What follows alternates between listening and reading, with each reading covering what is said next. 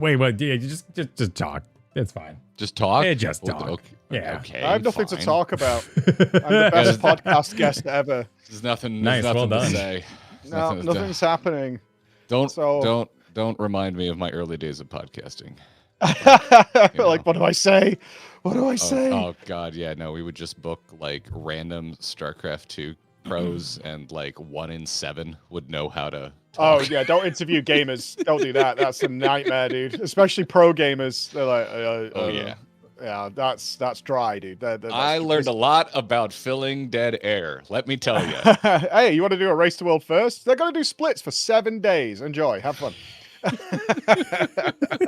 Be entertaining. Go, monkey, go. And then you look at chat and they're like, I'm really mad they're not talking about the mechanics. Yeah, why chat. are they unfocused? No, yeah, they should be focusing No on the chat. game. No chat allowed. None of that. That is full despair if you're asking to see the chat. You're like, no. There'd be none of that. Not my shift, tell you that. You get off the couch if you ask to see the chat. Get out of here. Oh, hi, chat. Hi, everybody. We're just running a hair late. We're running fashionably streamer late. Well, there's It's all good. layers. It's Jesse's fault. There's He was getting layers. drinks. I got 2 drinks. See, I told you he was getting loads of drinks, didn't I? I warned you. So many drinks. Coffee and water. It's tea, but yes, it's Okay. It's Irish breakfast tea. I was about to say Italian breakfast tea, and that's just not true. Does that mean it's got whiskey in it? That would Maybe. be Irish, yeah. That's an Irish breakfast. That's what we call an Irish breakfast. No, it's the green label, the Irish breakfasty green label one. I am British, but I do not drink tea. Unfortunately, I am tealess. Okay, all right. So, You're just- it's become real- my new thing. It's like extra caffeine, and then I put just a Classic. little boop of oat milk in it, and it tastes delicious. Oh, Nice. Good call. Good call. Yeah. LA has Absolutely. not done you any favors, Jesse. Tealess You know, behavior. I'm over here douching it up, baby. Are you going to BlizzCon? I didn't ask. Are you guys going to BlizzCon? Is Jesse going? Are you going? No. What? I have not heard back from Blizzard, and seeing all the announcement this week makes me think I am not going to hear back from Blizzard. So Oh, All right, Jesse. I'll live vicariously through everyone. I'm fine. I'm gonna Most throw of what I things at loved your about house. BlizzCon was hanging out with friends, and most of my friends aren't going, except for Okay. a few I'll assholes. take that fucking Damn, personally. then. wow. All right. Don't forget, I know where your studio is. Better fucking be ready for some graffiti. All right, Dickhead lives here. I will frame that. I'll frame that graffiti. Like, you better sign that. Yeah. This is free money now, dude. This is content, baby. you just end I'll up. cut it out the wall and I'll sell it on eBay. There's a security video coming. There's like the finding of it. There's all That's a this stuff. certification. Yeah. Yeah. People need to Can we know. find out who Boom, this man roasted. was? Just gonna be a random Jesse stream where there's a knock at the door, and he's like, "What the frick?" and he opens it. And That would only make the It's just stream Mike. better. Let's be clear.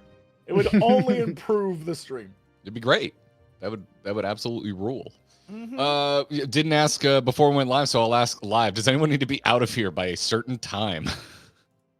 I haven't seen my family in a week. They went on vacation while I was away, so I'm Oh, good call. free and clear, baby. Nice. Okay. All right. Nice. Cool. And then I just assume Jesse is going to be here for the 2 to 3 hour recording, and then hang out and grill us for another hour afterwards, like as Oh, I'm not usual, doing so that. It'll be late. I don't- No, I that's don't not need to. I gotta don't- go like paint a wall. So, you know, Wow, I can't see hang how around interesting too we are. Wow. Wow. I mean, To cover graffiti? I haven't even done it yet. Like, are you Yeah. making a canvas for me? I'm painting the wall in advance. Yeah. I'm Yeah, getting it it's- ready for you. well, Here marks the spot. you got to Right, get your relic grind right. You gotta No. get in there and No. figure out your. No, I started that last night, and I gotta be honest. I saw step 1 and was like, well, I hate this. Step 1 is you have to go buy shit. Like, that's it. Step 1 is go buy, I think, like 800,000 gil worth of stuff. And I'm like, brah, I hate grinding and I hate buying. So I was like, but I'm gonna do it. I'm gonna suck it up and I'm gonna do it all. I just don't like it. Nope, not doing it. You know, my audience knows I hate grinding so much, they never even brought it up. They knew what the answer Oh would well, be. that's Like, great that they know you. You know, like that's They that's know very so well. It's sensitive. Yeah, no one even went, are you going to do the relic grind? No one even asked. Not one person even bothered to ask. Just out Nope. of here. Yeah. Yep, that's not happening. I don't know about that. Yeah. I should like go do one of the old ones and just pretend like it's current content. I'm will playing say the old I'm pretty FS. thrilled.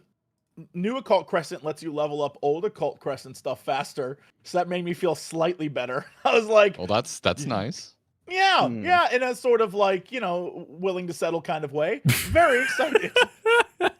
I was like, yeah, this is great. I'll get these other things I should have got done now. Nailed it. I lasted 1 hour in the Occult Crescent. Nope. We had to have Not for like me. knowledge level 20 to continue it. Ooh, Like we couldn't wait even a go in minute. there for part 2. But I will say, last night, chat directed me, by which I mean they said, hey, go in that door. And I was like, okay, there's one area of Occult Crescent, when you go in the door, you end up in, like, it seems like a bug, like a dev bug area, but it's not. It's crazy, dude. It's like there's a secret hidden area in Occult Crescent north part. That's like, it doesn't look like it's from this game. Huh. It's insane. I'm Okay. not This gonna is bait. spoil it. This I'm is such bait. You're a liar. No. I am not going to the Occult Crescent. This is such bait. No, I'm No, telling hold you. on. Wait, Hold what on. if This it's is interesting? unfair. No, this is worth it. It's gonna be worth it. This is unfair because the only freaking reason we ever did Baja is because of your video, Preach. And it's good. Bosnia was really fun. Bosnia was really fun. I'm not saying this justifies any of Occult Crescent, but there is an area there's like a zone that's very like mock coded, and Okay. it's supposed to be like a representation of the original village where the first black magic was made. And there are houses, and like 2 or 3 of them have doors that you can go in. And one of them leads you to like a basement. You just keep going down and down and down and down. And I'm not gonna spoil what's at the bottom, but it blew my mind. I was like, what are we doing? What is this game? It's crazy. It's I absolutely can't crazy wait what's to down there. reach to the video tomorrow and not do that myself because that's Chat, describing yo, it like I'm it's sure the there's freaking stuff backgrounds. out there. Chat will agree with me. It's insane looking. I don't understand it. There is so much weird stuff going on. It's almost like a creepypasta. Like, that's the best way to describe it. Is there a backrooms thing? Is the music? Like a backrooms Yeah. It sounds like about is Captain Carl down there? Is he gonna like spin? I don't know if it's a back. I mean, like, it's not. It doesn't look like the back rooms. It looks like I just don't want to spoil it. Like, it's like, Okay. you should just see it for yourself. I feel like you're kind of spoiling. But if someone went to I'm twitch.tv not. / You don't know what Jessecox, they could see this. I think you'd have to watch through. You'd have to watch through an entire VOD where I say, which is 8 locked behind million names. subscription, right? Yeah. Shout out to everyone who subscribed, by the way. You're my heroes. Which, yeah, by the way, dude. if you're watching on Twitch today, we'll do our best to thank you after we're done with the podcast because you all are already firing up the more. It's out of control. More unicorn Oh, donos. fuck so. you guys. yeah. I'm going live. The rainbow. Yeah. Yeah, do it. Go We're not live. gonna stop you. Of course, do Get it. your unicorns, you know? Do this We, shit. I think I've had enough. Open I've shop. greeded enough. Sounds like a farmer's Yeah. market. Yeah, I had to make the note that, like, I'm gonna say everyone's name, but nothing's gonna happen on this stream, just so you're aware. I will shout you out, but I'm not gonna get anything done. And I was right, nothing got done. So good. But like, I don't want to spoil it, but you have no clue what it is. Like, you genuinely, I can't even describe it to you in a way that would make sense. Chat will back me up. It's wild. Like, it doesn't feel like it belongs in Final Fantasy 14 at all, which I was delighted by. I don't like it. He's making me uncomfortable. Well, Kyle, when It you get back should. from your It made trip, me uncomfortable to see it. We need to go find this. We need to go see what the hell this is, and But then don't the we- next round table we can tell Jesse if he's full of it. Wait, but don't we need No. to be like knowledge level 20? Like, isn't it? Well, but You do. Yeah, You we're do. gonna have to grind. Oh. Sure is a Nope. good thing. Grind Nope. isn't anywhere in the title of our channel. Yeah, but we're going to Fru. I got other stuff to grind. I gotta get Yeah, but ready. this is like easy grinding. Like, it's fine. I gotta be It's fine. platinum Tell 'em, in chat. Street Tell 'em Fighter it's cool. 6 in time for Tifa, you know? Like, I got a lot going that's a on. Personal problem. That's a personal problem. What do you mean you have to? I didn't say that. I'm not going to be a party to any of that perversion on this channel. Yeah, no, that I'm- will it's not be good. on this channel. I'm gonna be sick. I'm gonna be doing all kinds of Tifa flips, and you're gonna be like, man, I wish I would have learned fighting games. Nah. Wish I was platinum like Kyle is. Okay. You guys need to get the real shit. I'm playing 13-2 right now. I know fucking true pain. Wow. Oh, Wow. true Yeah, pain. Wow. I know Sure. true pain. Well, I just did 10-2. That is an experience. No, That- 10-2 is brilliant.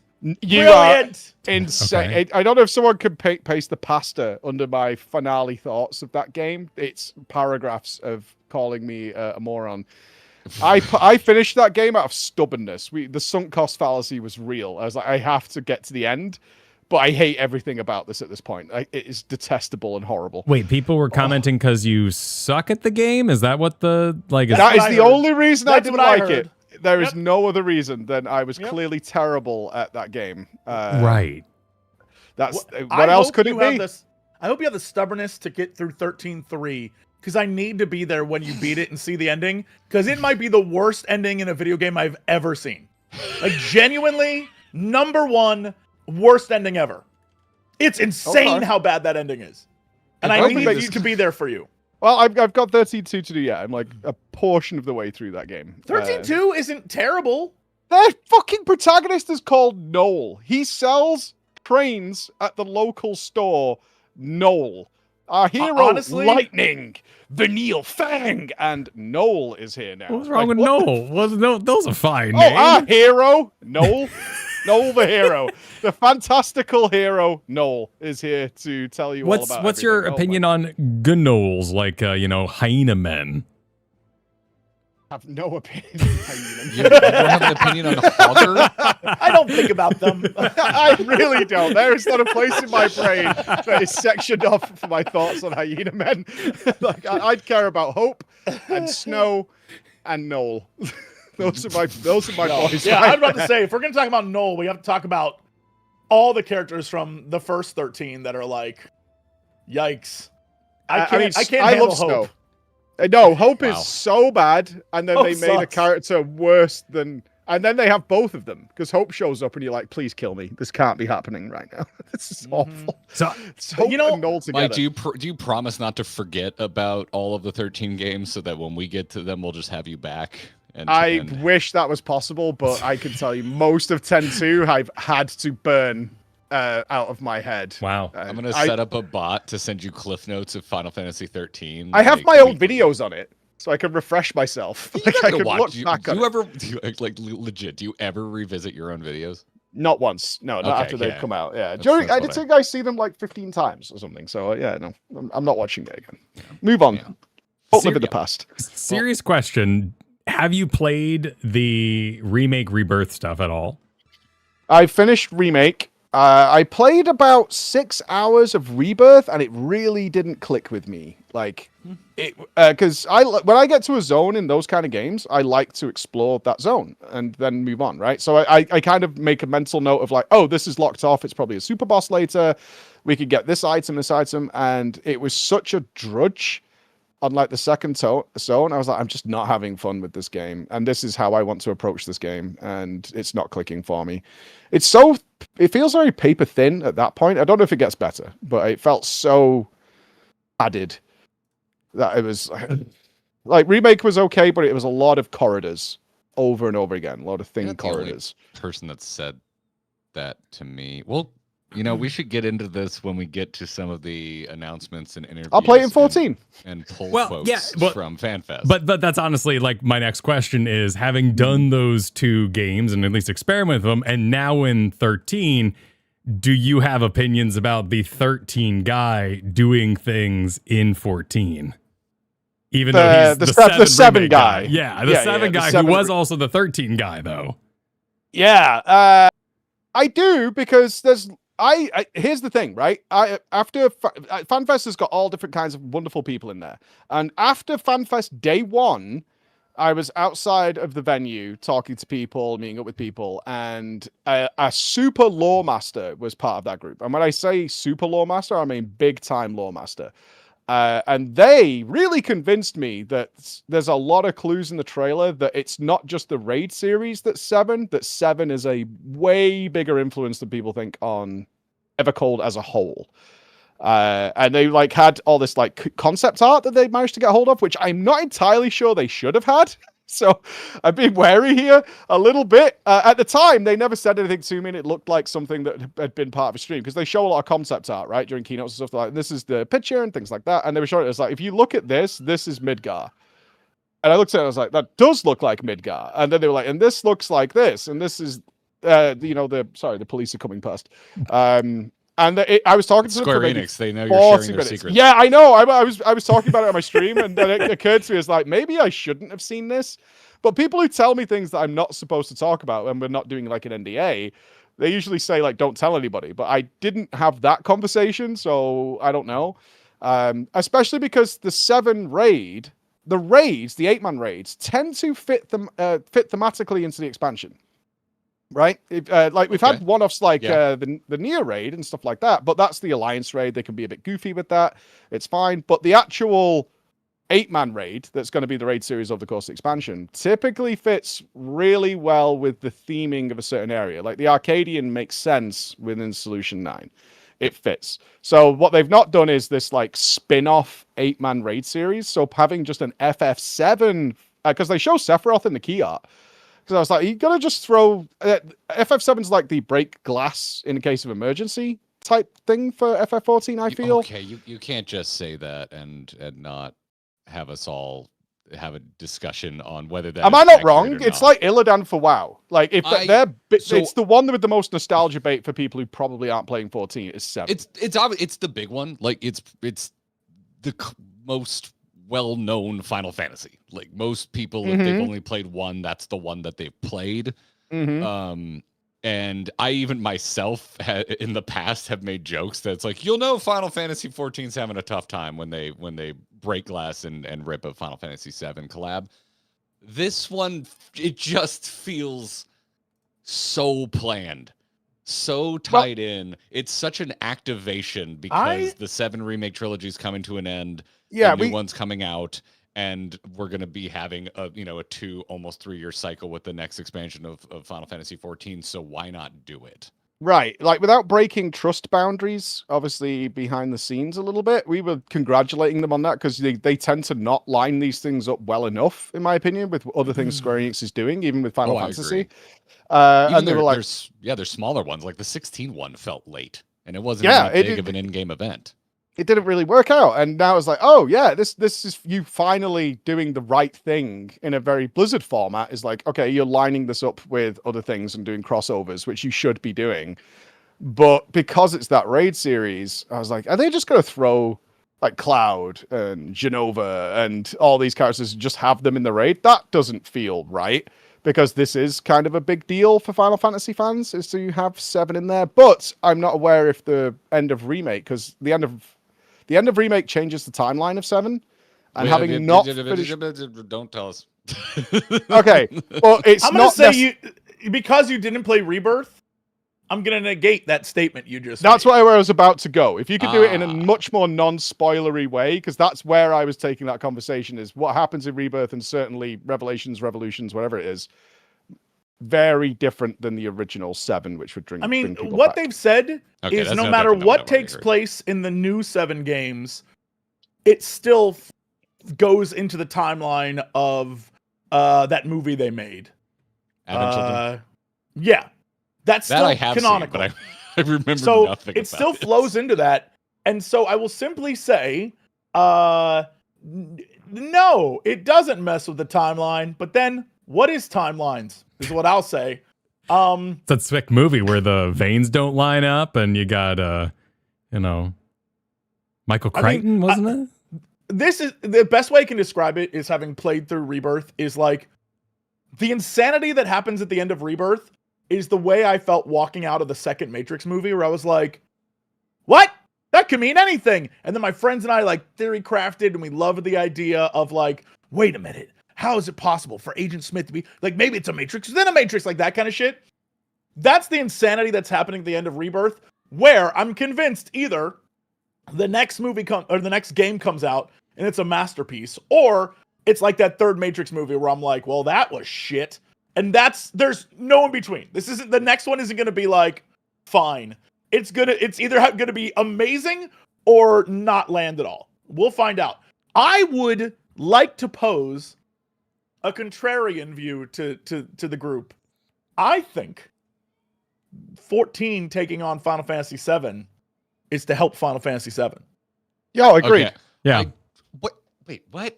Yeah. What? It's a marketing. I hope it's not just a marketing move. I really hope it's not. Like, because I think that'd be a disservice, and I don't think 14 would like that.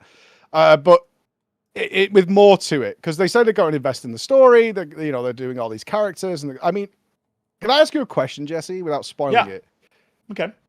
In Crisis Core, there's the guy who loves poetry. Sure. Is he in there? So this is so weird. I can't remember his name, but you know who I mean. I know who you mean. The implication is that he potentially could. Okay. And I don't. So here's the problem. If you, shout out to my man Gact, who did the theme song as well for that. But here's the problem. In Final Fantasy VII Remake, they tell a story, right? But then they drop Integrate, which is the like bonus Yuffie thing. I think that's what that was called. I played that. Yeah, I did. Is that the DLC? Yeah, in that they introduce again characters from the game Dirge of Cerberus. But then that shit goes nowhere. It is not tackled in Rebirth at all. I don't know what's going to happen with that. They literally introduce old characters and they're like, it's going to be crazy, and then nothing. But same with in Rebirth, they introduce a new character that's from Ever Crisis, which I think is the mobile game. But then they're canceling the mobile game. I'm like, bro, what are we doing? So there's a lot of moving parts. I don't know how it's going to all come together in the end, to be honest. I have no clue. But the thing that I've been seeing a lot of, and this is why I said what I said, there's a lot of talk about how Final Fantasy Remake and Rebirth, while big amongst certain circles, are not drawing in like people from outside of the like hardcore Final Fantasy VII player base, where it's just not. And so, I think the projections where they were selling like, I don't know, like 7-8 million copies, but it was like more like 2 to 4 is what they sold, which is huge. But for Final Fantasy VII and Squeenix, which we know always is like, it never sells enough. It's a disaster. I feel like maybe this is sort of because we have this big 14 audience and they aren't playing 7, maybe this will get them interested in 7, right? Like, they have a lot going in their favor too, though, because like they're doing away with like forced timed PlayStation exclusivity. That's a big boon. Right, and that's the reason why. I think it's part of that is they kind of like hamstrung themselves by only having it on PlayStation 5, which, crazy stat. People are still buying PlayStation 4s more than PlayStation 5 right now. Yeah, well, it's almost like something in the world happened. Crazy. That has caused us to return to the days where we could barely. The joys of afford DDR3 or whatever's in it. Yeah. And I would wager that most 14 players, not all, I know there's a super nerds like me, but most 14 players, 14 was what? The original release was 2010. So like, since that time, in the last 16 years, Square Enix has not released that many Final Fantasy games. And of the ones they've released, 2 have been remakes of a game from 1997 that most people who are playing 14 definitely didn't play. And so I wonder if this is sort of like hey, it's all lined up. We're going to have this out when it comes out, when it drops. And like, wouldn't it be cool if you check this out and you went to go play that? I imagine it's the same thing with the Nier stuff, right? Like, hey, go check out Nier. That's pretty interesting, right? Yeah, I did a very quick poll in the chat, and about maybe 20% of people were like, I wasn't interested in Rebirth, but I love contextual story of 14. So I'm now going to get those 3 games to make the raid make more sense. So it is working in some way. I just hope I'm more interested in it fitting the world and not being completely like, oh, there's a portal that takes us to the raid. Like Pandemonium fits into what's going on, right? And you can draw from that. Eden fits into what's going on. I mean, they usually do a pretty good job. I think, what was it? You mentioned Nier's come up multiple times. That was the first one that was really just a hard, like, I don't know, there's a portal in a cave. We don't understand it. Go to Near World. Enjoy. And that's fine. Fun alliance raids, hey, the pirates are here. Woohoo! And now we're doing, the beast tribes kind of fit in. You got the turtle guy, I can't remember his sausages or whatever he was called. That all kind of fit in, but they don't really matter and nobody cares. But with the main raid, that does need to be contextually, and they don't like change. Yoshida's very clear on that. Is like, this is the way this system works, and that's how it will always work. So contextually, it has to fit in. So I think it has more ramifications for the rest of Evercold than that it's just, here's the FF7 raid. I don't think that's the case. I think it has more implications for Evercold than the raid itself. There is a through line though, right? If you want to like nitty gritty this and how they can combine them all, if they're smart, the way to do it are those giants that you see in the trailer constantly. You have these giant guys, one that fits with the angels in Ava, and two, it fits with the weapons in Final Fantasy VII. You can milk that concept to fit into both categories here. Like, it's possible. Oh yeah, for sure. And that's what I want more of. I was like, oh, that's more cool than thinking of it as like, oh, well, Revelations is coming or whatever. So we're doing an FF7 raid, which is a cross promotion. I was like, that's really weak sauce. Don't want that. But I actually think it has more implications, which makes it more fun. And there's lots of little clues of what 7's influence might be on Evercold itself, which I think we won't find out till later. That's awesome. That's really exciting. It makes me think of like chicken and egg, like, and I don't think there's a right or wrong answer, but I just find it fascinating. Like, I like thinking about the creative process. Like, do you think they locked in one or both of these crossovers, and that kind of influenced the flavor, the direction they went, or maybe adding in certain things like these giant enemies? Like, maybe everything else was set in stone, but they're like, oh damn, we locked down Evangelion. Ooh, maybe we beef up the size of some of our baddies or something. Like, I think it comes with Yoshi P's new contracts. Whatever he signed with them to get the funding to modernize 14. And I think it was probably part of that, is like, maybe they've been pressured. When we've dealt with Square Enix on different things like artwork for them and things like that, they're so precious of 7. That's like the baby. They don't really give a shit about other things that much, but 7 has been the precious one. So I wonder if they were kind of prevented from doing 7 stuff for a while, and that was part of whatever agreement he's come to be like, I'll stay for a while. I don't know the details of the contract, obviously, but I'll be here for the next 10 years, but you've got to give me this funding and increased time to bring 14 back up, instead of just kind of being rolling over, kicking the ball down the road. So I think maybe that was part of that, I would like to think. I mean, I feel like there's also, layers behind the fact that, like, the timing with the release of the last game, with the fact that his boy, my personal gaming hero, Yoko Taro, is doing Ava now.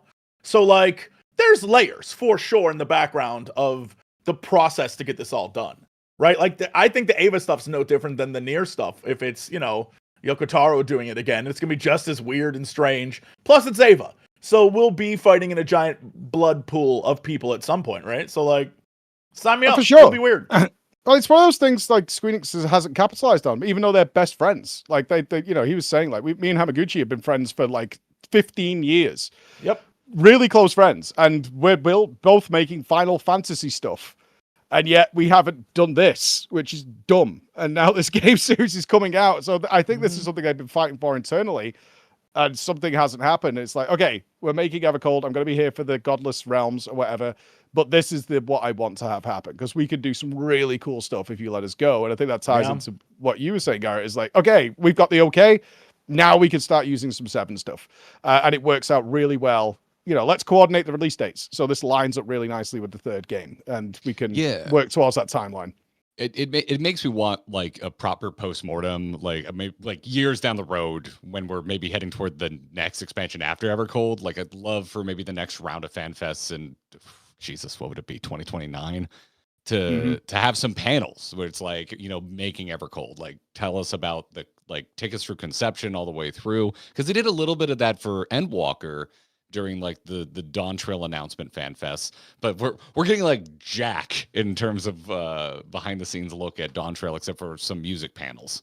Media tour, bro. Media tour. That's not happening there. It's all butt sliders at those Q&As. It is butt slider, butt slider, butt slider. Well, it all works. day, Fans every know day. what they want. There's Yeah. going to be more of that now because it works. Apparently, we're getting butt sliders. Yeah, I'm gonna make a thick ass Lala. Let's Yeah, also just Little tiny boy with a big old butt. It's happening. They call me the bakery man. Look at my cake. All this cake. Yeah. and for audio listeners, latest intro ever. Hello, it's another roundtable. FanFest Berlin just happened. We're back. We do the intro. There was no fucking intro. No way, dude. Mark it. All right, that's the beginning. Oh, that was It's weird. just- No, 41 minutes in. New gives a record. shit? 41 minutes in. Let's do the intro. Beautiful. Beautiful. Yep. Well, that's why I tried to get it while Kyle was dropping his question, and I'm like, this is gonna start it. This is just gonna No, start it was already flowing, man. It was already going. It was already going. We're talking about the back rooms of the Cult Crescent. I'm not including that. That's important. That's important stuff. You know, that's leading to It's the it. future. Look, when you see it, you're gonna be like, "That was pretty cool." So with that whole, I mean, it sounds like we're all still feeling pretty damn positive. Like the last one of these we did, it was straight out of Anaheim, and I don't think anyone had anything bad to say. Like, I think it's the first one of these I did where I actually read comments and no one was like, Preach is too harsh on 14. Like, we didn't even have any of those. You Why were did I get so singled out? we were so positive. No one even accused Mike of being negative. Yeah, screw that guy. That was my comment. He's such a hate machine. You could see him brutal, bro. seething in the corn, practically popping. Oh, yeah. Oh, So- the card was genius. So is anyone like a little less excited after Berlin, or are we all still feeling good? We didn't get anything in Berlin, dude. Yeah, I was gonna say I don't know that I'm excited or not, but I watched that the keynote, and there was a lot of things I was like, "Ooh!" But when it was over, I was like, I think I know less than I knew before they started. I agree. Yeah. No, I think it was not a great live show.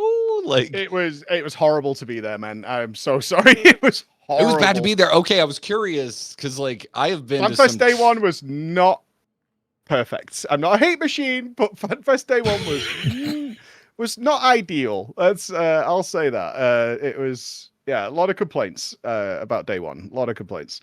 It was too many people. It was too small. It was about 20% too many people there. I'd say. You guys been to Gamescom? I imagine you have, Nope. Jesse. Yeah. Yeah, but Gamescom's layout is really clever. It's usually buildings, like a building and then a pathway, then a building, and they do it like a square. But you can also go through diagonally through the middle of all four of those buildings. So if you think of a square, there's a building on each corner, and you can go through all those different routes. This one was just 3 buildings that had one passageway between each with a food area in the middle. It was scorching hot. It was like 30, 32, 33 or something like that. Yikes. And obviously they didn't have enough seating, and it was 2.5 hours long. I think it was 240, something like that, for the keynote speech. It was a very long time to be in there where we didn't learn that much new stuff. So it was a lot of rehashing of what people already. If anybody already knows what happened in Anaheim, it's the FanFest attendees, right? They already knew most of this stuff. So we were there for a long time. I didn't even sit down. I kind of saw it coming, and I went off to the side. I never saw the trailer from where I was in the keynote. I was so off to the side that you couldn't see the screens. oh But wow. we were filming, like some reactions and stuff like that. So we wanted movement to move around. But I just lay on the floor, on the ice cold concrete floor with my bag as a pillow. And I had the best experience of the keynote experience. Of the 9,000 people there, if they would have given me a margarita, I would have been perfect. I was just sat down, I was listening. I just lay down, especially when the La La Chins came back on. And it was like, let's look at this graphic. I was like, and everybody else was like pouring with sweat, crammed in, because they're very tiny chairs for the whole thing. And by the time there was only one place to get water, so the queue for God. they only Yikes. because they sealed off the rest of the venue till after the keynote because they didn't want people going to like the mini games, which is in a different building, and messing around in there before the keynote was done. So they closed the doors to that, and then the only one that was open was in like the merch area, which was one stall. that sold drinks. So the queue for that, I went to the bathroom midway through the keynote, and the queue was like snaked around that room of people trying to get drinks and things like that. It was a little rough. Yeah, it was a little rough during the keynote. Sounds like jeez. Yeah, that's crazy. But it did, from what everyone was saying online, seem overbooked. If that's somehow possible for an event that's ticketed, and you have to like go jump through hoops to get in, but everyone was saying there was just way too many people. Yeah, Because of the channels of travel. Like if you were in a room, it was kind of fine, but the travel could only accommodate was maybe 12 people wide, and it was 9,000 people moving around. So that was just a chunk of people trying to get through the entry. I think nearly 30% of the activities room when I went in, because I didn't get to do the activities in London. I immediately went and started doing like media stuff. So I was like, let's go and do the activities soon so we don't miss out on them. And then we can get onto other stuff. But getting into that room was hellacious. Like we were just looking for a place to have, arm space around you. It was fine towards the back, but getting into there was heavy. The day 2, where you can't get gamers out of bed 2 days in a row at a weekend, that's an impossibility. So day 2 was great. Nobody was really, unless they had PvP in the morning, but really the cosplay that most people wanted to see wasn't till later in the afternoon. And so the first 50% of day 2 was awesome. There was like 40% of the people actually were there at that point. Oh, it was so much better. It was infinitely better at that point. But the food queue was an hour long for people, like between half hour and an hour long. Did they do outside stuff? Was there like... Yeah, it was out in the sun. Yeah, it was out in the sun. It was very hot and very expensive. And so people... someone texted me and was like, oh, I've just queued up for food. I was like, all right, I'll be there soon, and was meeting people. So it took me about half an hour to get there. And he was still like 50 people deep to get a burrito for like 15 euros or something. So he was not happy. And that was kind of the feedback I got from a lot of people, is that they just couldn't access stuff reasonably well. The stuff they had, though, was awesome. The mini games, it'd be the same as NA. They would have just moved them between them. But yeah, that all was great. It was just a lot of people on day 1. That's interesting. Yeah, because we had a little bit of that back in 23 in Vegas. Like, I mean, it wasn't as bad as only being able to move 12 people wide, but there was definitely like choke points, and I felt like they learned their lessons when we got to Anaheim. It's weird that I think it is location based problems, because Vegas was a shit show. Anaheim, there were problems here and there, but it was like significantly better overall. Did they use it by all? Location? Like, what did they use in Anaheim? Because like BlizzCon halls. uses the whole thing. So is it Yeah, 2 of the halls in the entrance? Okay. 2 main halls. Yeah. They're at the same time though. Shout out to the like the teachers that were there. Whatever there was like another convention happening. What sports? They, instead of being like, who are these nerds dressed up? They were like taking photos with people. They were walking over making vlogs of like, I don't know what this is, but look at this costume. It's amazing. Yeah. It was great. I love it. Occupational therapists is what they were. But on day 2, it was the muscle builders convention, and there was just the most yoked human beings you've ever seen in your life. Yes. Just the most dehydrated, tanned-looking people. And they were also very nice. Yes, they were super chill. It was awesome. Yeah. And then they're seeing these crazy cosplays walking around and some of the most degenerate-looking costumes you've ever seen in your life. Dude, like, there were 2 people dressed up as ancients, like on stilts. They were very tall. Yeah. And I guess there was like a cheerleading thing happening or something. And a bunch of little cheerleader girls went over these giant ancients and took photos and shit. Like, it was very cute. It was super wholesome. I was pretty impressed. Yeah, and it was really fun this year. Like, I had a good enough time in Vegas, but I thoroughly I had the time of my life. Well, Vegas had the sports thing next door, and they ended up bullying the video game players. What you guys doing playing video games? And then the security was like really, really nervous about gamers, whereas Anaheim maybe had more experience.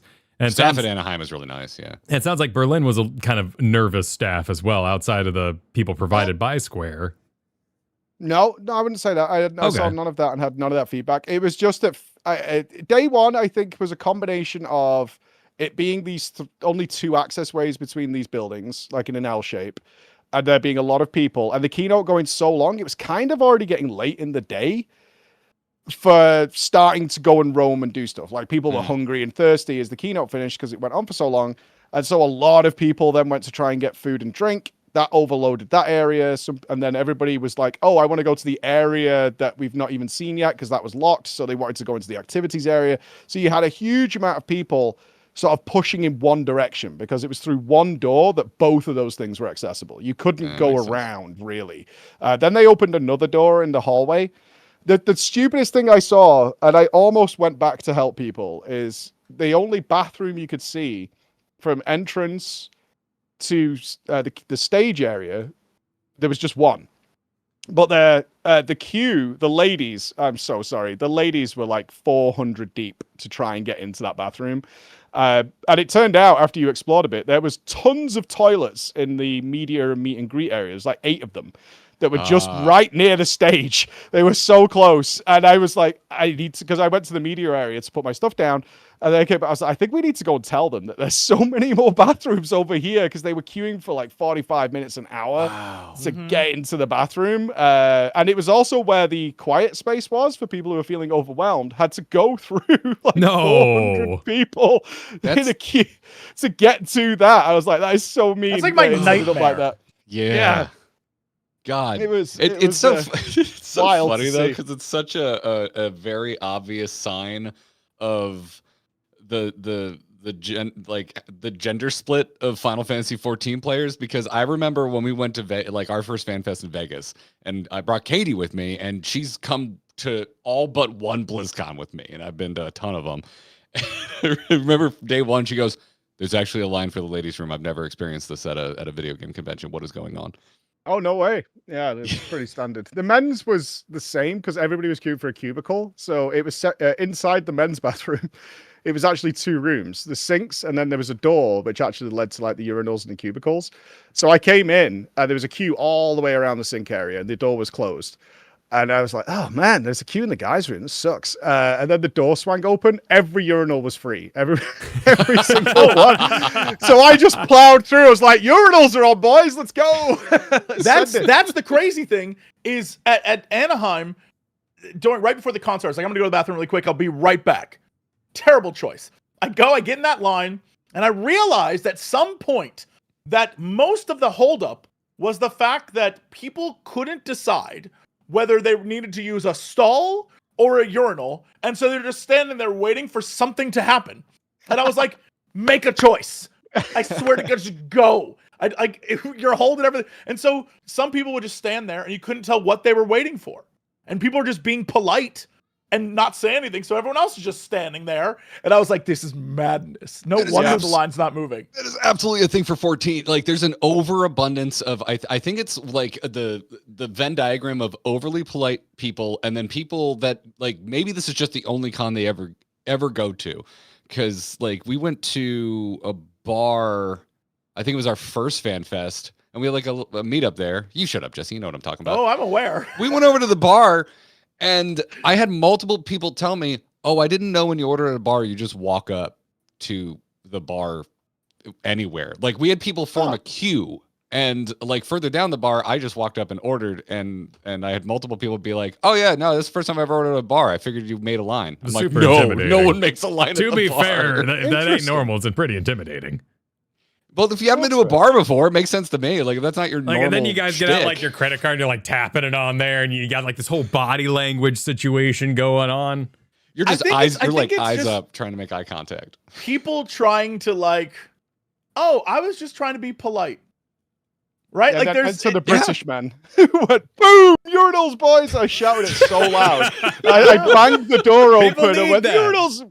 Yeah, and then a flood of guys followed me in because you couldn't. That's what it is. Room. Yes, yeah. Yes. The minute someone breaks the dam, then everyone's in. Then, like again, follow with me. The whole, I go to a different side of the bar and order there, and everyone's like, "Wait, you can do that?" The minute you show them the way, you warrior of light yourself on them. They're like, "That's the path.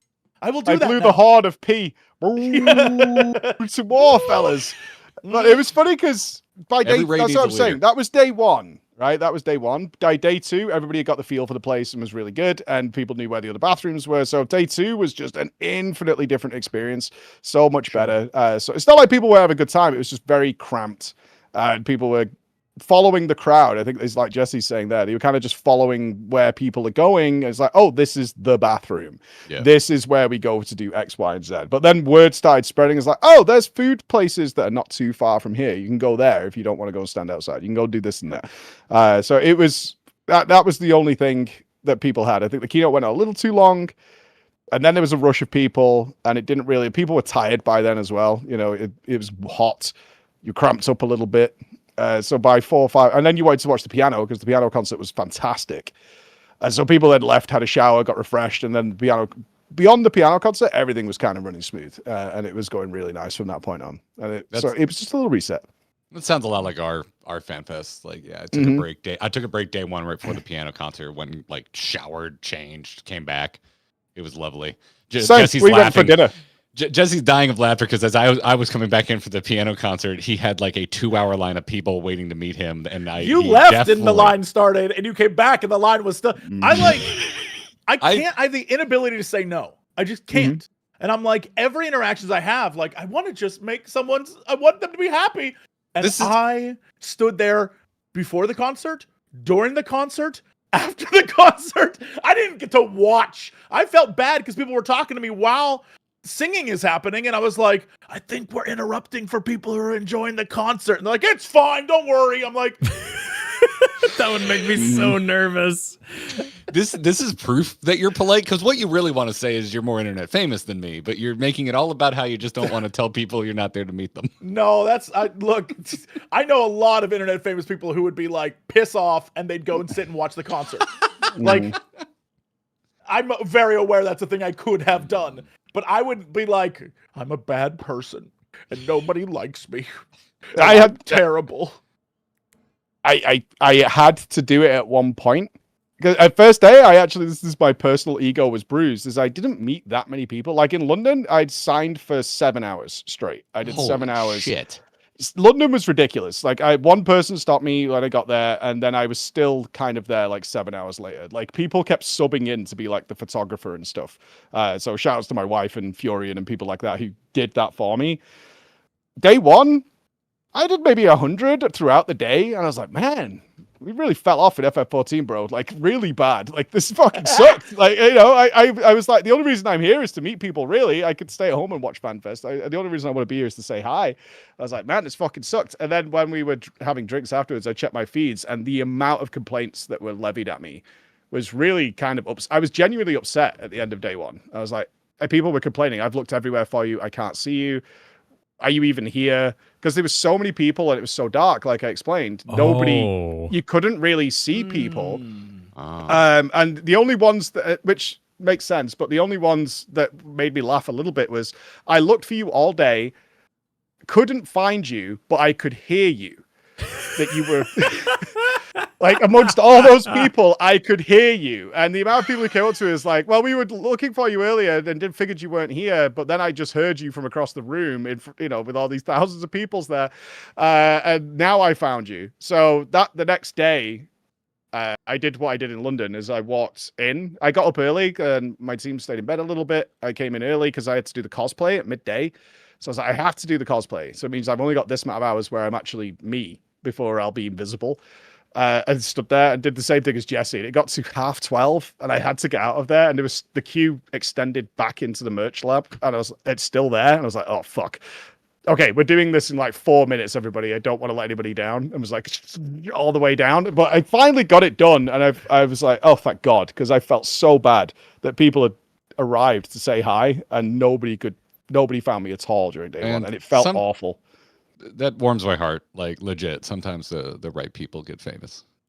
I will say though, anyone who found me at FanFest, it wasn't hard because my face was on screen every 15 minutes on the dot to the point where even I was like, that's too much me. It's too much. But you can feel the sound in your body. Like, I know this now.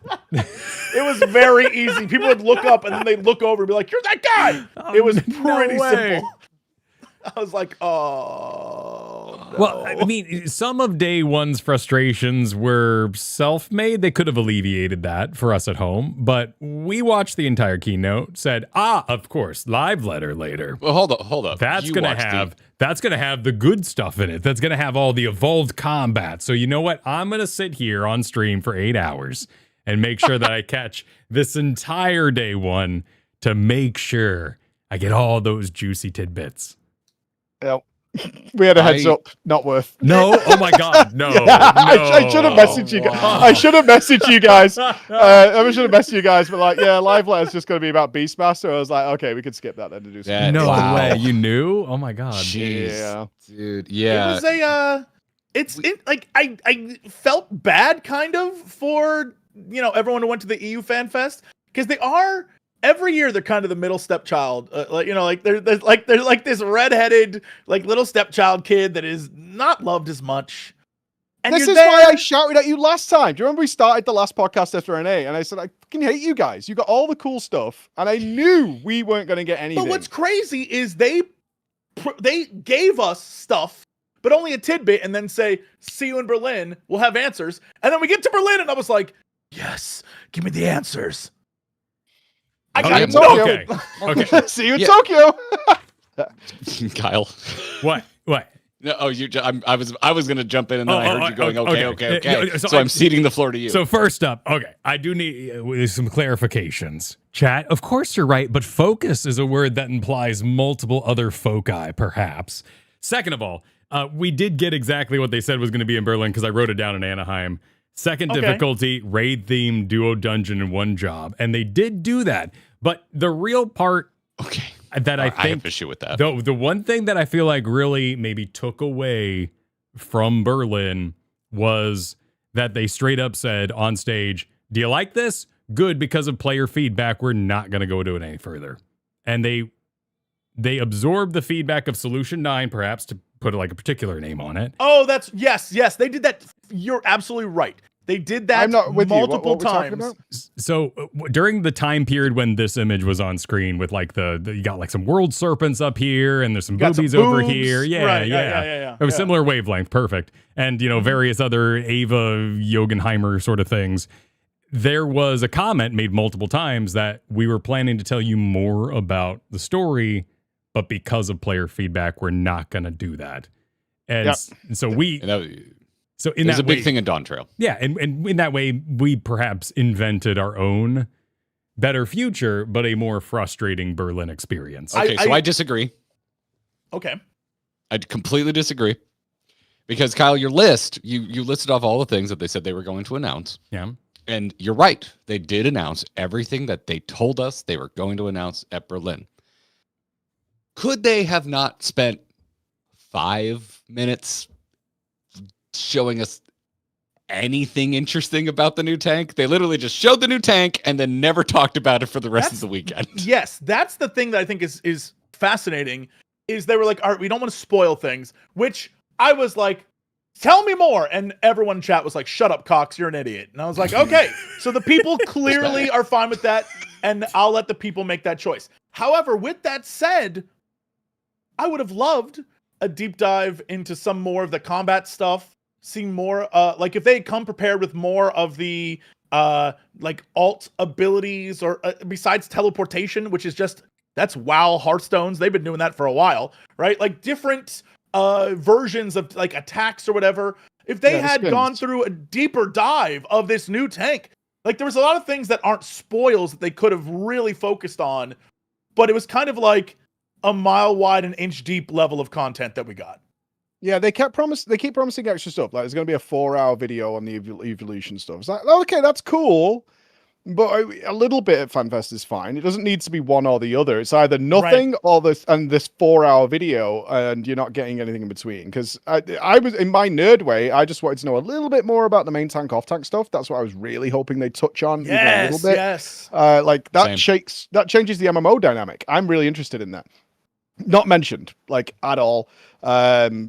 That was it. It just glossed over the same stuff we had in Anaheim. It's like, this is the kind of the characterization screen. Remember, we're making things easier for you, so you get to choose. Like, okay, we know that. And like you said, here's Bastion. Here's a video of its spells.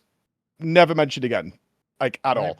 It's like, okay, Like, that's it. That's all you're getting. I'm like, all right. Yeah, I can be excited for the 4-hour showcase and still wish we got like a little more at the show itself. Like we I'm had also- in NA.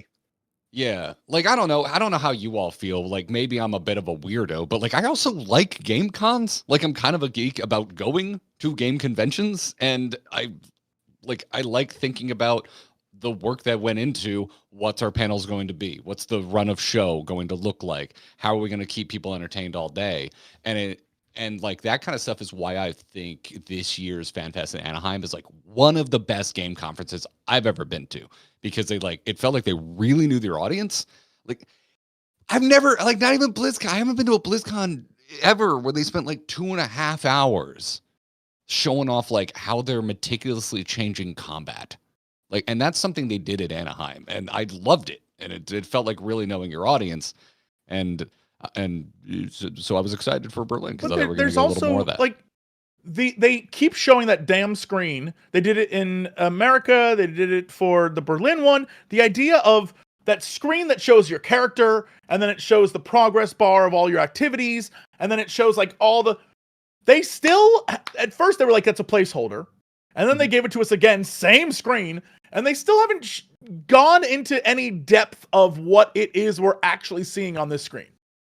Like, they talk about parts every now and again, but like, if someone just took the screen and then they could use a damn mouse for all I care and just point it to things and be like, this is what this is how this works, this is what this thing is, I would at least feel better about it. But every time I saw it, I was like, okay, and then they just move on. And I'm like, okay, all right. Yeah.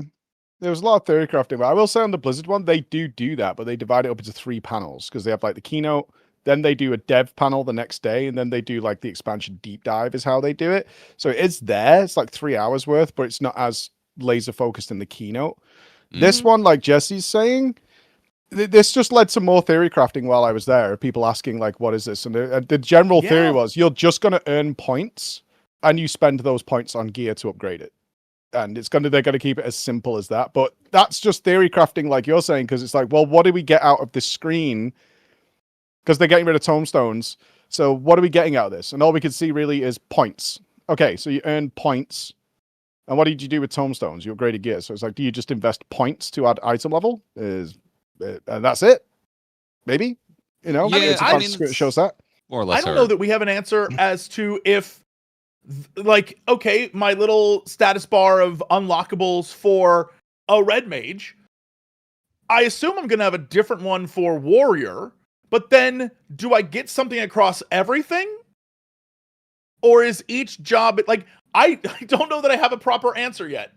And I'm still waiting for one because again, like you were saying, there's so many theory crafts of people like, well, it could be this or it could be this. And I would just like to know what it actually is. Well, it's probably the level synced gear, so this screen would only be available at level 110 because you see the off arm there suggests that this is where you're going to get your paladin thing because that exists only for them. And this sort of cloth looking hat, that's just going to be the overall outfit that you will wear if you're using this gear, which is now upgradable in the 2nd difficulty because you won't get actual savage gear. But we don't, like, example, they said you would unlock some new, like you can get some glammed attacks or whatever. And I imagine those would be part of a job, not just something you unlock in general.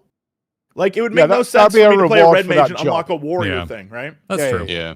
But gear's now transferable, right? So it doesn't really matter what your items are. They work for every job besides the weapon, as far as we know. That's how that's going to work. So my guess is similar to you, is like this is just gear upgrades and glam for that job that you're currently leveling. It could be And this that's it.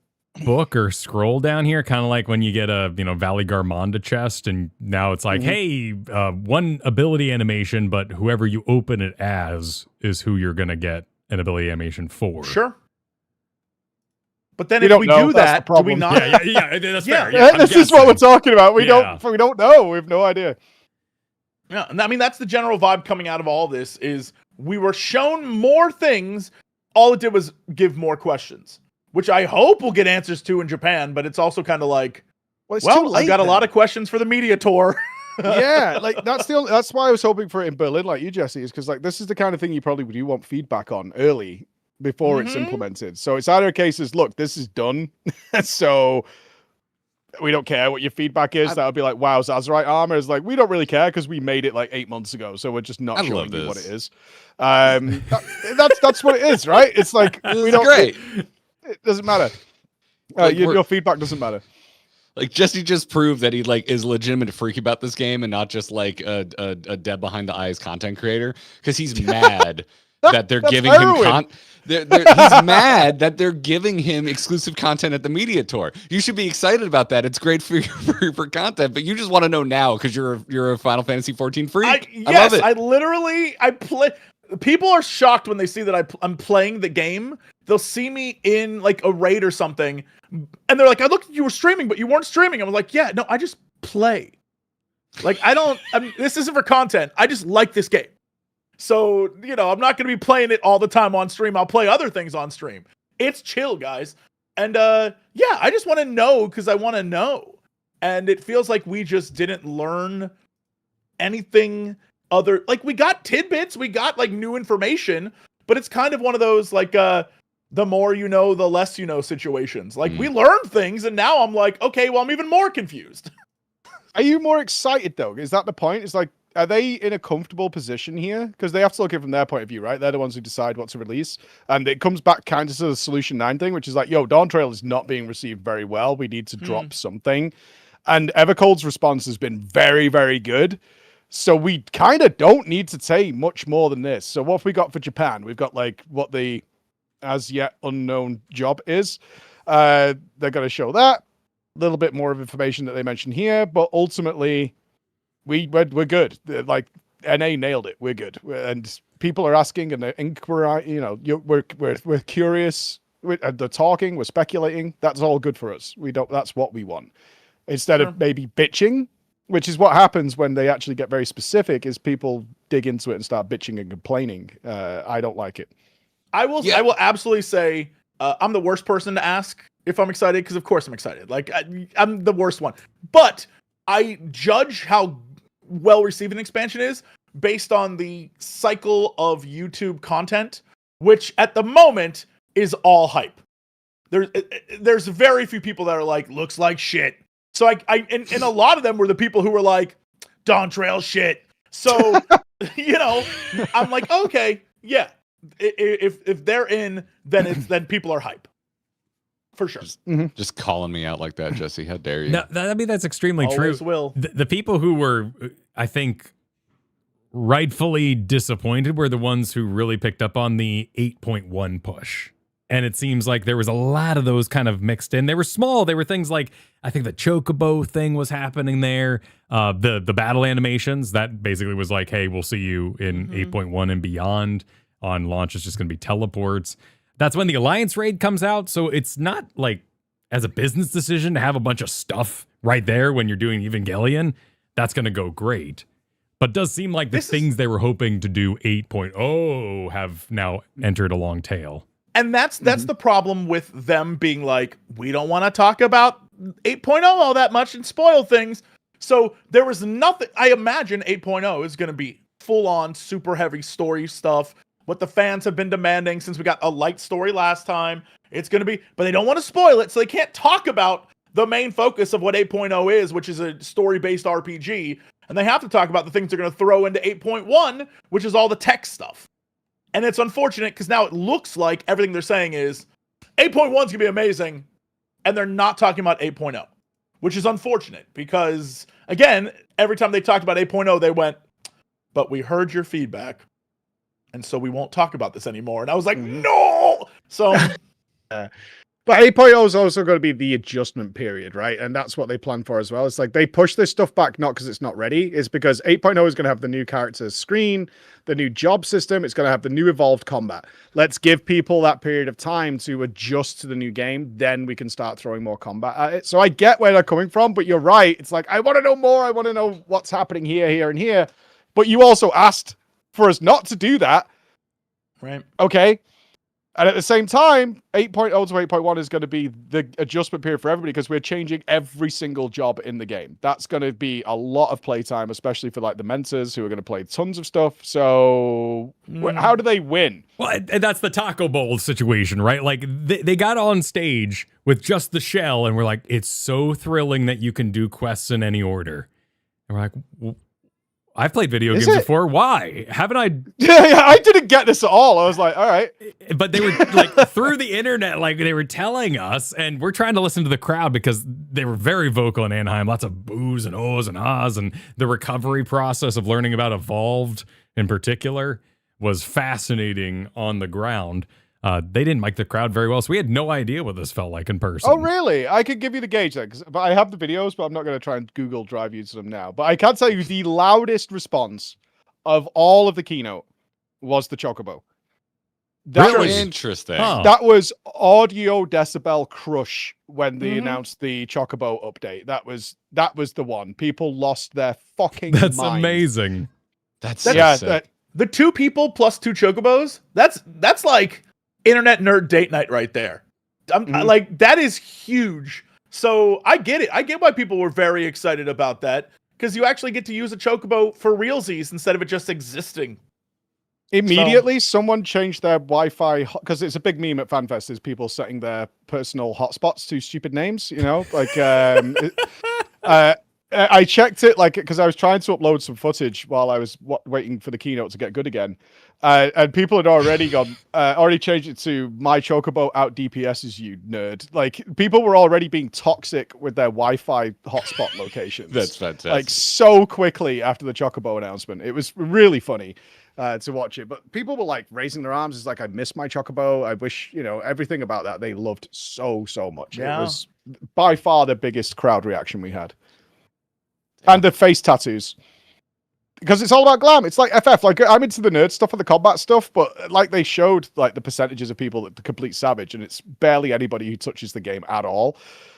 But the fact that I can change the tattoos on my character's face is cum-worthy. That's pregnancy for everybody. Like, that is, I could get my Chocobo out and I can remove my tattoos. I am sold. Just so I'm buying this accessible, game. Yeah. Yep. That plus taking off bits of armor. It, like, that's the kind of stuff people really respond well to. Yeah, I responded well to it. Shit. It was like the 2 die announcement. They had a whole live letter with loads of cool stuff, and then they went, and also we're adding 2 dies, and that was all people cared about. And I get it. Like, that's, everybody can do that. People really care about it. So that was the loudest stuff in there. The Bastion was like, ooh, and then they moved past it. It was like, okay. We saw it. The music was very cool. We needed a Lalafell. We needed a Lalafell. I wanted to see what it looked like. Have you seen the video? Have you seen the video? It's funny. So good. Wait, what video? What are we talking about? I need someone to link it, but someone has put the Bastion shields in an in-game like model viewer with a Lala. It's so funny. It is incredible. I need someone in the chat to link it to me, because that's we had people in chat yesterday saying that all Lalafell Bastions are just pangolins, and they bring up a good point. They bring up a very good point. Look, I'm going to say something directly, because I know they're watching. Final Fantasy 14 team. If you have the balls, the big old balls, you will keep those shields the same size for every race. Let Lawless have... You will let us look like this. You will give us this. There it is. It's so good. You will let us have this. Don't take that from us. Don't scale the shields. Let everyone have big shields. I want my Lala to just be off, like floating. Just dangling, twiddly little legs, baby. That's all I need to see. And just having fun shooting those guns. Yeah, with a butt slap with a big old ass. With a big old ass. Yup. Just absolute cake. I guess you'd be a cupcake at that point, but yeah.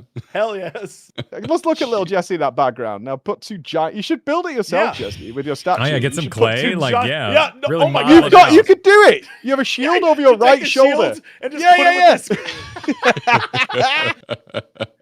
There's my little bastion. That's what I'm looking for. Yes. That'd be amazing. It was so fucking good. Oh my God. I usually try to help audio listeners out by describing. No, you just need to watch the video. Audio listeners, I'm sorry. You just have to, you need to watch it.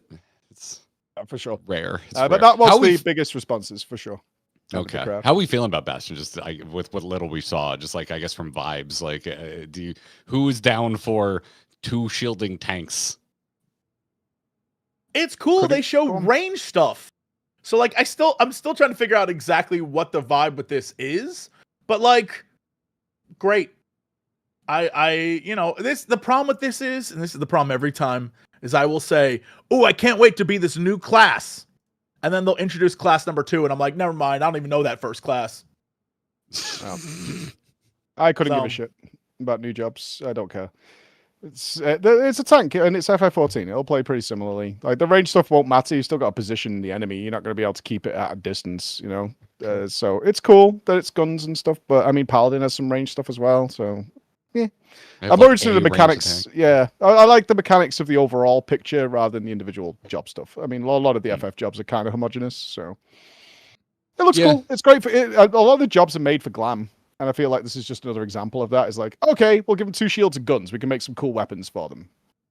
And that's its purpose primarily. I'm a little more eyebrow raised than I was for Dawn Trail just because of the tank swap. And I'm like, well, if I don't like this off tank, if I don't like sticking with off tank, I'm going to need to go to main tank. I only have 2 options. But like, I'm assuming it won't be that rigid, but you know, we'll see when we get there. And if I stick with high end rating, maybe it will matter.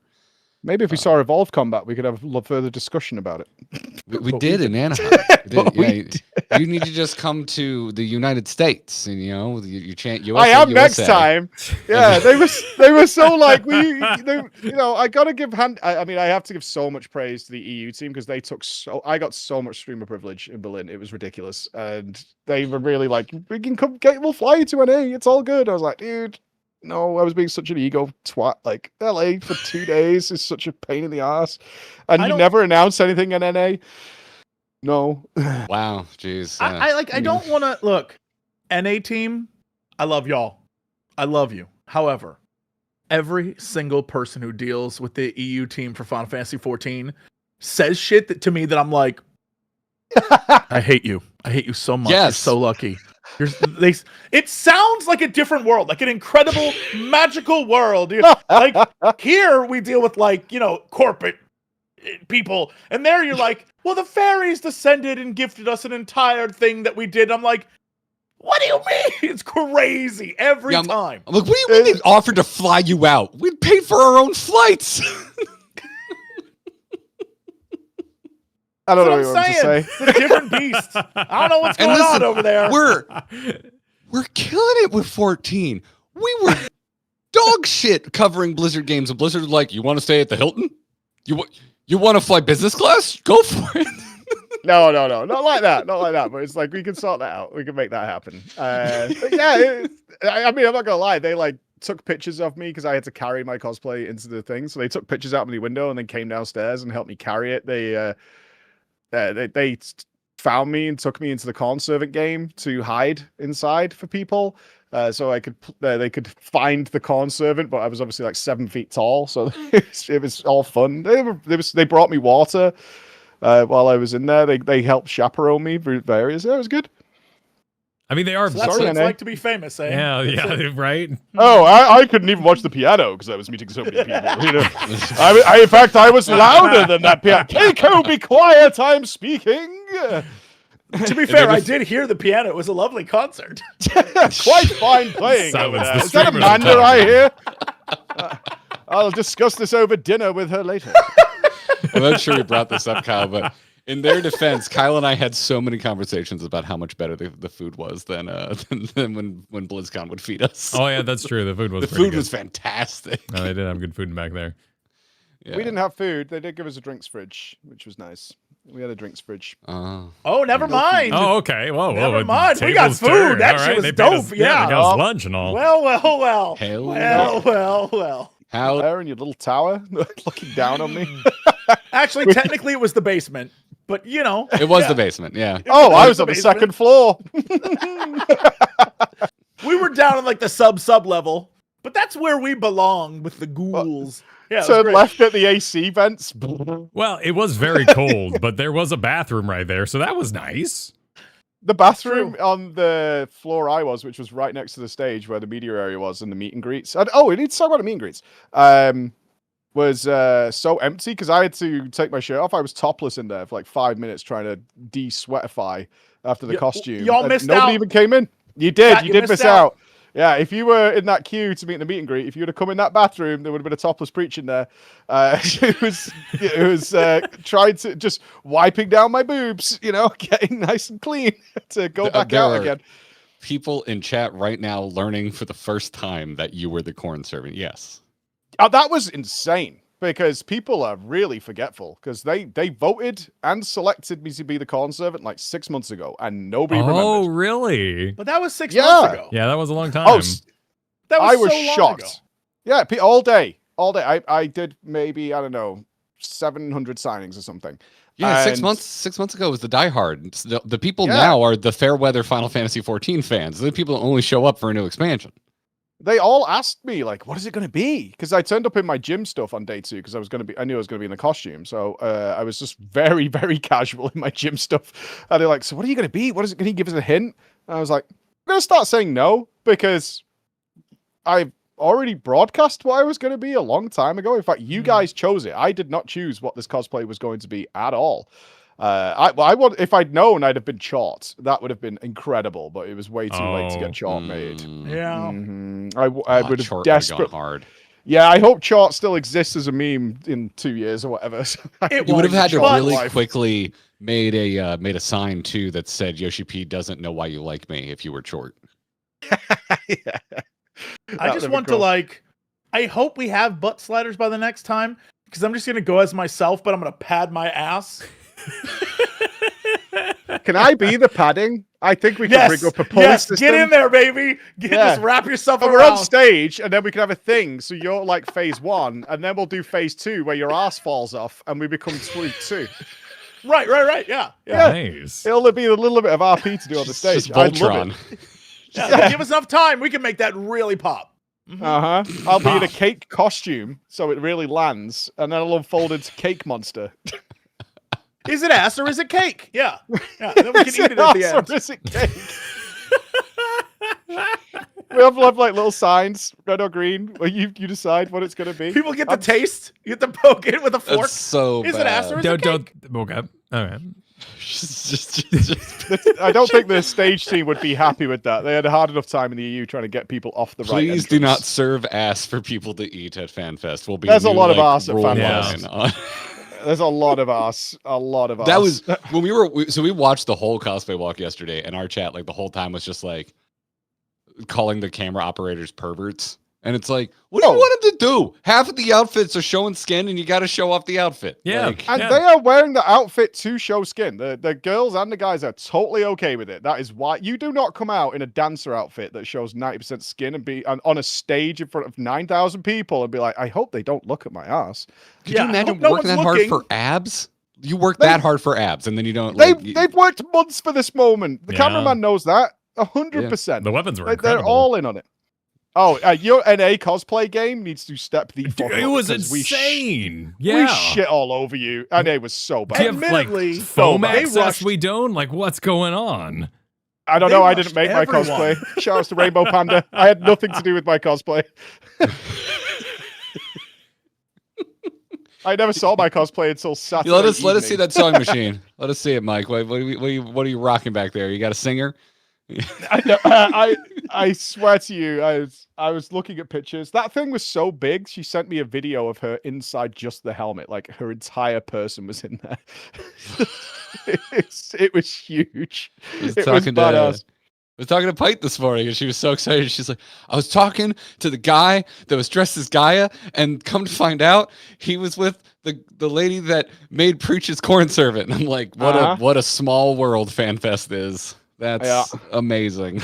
One of the most wonderful experiences ever, because no one knew it was me, because I snuck off and I'd hid it in. And I did 700-800 pictures over the course of 2 days. In the corn servant, I was only on the floor for nearly 2 hours total. I did maybe 2,500. The squeals of glee. Because I couldn't see anything. The people know what they like. I was completely blind, and all I could hear was squeals of glee when they saw it, and then just pictures constantly. It was a wild experience. It must be like being a sports mascot, I think. What's crazy, going back to our, people who were on stage, I'm sure you guys can verify this. There were a lot of really amazing cosplays that were not involved with the walk. And I don't know why. I don't understand. Like, there were people walking around that had full on like mega costumes.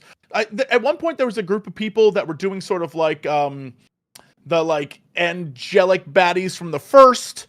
There was like a huge group of like it was crazy. There was all these costumes and they just weren't on the stage. It was very interesting. You gotta sign up. Like Mike, you were giving me a hard time last time because I did the casual Emmett, and you're like, why weren't you on stage? And I'm like, I don't want to So what you guys are claiming is NA's really good. They just don't go on stage. Oh no, I'm claiming that I don't understand it. No, I don't know what the registration can be a pain in the ass a little bit. So we waited. You had to sign up beforehand, and then on day one, before a specific time, you had to go and register to get your number and stuff. And that queue was very, very long for most of the day. We waited pretty late in the day, and it was still 45 minutes to get that. And there was a bunch of people in the queue around us, though, who didn't know they had to do that. Basically, they have been emailed. But Siori, who's another content creator and a cosplayer, she missed out in London for the same reason. She was like, I didn't know we had to register.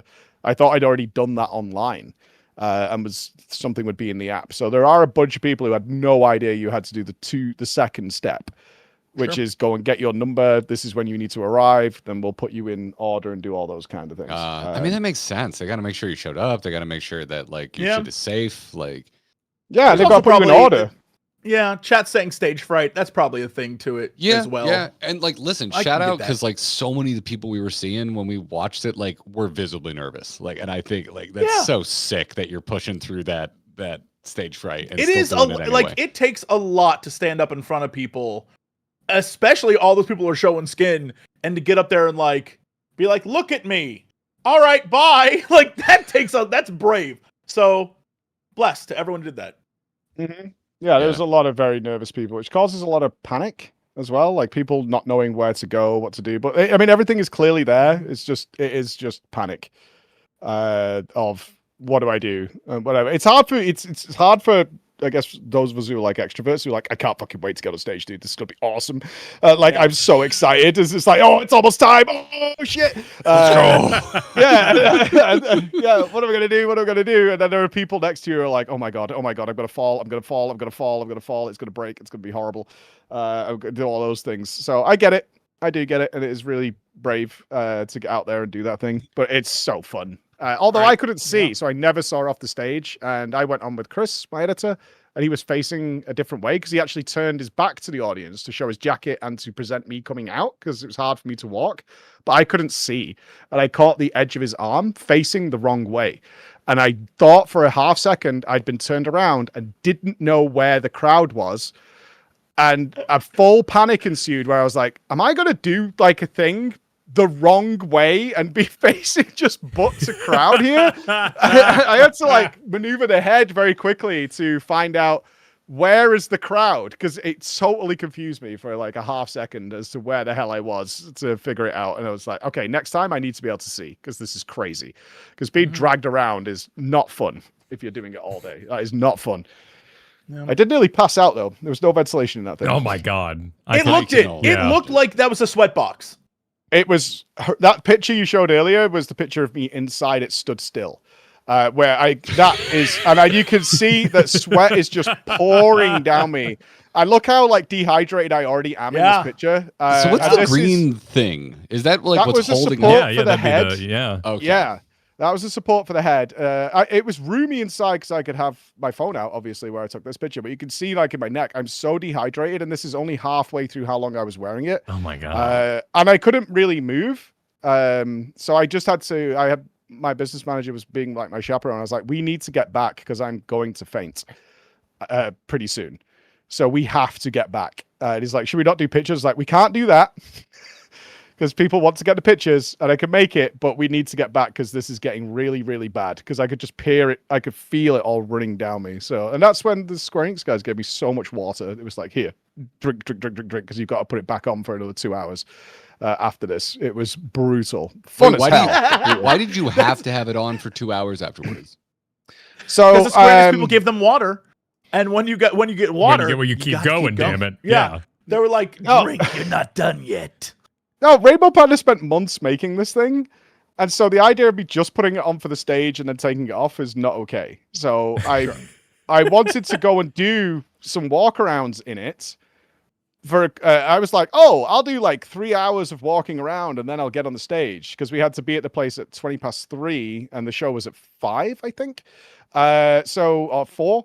So I went out at it and I was out for an hour and 15, I think, and was dying. I was like, this is not going to happen. The funniest thing was, though, I had one request putting it on, which is from Anna from Rainbow Panda, who was like, I want the first picture. That's all I'm saying. So she waited outside the media room and got the picture. The second picture of that costume that exists in the world was Soken, because I was going down some stairs and Soken came running out of the meet and greet, down the stairs, grabbed me, and turned me, which was a big panic because I couldn't see. I was being guided down the stairs.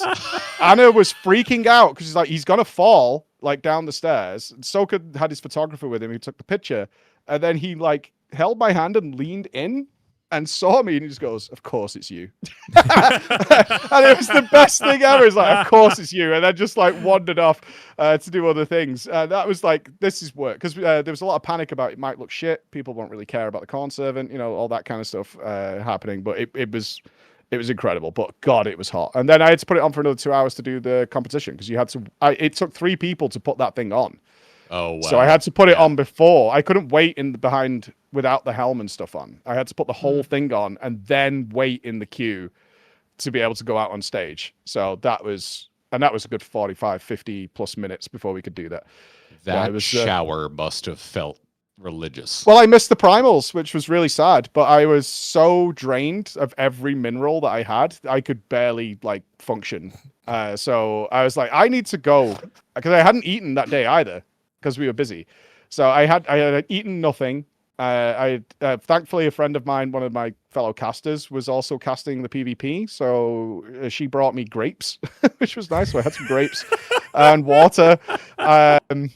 And I did all this, and it finished like 4 or 5 o'clock. So we had a couple of hours for the primals, and I was like, I'm going. I'm so done. I could barely move. I have to get out of here. So I just went and had dinner on my own, and everyone was like, "Oh, they're playing Shadowbringers, your favorite song." And I'm like, "Well, you go fuck yourself." Oh, you go fuck yourself. Oh, that's tough. Well, yeah. For everyone's entertainment, it was exactly. Everyone was freaking. It was ridiculous. I was getting so many messages like, "Have you seen Mike? Have you seen Mike?" It was so fun. But I wanted to do something with Jesse as well. Like that was our first message, is to do, because I suggested we do Helmet and Calyx when I thought I was going to NA, but you were like, "I'm already doing that Helmet and Calyx." I know it didn't work out for wasn't. you. But... Turns out I know. The universe was like, "Bitch, no, should have done it with Preach." So in 3 more years, since we're all going to be at the US Fan Fest, what's the 4-stat costume we're doing? Are we just going to do a light party? Are we all getting Warrior of Light armor? Maybe? I was very inspired by that Perfect Alexander, and I really want to go huge. Oh my God! If we're all 4 parts of Alexander and then we come together on stage, correct. But they're doing the Evangelion crossover. Now, I'm not interested in Evangelion, but I imagine there's a big-ass fucking robot in it. Well, that's my theory for Evercold, is that we're Megazording the islands. So we could all go as islands. I mean, that's the plan. That'd be the most ridiculous outfits ever. Is just islands. Like, yes, I'm an island. We're flying airships, But look at here's my theory. So where's the connectors? So this is all like tubing. So it's got kind of a round flying bottom butt for like the hot one. That's the fire. That's where the engine is, and that kind of plugs in like this. That looks like a head actually. Yeah, exactly. Eyes. Yeah, exactly. That lands on like the head. This is like your pterodactyl one that lands on the back and gives its wings. And then this is the face gun that just is in the chest. And when you combine all 4 elements and they all work together, that's how you kill a giant beast. I like it. I'm in. The ice ship's freezing, so they need some hot. And the hot people are probably hot and they have no water. And there was like that desert one that probably needs some water too, and put maybe some central heating, and they just don't get along. But once they get along, they're going to make a fully functional hotel. We're going to connect them just like we're going to connect all the reflections. Yep. That's Midgar, by the way, the red place. Yeah, that's what It's extremely Midgard. Yeah, that seems to be the take. Also, it's seen a bit better in the, like, you can see it in the Bastion trailer as well, kind of chilling on the back there with a big crystal, very big crystal. That's what I'm down for. I'll be Cake Island, so we can mix me and Jesse's idea together. Okay. Yeah. Is it island or is it cake? Is it island or is it cake? Oh, he's attaching to the butt. I mean, That's if an you island with a thick ass. I can imagine a Power Rangers where one of them, it's just the arse of the Megazord. That would be so good. It's like, I'm the wings, I'm the arms, I'm the legs, I'm the butt. Yeah, so. they skipped that. Luckily, no one had to I'm be helping ass. though, right, guys? Yeah, you're doing great down there. Exactly. Keep Very it up. important. Everyone's up in the command pit, and he's just down the ass. Yeah, like, it's just you in the need butt me? cheeks. Gotta work it the whole time. No, you're fine down there. It's all good. Fire your thruster. Do I have to? It's Don't really get cocky. embarrassing. I like the connector because those giants are pretty big. What was the guy? What the fuck are they think they're called? The big robots they built in Shadowbringers to like get us up there. Talos? Talus. Yeah, that's not going to be big enough for this. We're going to need something Way superior. bigger. Yeah. We have to go huge. We've got We're to going go to get huge. like reflections of the characters that we met in Shadowbringers to help us build an even bigger Evangelion-sized Talus. What's your vibe? The trailer is so bullshit, by the way. The more I've watched it, I didn't get to see the trailer at FanFest. I watched it when I got back. And the more I watch it now, I was like, this trailer is not just a red herring, it is a red ocean. Like, everything in this trailer is bullshit. Oh, for sure. Yeah. For sure. It's so much worse now. I'm still confused. So the old lady is telling a story to this young girl at a time we don't understand about wanderers who came and saved their world, yet I don't know that that's... The implication is if that's about us, we already succeeded in this far-flung future. So, like, all right. Or it's not us at all, and it's a tale about someone else. Like, I'm convinced you're correct. A lot of it is a little, like, red herring-y, and we're missing something important from what this story's actually going to be. For sure. Mm-hmm. I mean, the more I listen to it, there's bits I filled in mentally that don't exist. I don't know if you guys did that. Because I was like, oh, I'm pretty sure she tells the story of they arrived and then the frost came. And the actual trailer shows that's when you as the player character and Alfie and Astinian show up. But she actually doesn't say anything. That's just bullshit. She's just saying like, oh, it was cool that we had trees and rivers and bridges and then the cold came. But the way the trailer's designed is it then shows you arriving, then it gets cold. That's a lie completely. It's just probably referencing the Winterers arriving. And then later on, it drifts off into, and then the Wanderer returned, which I still don't think is us. I think that's like an Azem reference more than anything, maybe. I think that's so, what I too. think too, but I don't know. Like, there's a lot of weird questions because again, we don't know anything about the plot except for the 4th is cold and you should go there. That's it. Well, So we also know we're not going to see any of the cold. I don't know that that's true. I think Because- everything here is just the leveling zones, and then it gets messy. Yes, because we're told there's 5 islands. We've seen 4.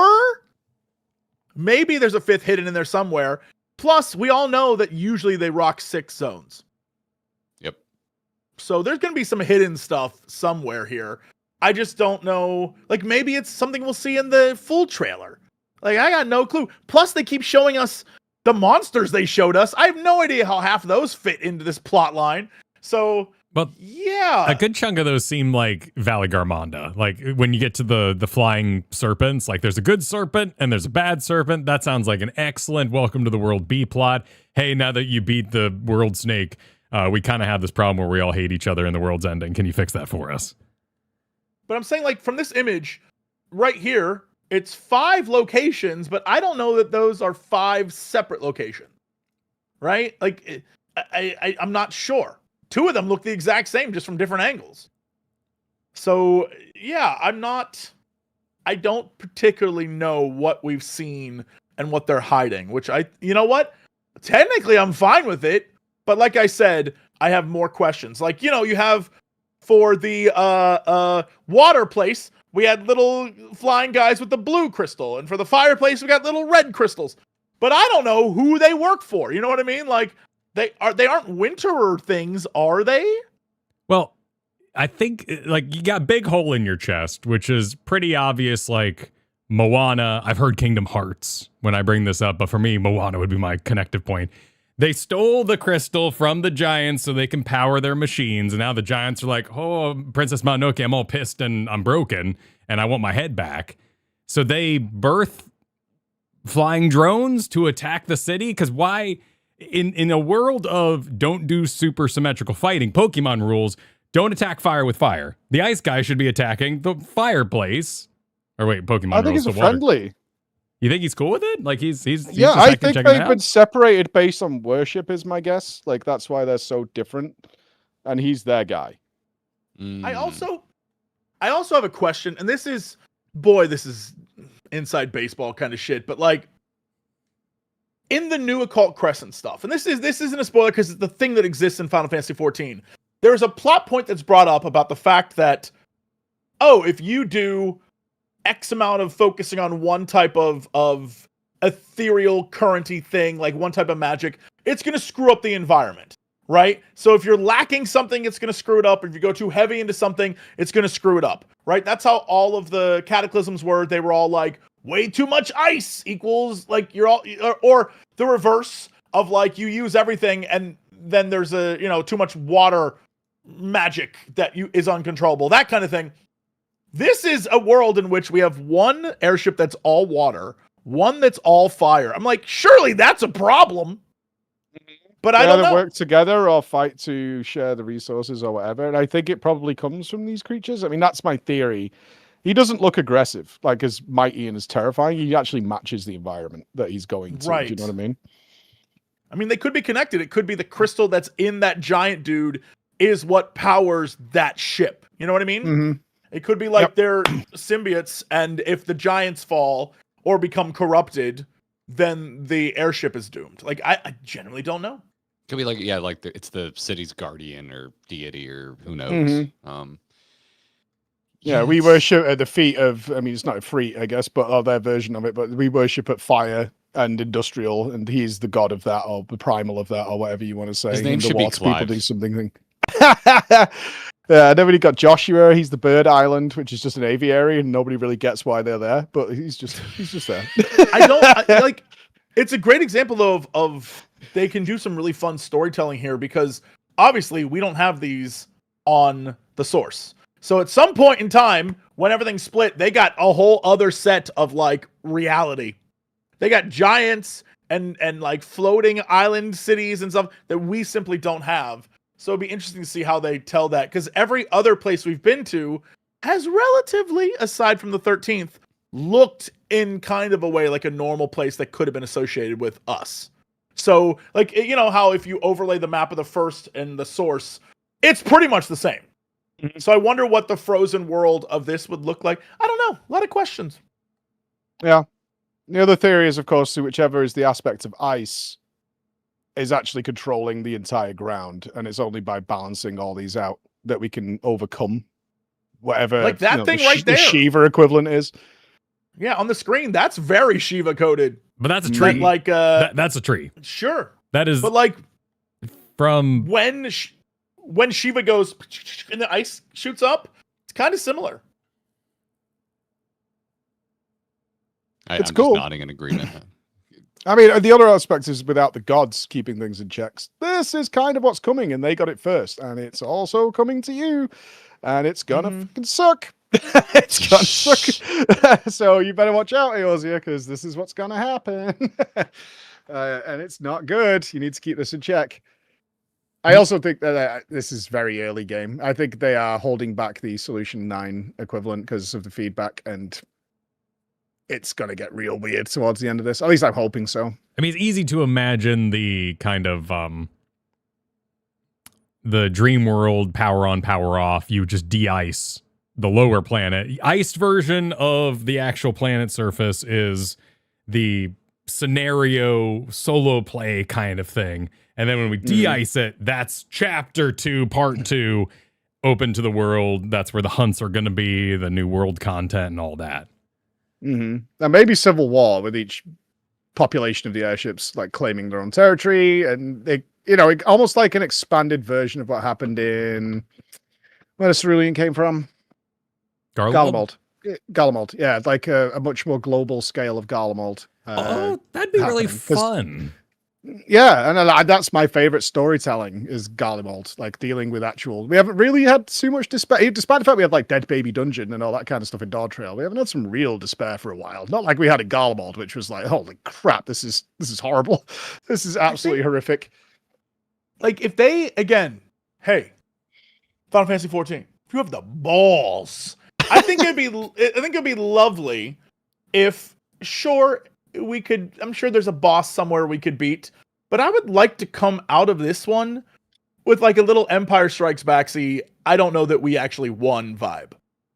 I would love to go into a new expansion and be like, because you can't set up a new thing and we just come in and like everything will end.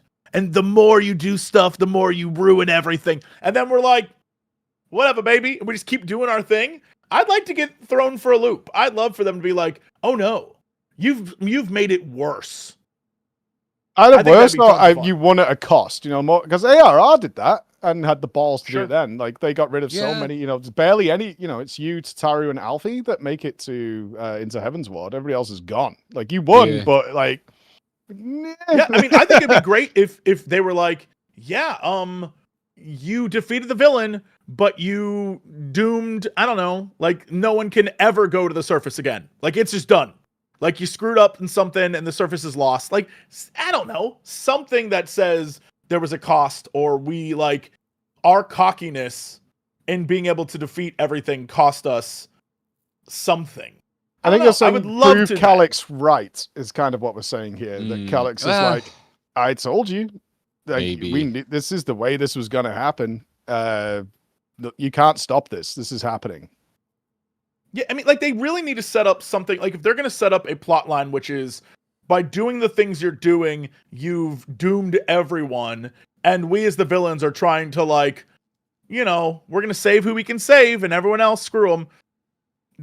It feels a little bit like if we keep winning going into whatever the final expansion of this arc is, it's going to lessen the impact that could have if it was instead, we've been struggling the entire time trying to figure out how to solve this in a problem that is pretty big, and going into a final expansion of like, we're out of options. Like I think that'd be dope. I think it'd be fun to have that as a like us going in. Cause look, we've learned the fans of Final Fantasy 14 don't want happy. We want to be broken. So break us. Like literally break us. Like I want to be like, no. Your hero lost. Deal with it. It could be fun. It'd be interesting. It'd be quite the balancing act because like I don't like. Oh, for sure. Yeah, I think they're afraid of having too many dangling threads, and for the most part, I think that's been to Final Fantasy 14's benefit. And it was in the early days of me getting into this game. It was like what all of my friends that were playing this game were weaponizing to get me to play the game. They're like, you hate WoW right now. Do you think the story sucks? What if you played an MMO where every expansion told a complete story from beginning to finish? Because WoW likes to have their trail on villains that like go on for a long time. Right. And there's been times where they've done that and I've really enjoyed it, but there's also been a lot of times where they've done that and it has annoyed the living piss out of me. I'm just like, for the love of God, please just tell an arc.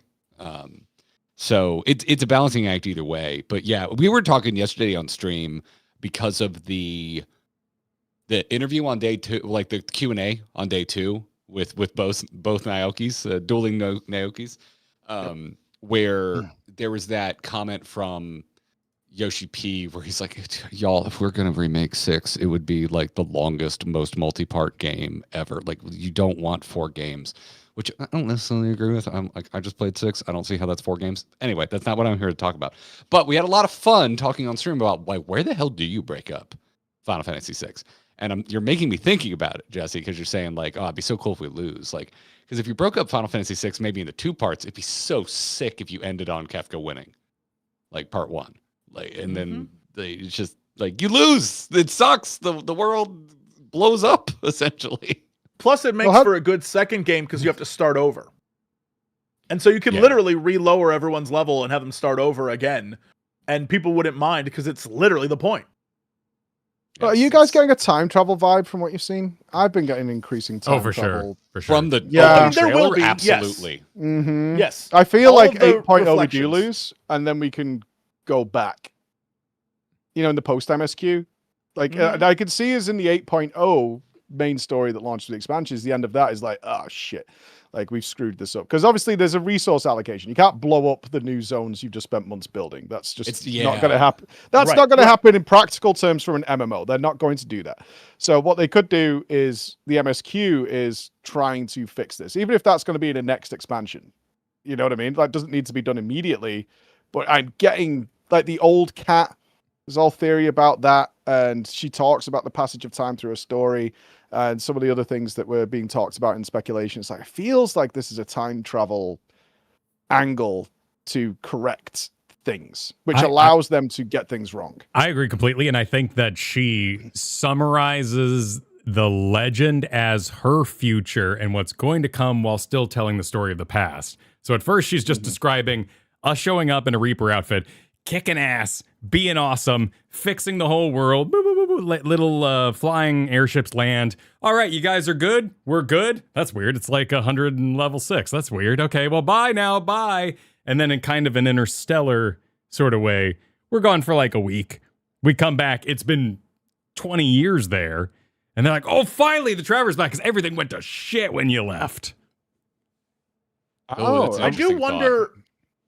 Like the way they describe the, you know, A, then to B, C, D, it was A to B, back to A to C. Like you could, if A is your hub, even though that's not what they're going to do, it's feasible that, yeah, you could do timey-wimey shit. If A is your hub, then when you go back out to B or D, right? There's ways to do it. I don't think they will, but... you know, it's possible. Yeah, I think the end of ABC is the time jump, and then everything on the other side is where we enter old lady time period. But previously, when we're first there, might be little girl with Falcon. That's the old lady. Mm-hmm. And then we go into the future. I mean, you could break it before the BCD split as well. Like if we're even right, like it could be anything. I'm also kind of increasingly being like, is that the trick? Are they trying to trick me and make me think it's timey-wimey, or maybe time jump? Because what you're describing is technically more of a time jump than actual time travel. But well, I mean, everything in the reflections is off time-wise. So even if we show up and then go. But again, this is why video games, man. It's everything's timey-wimey and off, except for us. Like, for example, when all of our friends are on the first, time is passing differently. We go back and forth, no problem. And that, I think, is like the big issue with you know, time stuff is your character isn't going to age. So whatever they do, it has to affect everyone else, not you.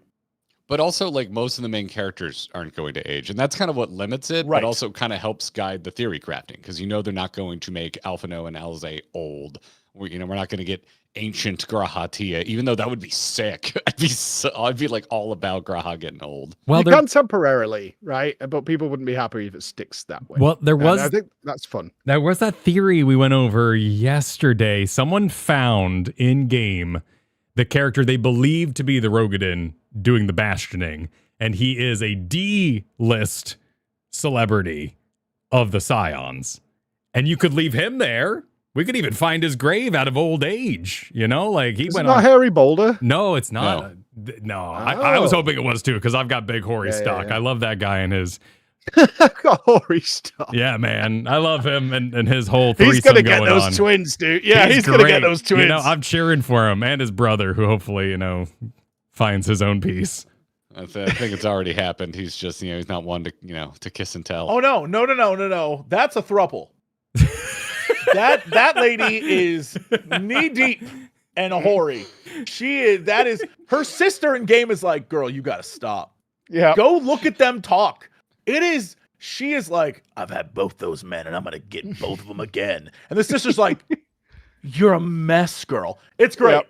Those are my favorite characters in the game. I personally They think did Ochre... reset it up at the end of Dawn Trail. Like, Yeah, if you go they chat even to went the back guys to in the it. meeting again, they're like, Exactly. yeah, we're not dropping this, dudes. Like, this is happening. Yes. No, that's the thing. I think Ochre's got more game. I think Hori's overrated. I think his stock is artificially inflated. That bubble's gonna burst. Damn. It's all about Ochre. Dan, you gotta- sound like the Magic the Gathering nerd looking at the football jock with all the ladies. Like, you can tell yourself whatever you want in the mirror, but Boulder's got boulders. That's all I'm saying. Okay, I've been informed that I've Anor doesn't extrapolated. settle. I've They're built both upon what we boulders, were they're sent. brothers. So, Okay. don't at the person who sent us this. Thank you, Mel, for the information. I have taken it farther now. However, I think killing some celebrities with a peaceful life would be an excellent choice.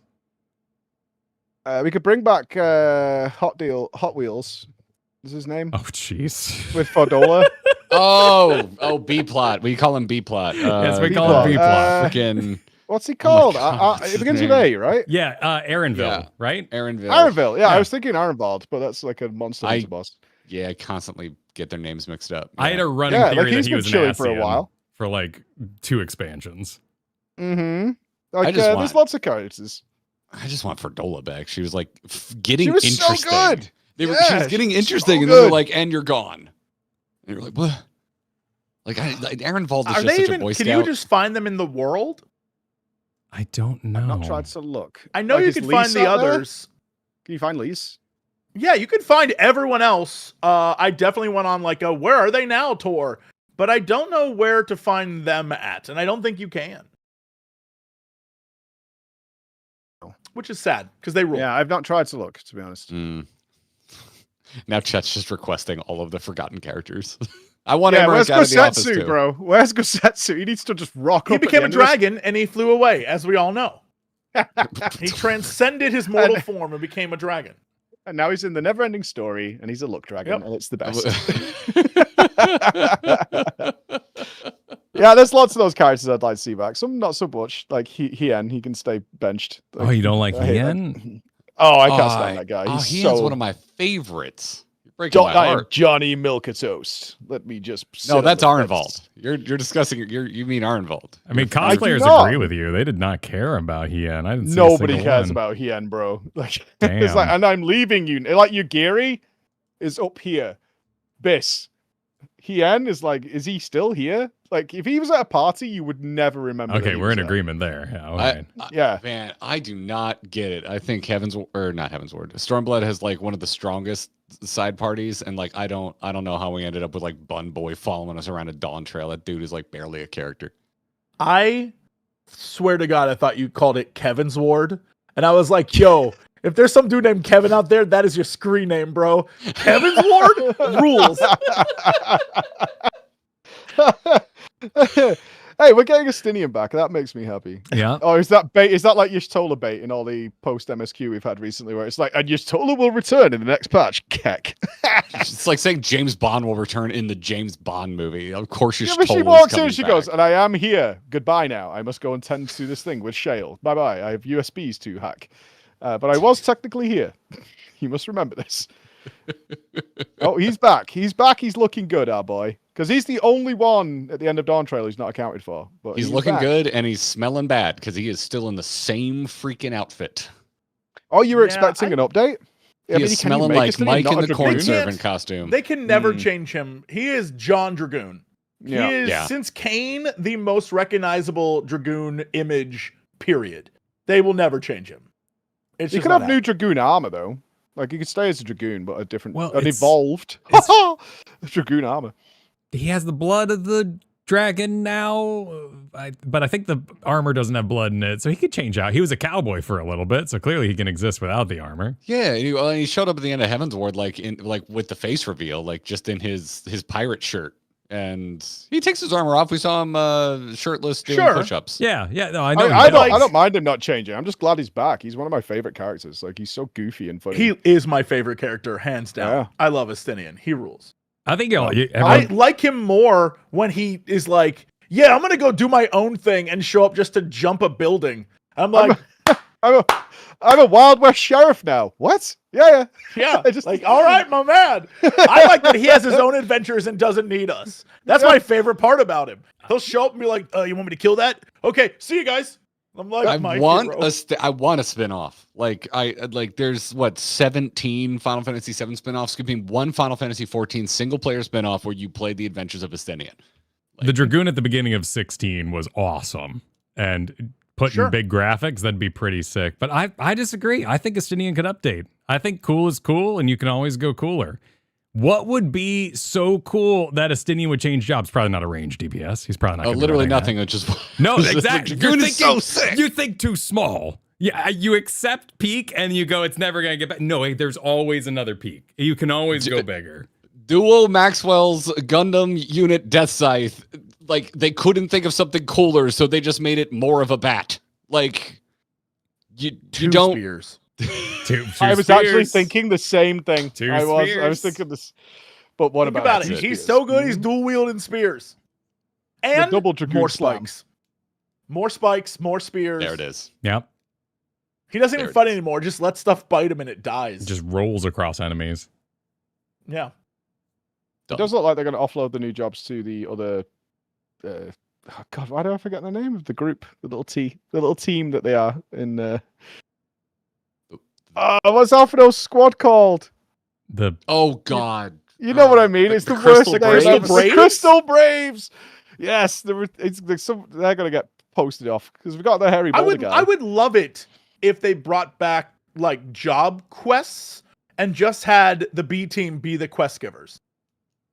So it isn't you have to run around. They give the B team something to do, and they all have new jobs, and they get to be the heroes in their little B team story. I would love that. It would make me so happy to see, because they just have them stand around in the damn, whatever new base they're in. And I'm like, I'd love to hang out with you guys. That'd be cool. God. I'd be very excited for that. I don't think there's anything in this game I miss more than job quests. Maybe like optional dungeons, but they did say it was a practical reason, right? They're making all those quests and with increasing jobs by 2 it just became out of hand in terms of actually job quest creation. Yeah, but I would like to flip that back on them. Be reasonable.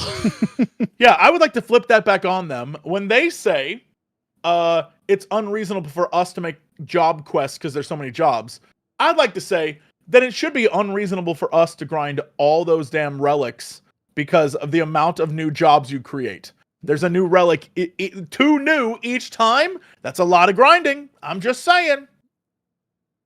You just want to tie them to job quests. So you do your job quest, you get your relic. Well, I'd be fine if they at least made it so it was make me do some convoluted nonsense. But we were at the point where there's so many that there's so much convoluted nonsense I have to do. Well, maybe you can trim that. Maybe you can fathom that while you automatically run to the next quest. Spare all that brain power that you're using. This is the perfect example of them. They need to do more showing, not telling. They spent forever describing this, and everyone, I don't know what it was like there, but everyone in chat, everyone watching was like, so like a teleport to a quest? And then they showed one screenshot. I was like, oh no, you just run to it following a path. They need to do more of that. More showing stuff than just talking about it. Otherwise, everyone was like, huh? Yeah, the order of operations matters. They need to sequence better. Show this and then say, taking you to the quest. But yeah, same thing here. Our chat was just like, wait, what? Teleport? And I was like, teleport? I don't want to teleport. Why do I need to teleport? World feels small enough as it is. But I didn't realize it was just auto-pathing. I agree with that. I saved Hildebrand for the entire Dawn Trail, and it's obviously all out now. So I did all of Hildy over the last 2 days. And it just reminds you of when you have to go to a location, it's click, teleport closest, and tiny run. It just feels like a little inconvenience. I'd like a little bit more being in the world type stuff to get around areas. I'd probably be quite chill with that. That'd be more fun. Yeah. I mean, if they do a good job updating the out in the world activities that they've been talking about, like that'll at least fix it for the new zone. So we'll see. I just want to say for the record, nothing sets people off more than talking about relics and complaining about them, and it is a joy of mine. What's the Just watching complaint? chat be like, Jesse's wrong. It should What are be you a wrong bigger about? grind. He's complaining. Look, I will always complain about relics. Even if they were perfect, I'd be like, nah. I could guarantee you one of the defenses, I don't have chat open, but one of the defenses is that it's easy, which is not the point that anybody is making. I have this all the time with grinds. It's easy. I'm like, that is not the point. It's not, I don't like grinding in general, especially if it's mind numbing. That's actually worse for me. Like I'm not saying it's hard or easy. It's just, even if it's like one big grind and then you just have to grind whatever afterwards, and it's easier after that. Like they changed relics to be like that, right? There's one relic that's kind of tough, and then you can get the other ones just by grinding something else pretty easily. It's like, right, and it's not about the difficulty.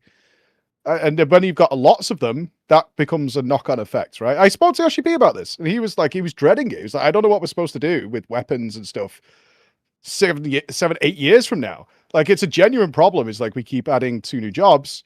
That's 2 new sets of armor. That's 2 new weapons, the 2 new relics. Like, it's constantly stacking, and even he's worried about it. Like, I mean, for those of you who don't understand what I'm talking about, let's say there exists a world where you have multiple jobs you love, and you want to have the best weapon you can for those jobs because you like the way they look. The process as it stands right now is step 1, do some ridiculous thing in order to unlock the ability to get that first weapon. Then, for any other weapon, you grind out tomes, and then you buy whatever mat you need in order to then buy the weapon. Now, at this point, we are, I don't know, 8, like how many jobs? 16? Who knows how many jobs we have? So you're doing that, step 1, this is only step 1, a minimum of 19 times. Whatever the case may be, you're doing it 19 times. Then, step 2 comes out. And if you have fallen behind on any of this, you now have to do another grind for that main thing, then get tomes 18 more times. And then 21 jobs? 21 makes it even worse, whatever the case may be. And then you have to do that again and again and again. And so what I'm saying is, now, since we're at the very end of this grind, I might have the red mage done, but if there's another thing I want to do, the amount of time, it's not hard, but the amount of time I'm putting in to something that, I'm like, all right, I guess I'll try and get this, is a lot. It's asking a lot. And so I understand completely when people are like, I don't give a shit. Because unless you're a complete psychopath like me who cares about this, there's nothing about it that says, wow, that is exciting and fun, and I want to do more of that. There just isn't. I'm with you, brother. It's not. I know every time I bring it up. I don't know if you guys like, but it's easy. I'm like, yeah, that's not a positive. Not this time, because there's such an RNG. There's such. I don't know how the previous. I haven't done a really grind, but this time I haven't heard it. We talk about it because we get asked. People are like, oh, what are you doing? And we're like, we're not gonna but you hear people talk about it a lot, and I know there's a massive RNG element to it this time in Dawn Trail. I don't know if that was the case in previous ones or not. Wasn't it random drops from the Occult Crescent to get it started? Yes. Yeah, and a lot of that was, a great example is, I think it was the green crystal you needed, only dropped from like a certain group of bosses, and those spawned so little that you would get your Occult Crescent jobs to like, you'd have 3 maxed out jobs by the time you got all the crystals, simply because some of the drop rates were so bad. And like that, I would be fine with if it was a little more like Bosnia, where by being there and being active in it, you unlocked things. But the problem is, a lot of it is kind of like, actually, you can piss off and go just back to the normal world and grind some stuff, and it's fine, which is very similar to previous relics. And it just, it isn't the process, it's the amount of times you're doing the process, I think, is the issue. And I think, Yoshida being like, yeah, no, we're thinking about the weapons, because originally in A Realm Reborn, you only had so many weapons. Heavensward, you only had so many weapons. Now we're so far in, there's so many jobs, there's so much to do. It's like, a grind. Yeah, they recognize it as a problem. I do wonder, now we're on the subject, going back to what we talked about earlier with the new weekly activities process, if they're going to make it easier for exactly the reason you're describing by tying this now to the weekly activities points. Like once you get to a certain point, you can now do it into relics for all or whatever it's going to be. Because it seems like a good time to do it, right? Because right now you're saying like you got to farm tombstones. Well, they're going away, so it's going to be something else to put it in. Mm-hmm. So this is probably a good time to revamp that system and prepare it for what it's going to be. Not this expansion, but 5 expansions later, if they want to keep up this pace. It's just not realistic anymore to put that on players because they're not going to have a good time. Like, so somebody will break it. Everybody breaks it at a different point. You've got your tryhard who loves playing daily. They don't mind the grind like you just described. Like that's my day-to-day content. You're just playing the game, right? And that's what I want to do all day. Cool, that's great. But that's dwindling. As that increases, with another 2 jobs, the amount of people who can meet that demand is going to keep dropping off, and that's not fun because FF14 is such a big collectathon of cool stuff for all your jobs. Like I'm raiding with a guy. When I finished my Savage raiding now, but he was in 3 different groups just to get all the different weapons. Wow. Yeah, he wanted every Savage weapon in the game. So he was like clearing with us. He was doing Kefka with another team and clearing on there, and then doing another team, just to make sure he got every Savage weapon in a timely manner. And I was like, that's pretty hardcore, bro. And it's like, I love playing this game. Like for me, it's not hardcore. That's a personal. It's a personal decision, though, and like, and Jesse, you're bringing up getting like every relic. Like that's probably not the typical player, not even the typical player that engages in relic grind content. Yeah, I mean, I think the thing that I should be clear about it isn't that I don't like it. I'm clearly doing it. It's just that I wish it was like the old having done all the relics now, at least one for every expansion. They started convoluted. Like the steps and the process you had to do. A Realm Reborn Heaven's Ward. The Heaven's Ward weapon is like, you better be looking up a guide online to figure out how to make that work. Right? They started convoluted, and that was kind of the fun of it, I guess, because it very much reminded you of like the steps that you would read about people trying to get Ashbringer back in the day. Like it was so like, what the hell? It's that kind of vibe. And then I think they moved away from the convoluted because they were like, well, people couldn't figure out what to do. No one was doing it. And moved more towards just a grind. If you want these weapons, do one little like pain in the ass quest, and then from that point on, you're grinding out tombstones. But then that's like boring in a different way. I'm just saying I wish there was a sweet spot. Thankfully, I'm not the dev who has to come up with this. But there's got to be a better way to do this because all of the ways they've done so far are kind of like, all right, well, it's not hard, but it's just like a pain in the ass. Like, I don't want to do it, but here I am. And because it's so non-invasive, you're like, all right, click, click, click, click. And then, I hate that kind of stuff. So I just wish there was a better way. Do I know that way? No, I don't. I have no clue. Would you prefer it to be just spitballing, but like what Legion did? Because you played Legion, I think, where you Yes. Legion, to get your artifact weapons, they had a custom scenario for your spec. So it had like 36 or 38 at the time. So you just had it was like a couple of hours long, maybe I think it was way less actually, maybe 20 minutes. So a little bit more elaborate than that, but like it was a journey that suited your spec. Sure. Real talk, I would be fine if they kind of use that vibe where the beginning of an expansion, you much like when we went to the different worlds for crafting, they're like, here, take this shitty weapon.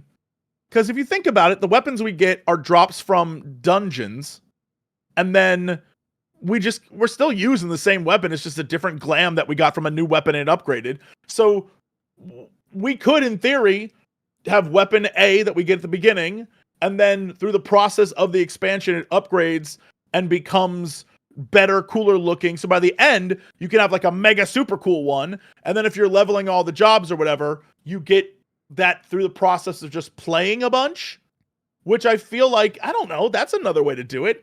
Do I know that people would like that? No clue. But it's another way. Very that would similar work to with the way the point they did system, during right? Legion. It That worked fits with the point system. Yeah, it worked with the point system, and I think that's where I would be very excited to see things like the Beastmaster evolution, like more crafted scenarios where the gameplay is you playing the game. And the actual battles that Mr. Ozma was showing, because of Beastmaster, it was a lot of information. But the mechanics on display were the game. I like playing the game. I'd love to play Raid solo, and that's essentially what they showcase. If they're making a system like that, awesome.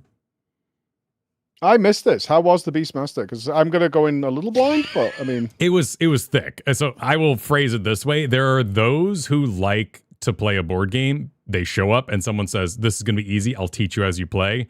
This was read the whole book at you.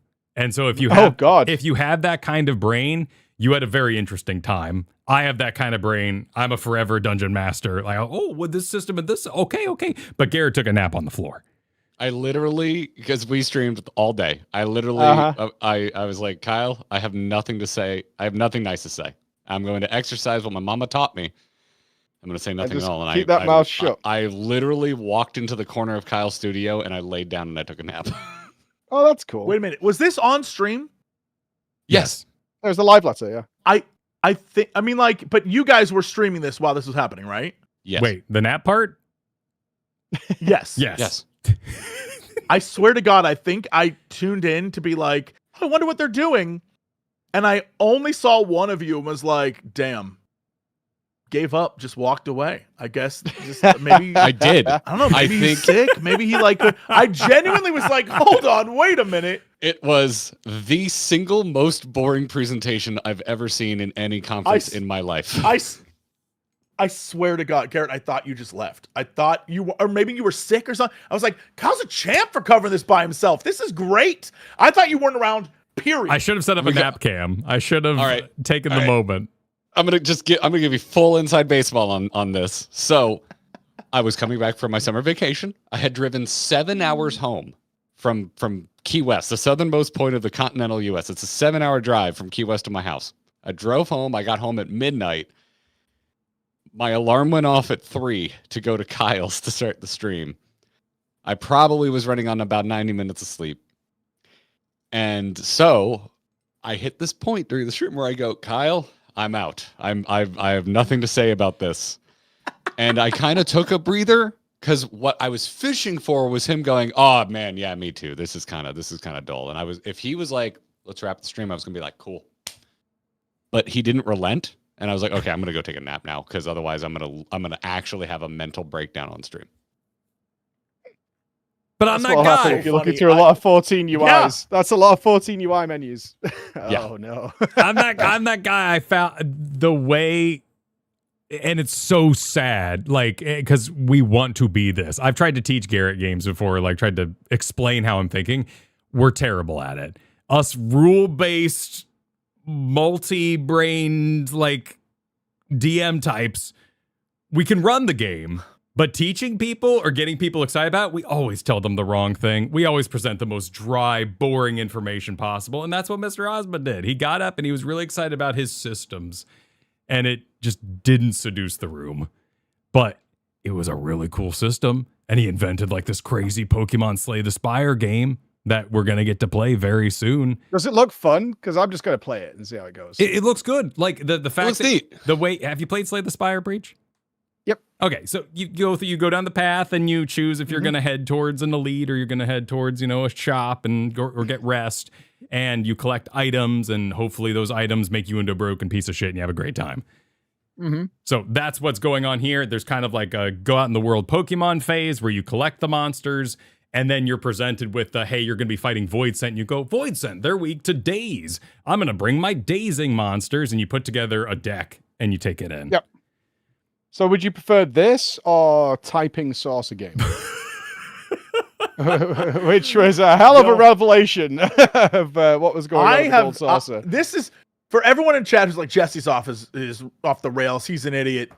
This is where I'm at mentally. I'm hype as shit for that typing game. I might be the only person on planet Earth. I'm so excited. I love that kind of stuff. I was like, yes, let's go. That's...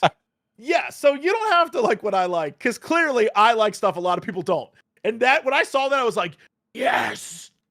yes. I don't know why. It could be the dumbest thing ever. But for some reason, you put typing game in anything. I'm like, I like to type. Yes. I'm down. I'm just terrible at typing because when I'm typing, my fingers don't move fast enough for what I'm thinking and trying to say. So it comes. My team regularly has to like split words. It's close enough. I do have questions why they introduced an entire new section of the Gold Saucer and then just showed this though. Out of all the games they could have taken from Final Fantasy VII's Gold Saucer, a typing game is not any like. I saw it and was like, well. Shit out of luck, PlayStation players. I'm going to enjoy the hell out of that. What's Like, the card game in 7? I thought it was going to be the second card game being added. Because 7 has Queen's Gambit or whatever that was called? Yeah. Is that what it's called? It's Queen's something, right? They need Sphere Break from like 10-2. No, Queen is isn't awesome. Queen's Blood. It's called Queen's Blood. something. Yeah, I think that's the show. I think that's a TV show. Yeah. Yeah, Queen. I thought I was like bracing when they showed the gold saucer. I'm like, okay, they're adding a second card game to Final Fantasy 14. Kyle's going to be rolling on even more cards when we defeat bosses. This is going to be insane. I hope it's really fun, like actually competitive and silly and fun when it gets in there. Because they made kind of a big deal. It's like, we could just do this for anything. Like, this is so easy that we could just stick anything in here and it's fine. It'll take us like half an hour to revamp this whole thing into, I don't know, we're doing an FF17 crossover. There we go. This is a typing game that goes with it. Yeah, just call us up. If anyone likes this, just please message. Yeah, there's a Nier one, there's an Evangelion one. It's all good. Just get in there, just type away. All good. I'm down. I'll try it out. I was hoping for more community stuff. Like that's why I love Slice so much. Like, because you get to play with a whole bunch of people and see everybody. But get this is 4 players, dude. This is community. I want like 30, 40 players, please. Other friends who are type masters. We're gonna be like just destroying shit. Like we're in an anime and our fingers become other fingers, and we'll just be like on the key. See, I can't wait. You won't get a relic, right? amazing. But this will have an achievement for a title that's win 1,500 games of typing game. And you're like, well, here we go. That's 3 days. Strap in, baby. And that's because in my mind, I assume I'm so good at it, it would be easy. And we all know that's not true. But let me have this fantasy. All right, Kyle, we got to put together. Good at these, I win. We got to put together a streamer showcase, like a Final Fantasy 14 streamer showdown of all the 14 streamers. Do we need a league? Typing. We need a league. Yeah. We're doing it. That's it. Kyle or Jesse's here talking mad. I'm so used to Kyle talking shit. Jesse's in here talking mad shit. Time to put your money where your mouth is. We need casters. We'll put $1,000 in. Well, easy. Kyle, you're gonna cast because you have dyslexia. Okay, sounds perfect. Yes. Well, except for the part that I need to read the words. But yeah, I'll totally be there with the serving up a Cura to our player 2. Man, that's gonna be nothing compared to typing Phoenix. Zach Fair coming down the line right now. Lavalus in the back. Yeah. And he spelled it Kerp. Oh, no. Oh my God. James R. For Jesse Cox. He's backspacing, but it's going so wrong. He's gone too far. He's now put the A before the R. Shambles. I can't believe he misspelled Tifa. Holy shit. Before he First off, I would see never. you later. I would never. Well, this is the thing is I 100% know that Mike would crap out on Aerith because he would spell it Eris. That's right. I'm staying loyal, baby. That would be the end of it. But yeah, James R in Twitch chat already named it. We'll call it Keyboard Warriors. We're gonna. It's what 4 players. So Keyboard Warriors of Light. Oh, right? there we go. Yeah. No, but the event. This event's gonna be called Keyboard Warriors. It's gonna be wonderful. Be great. I'm down. Yeah. We all I think we throw 10 subs a piece in for the winner. Okay. All right. Done. Every entrant. 10 gifties from each entrant is the way it goes. Done. You're about to get showed up by the awesome. We're gonna have to do a best of to make hands. sure it's long enough, but yeah. I'll cast it. I'm free. I've got experience. It's so funny that we don't know. Yeah, speaking of length, we don't know how long these are. We don't know anything about it except for one screenshot. But it's already like, dude, could you imagine if it was good though? That's where we're at. I can't wait to get a bunch of sponsors on board, and then it's a 5-minute tournament. It's gonna be great. It's gonna be the best. Oh yeah, brought to you by AMD and Secret Lab. Oh no, screw that. It'd be like brought to you by Bic pencils. Brought to you by whiteboards. No, we need still a- use them. we Like need a that kind of keyboard stuff. sponsor, surely. I'm using Microsoft the Word whatever. processor. Yeah. What about some HyperX? You know, get some keyboards in there. Yeah. Oh man, no. I want to be sponsored by typewriters. Typewriters, we're bringing them back. Tom Hanks is You here just for the there, typewriter like, sponsorship. I Yes, submit that'd my be ribbon to the amazing. screen to see what I did. I would love it if we, if we look. I'm just saying, if we get sponsored, typewriter companies, if you're out there, we will make a thing that you have to have a cooldown on your keyboard, so you have to use it like a typewriter, Ooh. and so you can't. You have to go. Yes. Let's check Let's the logs. make it happen. Let's do it. I think we can make a dream come true here for Keybound Brawler.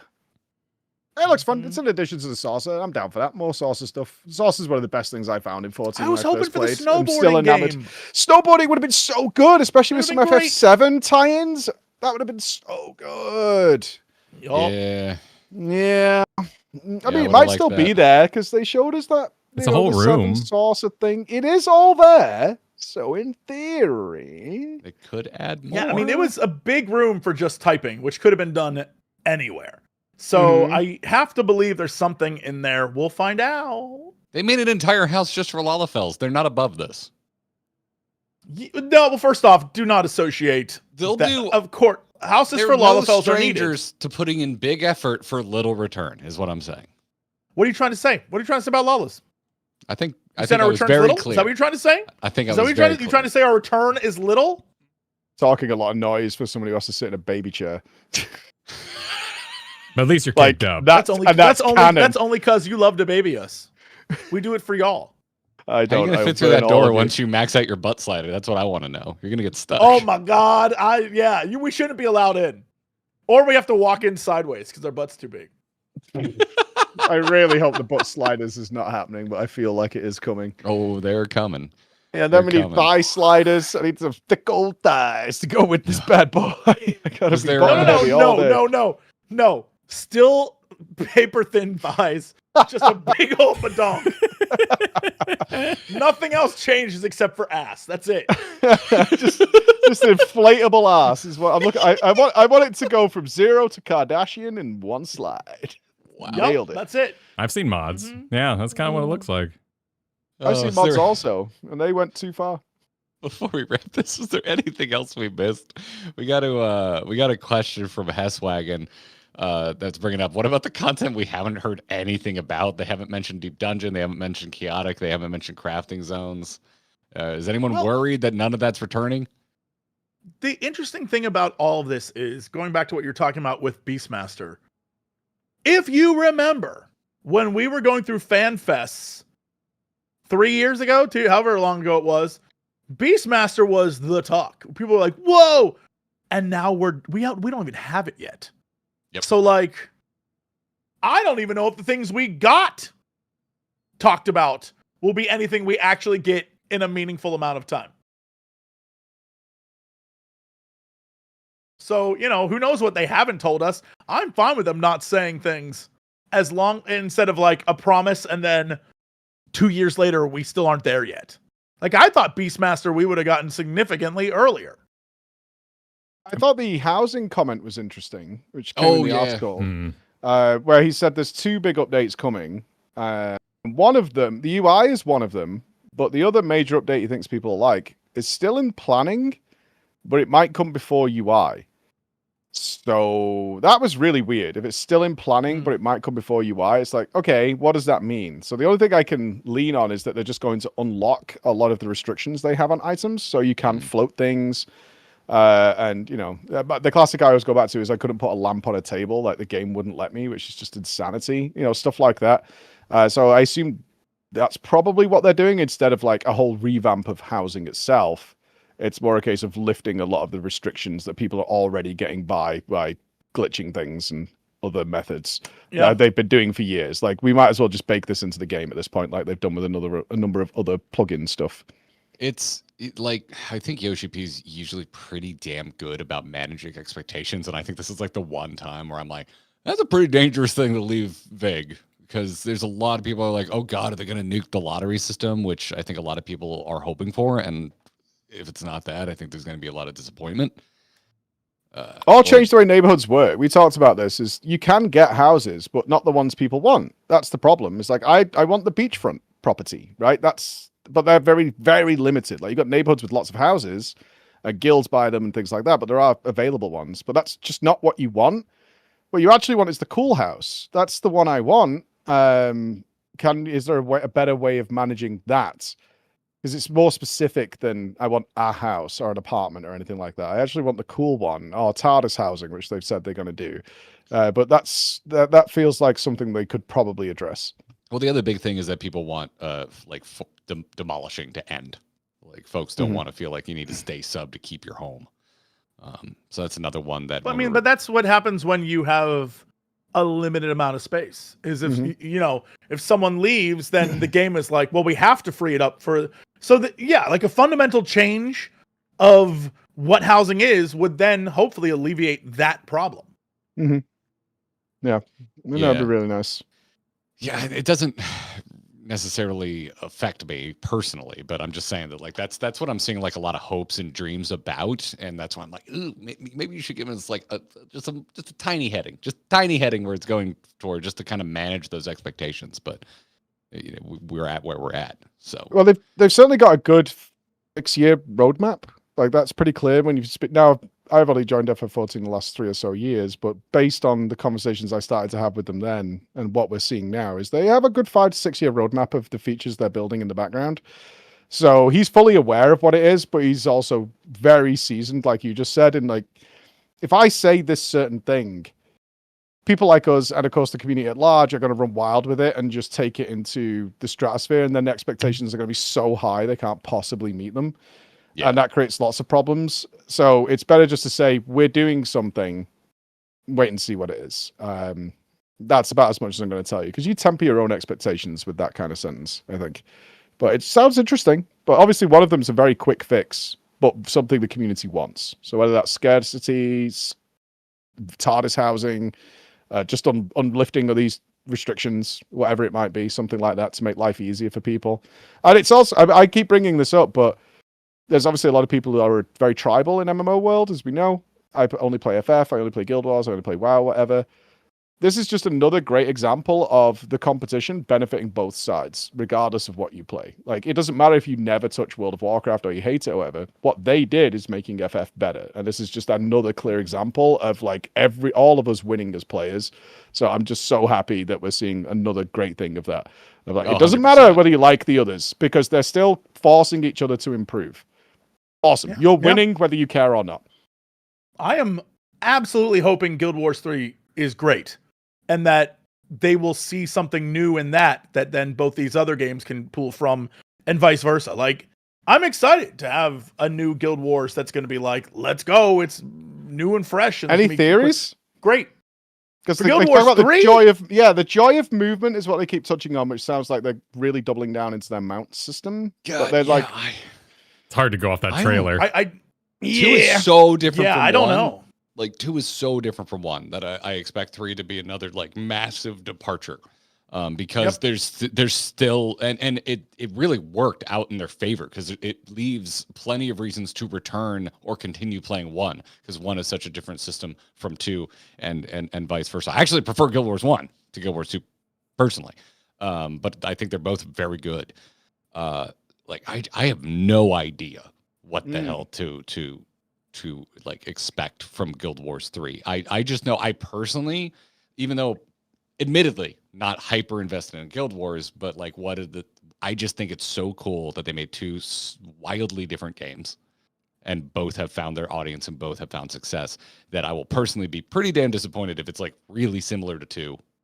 And I can't imagine them going back to how their approach is so admirable. In that we just look at what the problems are with the problems MMO players face changes, like, over the course of a decade for sure.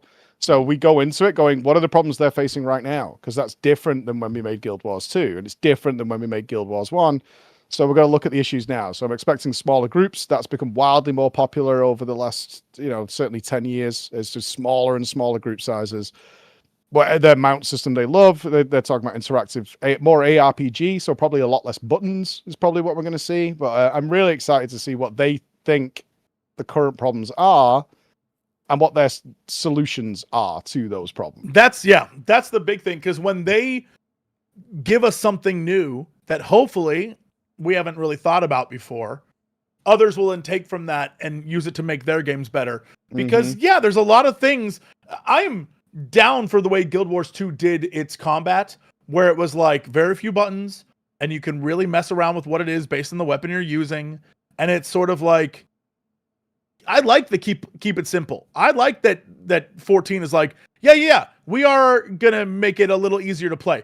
I like when WoW is like, yeah, no, man, we're gonna make this macro system where you can like one button this shit, go nuts. I love that for people. More options, the better. Simpler, more movement stuff. That's currently what games are like. That should be the focus. There's a reason why MMOs, as a general, skew older, because the mechanics are old. You should see my kids look at an MMO. They just see it as boomer tech to the max. Yeah. It is. Because every game they play is like 6 buttons maximum. You know, that's it. And that's what they're used to. That's what's popular with the younger generation. And MMOs are kind of been bleeding for a long time because they're relying on the older audience. They're not bringing the young one. And now you can see the 2 big ones, Guild Wars 3 and FF. The word evolution is being thrown down a lot, and that's big. And the translation of that is we need to get young blood into these games because they are slowly bleeding, and it's got to be do something, and we've got to bring it into the modern era. And I'm all for it, man. Let's move it forward and see. I'm curious what it is. It might fail, but I'm goddamn hope you try. I really hope you try, because no new MMOs really are that we know of. They're all doing the same shit. It's like, you got to chop a tree. This is what the UI looks like, and we have a little twist, but that's generally all the big old boxes have been ticked. It's I'm really enjoying it because like it felt earlier this year, the future of MMOs felt so dark. Like funding's been pulled for every new exciting project on the horizon. Like everything felt like it was getting slashed and burned. And then fast forward to like right now, today, like the games industry as a whole looks pretty grim. But if you're an MMO fan, things are looking up right now. Like things are really moving in the right direction. 14 looks like it's heading in a really good direction. I'm very stoked overall with World of Warcraft. They just now have like a portfolio of experiences, and if you don't like one, they probably have one that appeals to you. The new classic thing they're doing looks badass. Like there's a ton of stuff to love. Yeah. I'm looking forward to Classic Plus. I haven't had a good reason to play WoW. I play retail when its new stuff comes out because that's cool. But you're kind of done with that in 2 weeks. I'm not that asked about that either because I don't want to start the grind. So I'm okay with that. I go in, I consume it, I go back out again. But Classic Plus, okay, what are you doing? I don't want to replay any of the old stuff, but I'll try that out. That's pretty fun. I feel like every friend I grew up with playing MMOs is like hardcore into RuneScape for the first time in their entire lives. Like RuneScape is killing it. That game is horrible as well. They re-released Guild Wars 1 and made it work flawlessly on modern hardware, and Guild Wars 2 is still like chugging along. Like MMOs are in a really good spot right now. Yep. But there's no new ones that sucks. Yeah. But like if you look at MMOs, it's the exact same vibe as when you return to a game you used to play as a kid, especially if you played PC games, and you look at what keys it wanted you to press to play. It's the whole damn keyboard. It's like, you're like, how did I as a child figure this shit out? That's insane. And then you look at the way games are now, it's just so much, the UI is so simple, and it's like, the experience is the thing, not, I gave you a keyboard's worth of buttons to press because like that makes it the experience. No, there's like, I like where we're at with games, especially the older I get. I'll be honest. The older I get, I'm like, 3 buttons will do. Thank you. I'm fine with it. Yeah, especially I spoke to Yoshi P about it, about how far do you go in basically the game telling you your rotation. And he finds that balance really interesting because WoW's done the same thing. They have a rotation helper now because they're just like, it's too much. People, and the problem is that learning curve is, you're like me, that nerd stuff is kind of really fun. I like it when you nail your rotation, and it's a little bit complex. Like the uptime is great. I find that really fun. I always have. But most people do not, and they do not care. They want to do nice big damage, not feel useless, especially in a social game like an MMO, and make it look cool. That's what they want to do. They don't want, because the amount of anxiety people have going into something like Mythic Plus or a harder dungeon is really high because they're just going to be judged. So if the simpler you make the gameplay, the better off you can be. And also, when like I said, when I watch my kids pick up a game, I'm like, read the tooltips. They're like, bro, I'm just going to play Rainbow Six. Like, what are you talking about? What does the grenade do? It goes boom, easy game. But It's not that going game to night read. thing you were talking about, Kyle. Like, yeah, like, Yeah. let's have fun, but first let's read for an hour. It's like, what the fuck? Yeah, I'm not like- doing that. Yeah, they're not doing it. I'm like, okay, so this is heroic strike. So you want to time this up with the end of your weapon swing, but you don't. You want to make sure that you can got enough rage on your bar to consume it, but still have the ability to like use your other skills that cost rage at the same time. Because this is not an auto attack which generates rage. This is an ability that consumes rage instead, but replaces that auto attack. So you're trading the generation, you know, that kind of stuff. My So kids good. are like, right. Do you know what I mean? Right.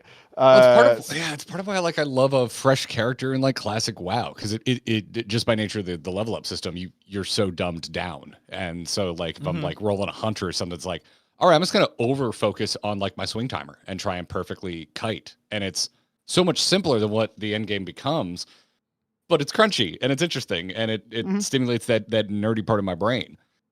Yeah, There's and now also FF's something- doing the good idea, right? There's less buttons, but they look badass. Thumbs up, right? So people, thumbs up. Well, people and are I think- dumber. No, that's not what we're saying. No, and I think that goes back to the idea of when they showed that image of 15% people doing savages or whatever. I think because of the layers to it, there's so many barriers. One, you have to have mastered your class, so you know like the perfect rotation for this whole bar of buttons and know what to, so you have to have mastered that. Then you have to have learned all the movement stuff for the fight. And so it's like a double layer of like too much stuff for a lot of people. And so I like the idea of it being, okay, we're going to make the rotation easier. So when you get to a savage, you're not thinking about the rotation. You're thinking about the movement. You're thinking about how to do the fight. That is so much easier for so many people, myself included. There's a reason why I'm like, I can't be asked to do, I'm not going to be perfect every time. I know it. I'll be talking to chat half the time. So like, I'm not a great raider because I will be thinking of other things. And I think this is a really great way to take that 85% and the middle, whatever that middle tier is now, that's another great addition, is to say, all right, go try this thing now with your new build. Frankly, I'm all about it. I think ease of access, especially in a game where it's social and where, as we've learned, most of the people are there for the glams, not for the fights. Yep. Making it a little simpler is better. Looking at things, it's always hard because people look through it their lens. Like if you're a savage raider who passes, you are not representative of who's playing that game. And you might find these things very easy that we're talking about. In fact, most of us probably do. Like it's not a thing. But you're not the player base, like at all, in any way, shape, or form. It's exactly what Jesse was saying, and like what WoW did with the. I have no doubt their one button rotation is ludicrously popular, like enormously popular. And one thing that has definitely been apparent over there, and it's we're starting to see it now at FF14, is their delve system, because it's not social. They're not interfering with anyone else. No one cares if they fail. It is possibly the biggest feature they've put into that game in years, and it's clearly that case with what they're producing their content-wise is delve, which is just essentially a solo player experience. And if FF did the same thing, and Yoshi P was like, yeah, like we want there to be some skill gap in abilities, but for the most part, it should pretty much just light up and tell you what to press, because we want you, like Jesse said, to take in the experience of this fight. We put badass animations in, right? FF is known for its wonderful scale of attacks and what's happening. We want you to look at that, not stare at the bar and count the countdown on the ability and stuff, despite there's a niche amount of people who find that exceptionally fun, and I was one of them as well. But it's not healthy to grow the game based on that stuff, as I think where we're coming from. It's not healthy for the future. No, yeah, and maybe you don't want the game to grow and you just want it to like kind of stay the way it is, and I think that's why they're hedging their bets by keeping Reborn combat in addition to adding Evolved. Who knows where we go in the future? Maybe they end up getting rid of it and everything's evolved from here on out. Like we'll see how. Oh, it's going away. I mean, it might linger, but they said so no too. new jobs are getting it. But and they even the biggest one was, and also Evolved just does more damage. Just Have you letting you know. Does more damage, yeah. Have you considered the propensity for players to just hate things and rally behind that hate? No, as an MMO content creator for 12 years, this is new to me. Can you please explain it? What I'm saying is I agree with you. I'm leaning that way too. I think the future is evolved, but there is just that chance that everyone freaking hates it. Like, Yeah, for sure. And they'll tweak it. They're not going to go back. Like once you open Pandora's box, you're not closing it again. They're not going to go back. They'll figure out what people. This is what your 8.0 that we talked about to 8.1 period is. What are people? How are people responding to this? Like, I guess if we get to go to the media tour, we'll try the new jobs there. That's usually what they do in the media tour is they have the 2 new jobs available to give immediate feedback. So but that's going to be hard because it's a new job. So you can't really test the old versus the new. You're just going to have the new, and that's the way that always will be.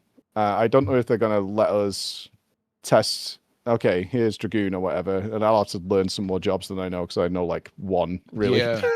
Yeah. I only play Scholar mainly.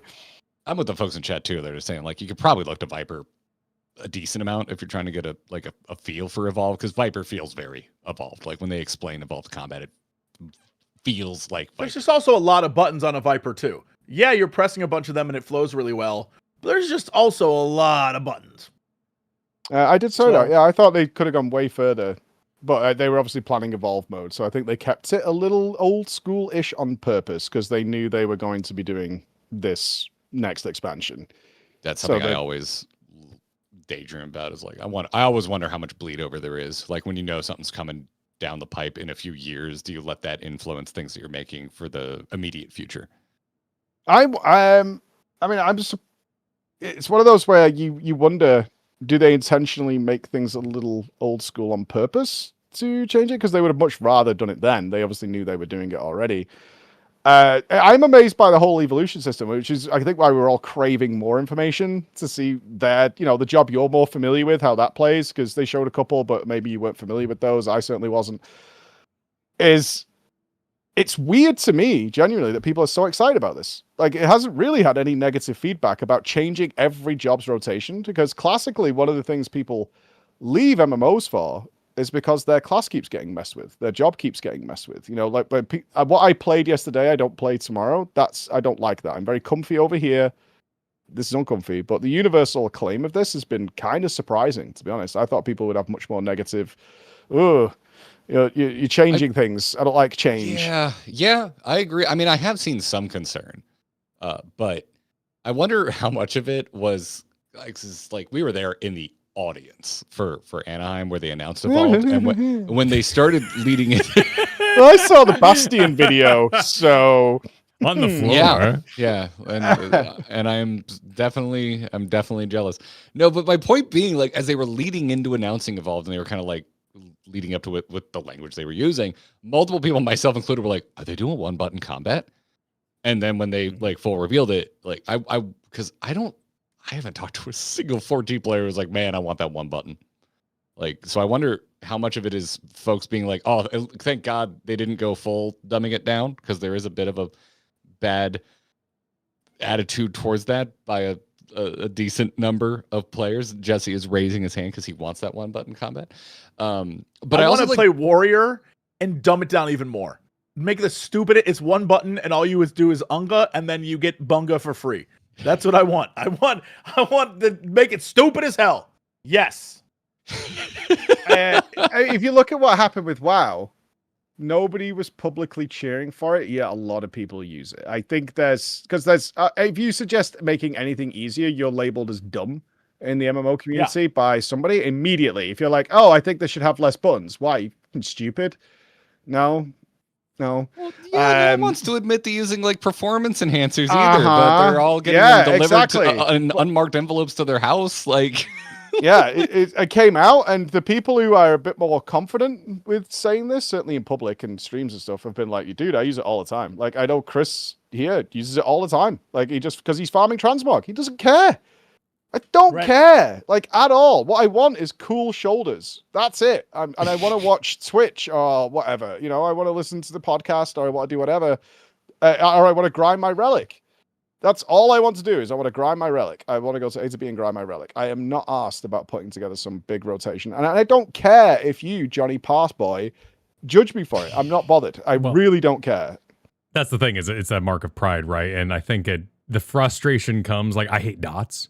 So a one button rotation that makes me automatically put on my dot sounds amazing, because I don't want to every 20 seconds think about that thing that I don't really get excited about anyway. But for someone who finds that optimization fascinating, maybe to me that's like auto attacks, like the idea of like, oh, like you said, animation canceling. I get so excited about animation canceling for a free auto. Mm-hmm. So you need that. Sure. You need that skill ceiling floor business. More importantly, it's not relevant. 95% of MMO content is designed to be done by the lowest common denominator. Like, it is designed to die to somebody who has no clue what's going on. And to be elitist about that or pretend it's not that is crazy. It's really crazy. To even put like, oh, you're using the one button. What, to these mobs that are designed to fall over in the basic gear that you level with? Yeah, I am. What? What about it? Am I trying to optimize my DPS here? No, not at all. That's not what's going on. Trying to... you're going to when you start stepping past the required stuff, like a lot of the stuff that's required for the MSQ, it's designed to die by people paying literally 10% attention, probably. In fact, it was weird was it Dawn Trail where we had the boss fight that actually required a little bit of paying attention with Daddy? Yeah, Daddy tests us. Pretty good mechanics. Yeah, I was the first time. Yeah, I was really surprised. I was like, this isn't just okay, cool. I loved it. I had aggro on, and it's like clearly designed for like Wuklamot to tank, and so the boss was like in the wrongest position. It was just like murdering the team, and I was like, okay, I'm gonna try that without threat turned on. Let's try that again. I like when 14 does that. Like, I like when surprise little difficulty bumps. Like, yeah, I've done Savage, but it's not like I'm always rating Savage. I get rusty as shit real quick, and so like a later patch, they could throw something mildly difficult at me, and it catches me by surprise. Like, I have fun with it's all about position. That's great. Yeah. It's just paying attention to the floor. I did I don't want to spoil it, but there's an encounter in the Hildy quest, which is really fun. They explain you what you're supposed to do. It's pretty simple, but it's so engaging and it's really interesting. And that's enough. Yeah, go ahead. I was going to say, now that we've actually played some classic Final Fantasies, it's making me kind of get that vibe, because every once in a while we'll be playing a retro Final Fantasy and you just come across a random boss out of nowhere that's hard as shit, or has like a really specific gimmick that if like, you don't grok that gimmick, you are not clearing this guy. And you don't Magi Master now, I guess. Wait, who? We did is it 6, right, Jesse? Magi Master. What was the one that made you start cussing Kyle in 5? It was Go. Oh my god, when you do the tower? Yeah. That's in 6, right? Oh yes. Yeah. No, Kyle had his first honest to god crash out fighting Go in 5. The mimic boss. Yep. Yeah. It was adorable. So occasionally I did Jesse, you'll probably know this, 10-2 has a deep dungeon. I didn't know what it was, and I grinded to floor 40 and everything was fine up until I pulled that boss and it just went, hi, have you heard a spell called Ultima? Bye. And it was like you must be this tall to pass sort of thing. It was like, go away and grind. Bye-bye. Wow. And I was like, yeah, I'm out of here. I'm not doing this. I hated that place. I never beat that. To this day, I gave up and was like, nah, I'm all right.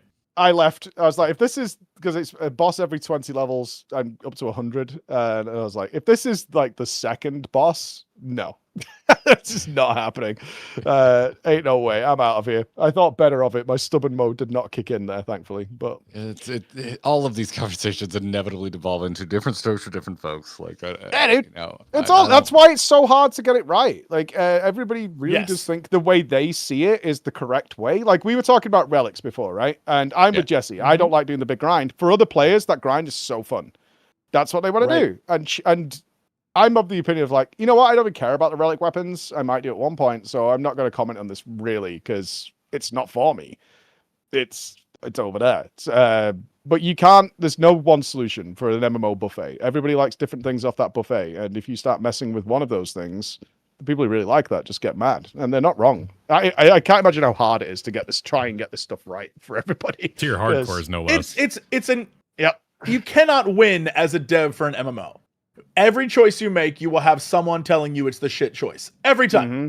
I've been playing MMOs since the 90s. There is no win here. That's why I would never be a developer on one, because no matter what, my opinion on a relic, like you were saying, is completely different from someone else's. My opinion on one button is completely different from someone else's. My opinions on the way fights should be, or the way, like when I say I wish they would change the 2-pack boss, 2-pack boss. The amount of people that are like, no, I like knowing what is coming. It's really hard. And so, yeah, I can understand why a lot of MMO devs stress constantly because it's not easy.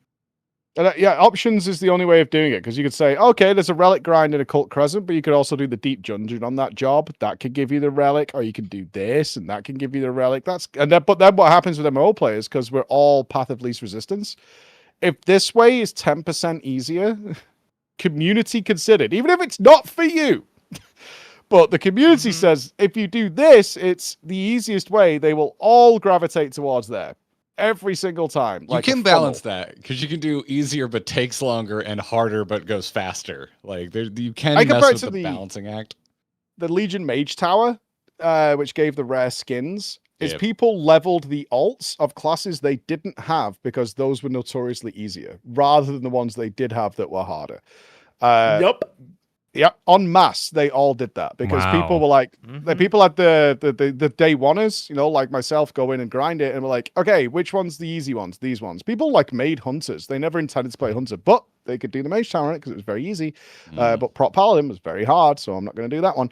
And path of least resistance is always the way. It was one of the problems that Ghostcrawler's MMO, Pixel Castle. Did you test that, Jesse? I thought you might have been one of the testing.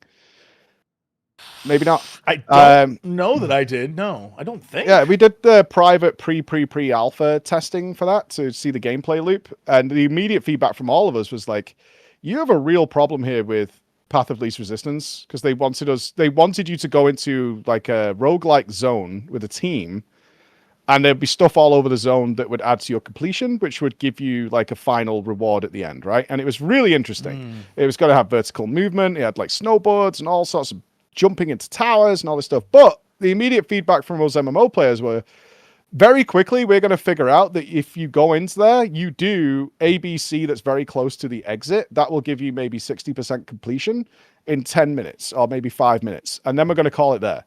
Because to complete the whole thing is going to take 20 minutes. That's inefficient because the zone's so big.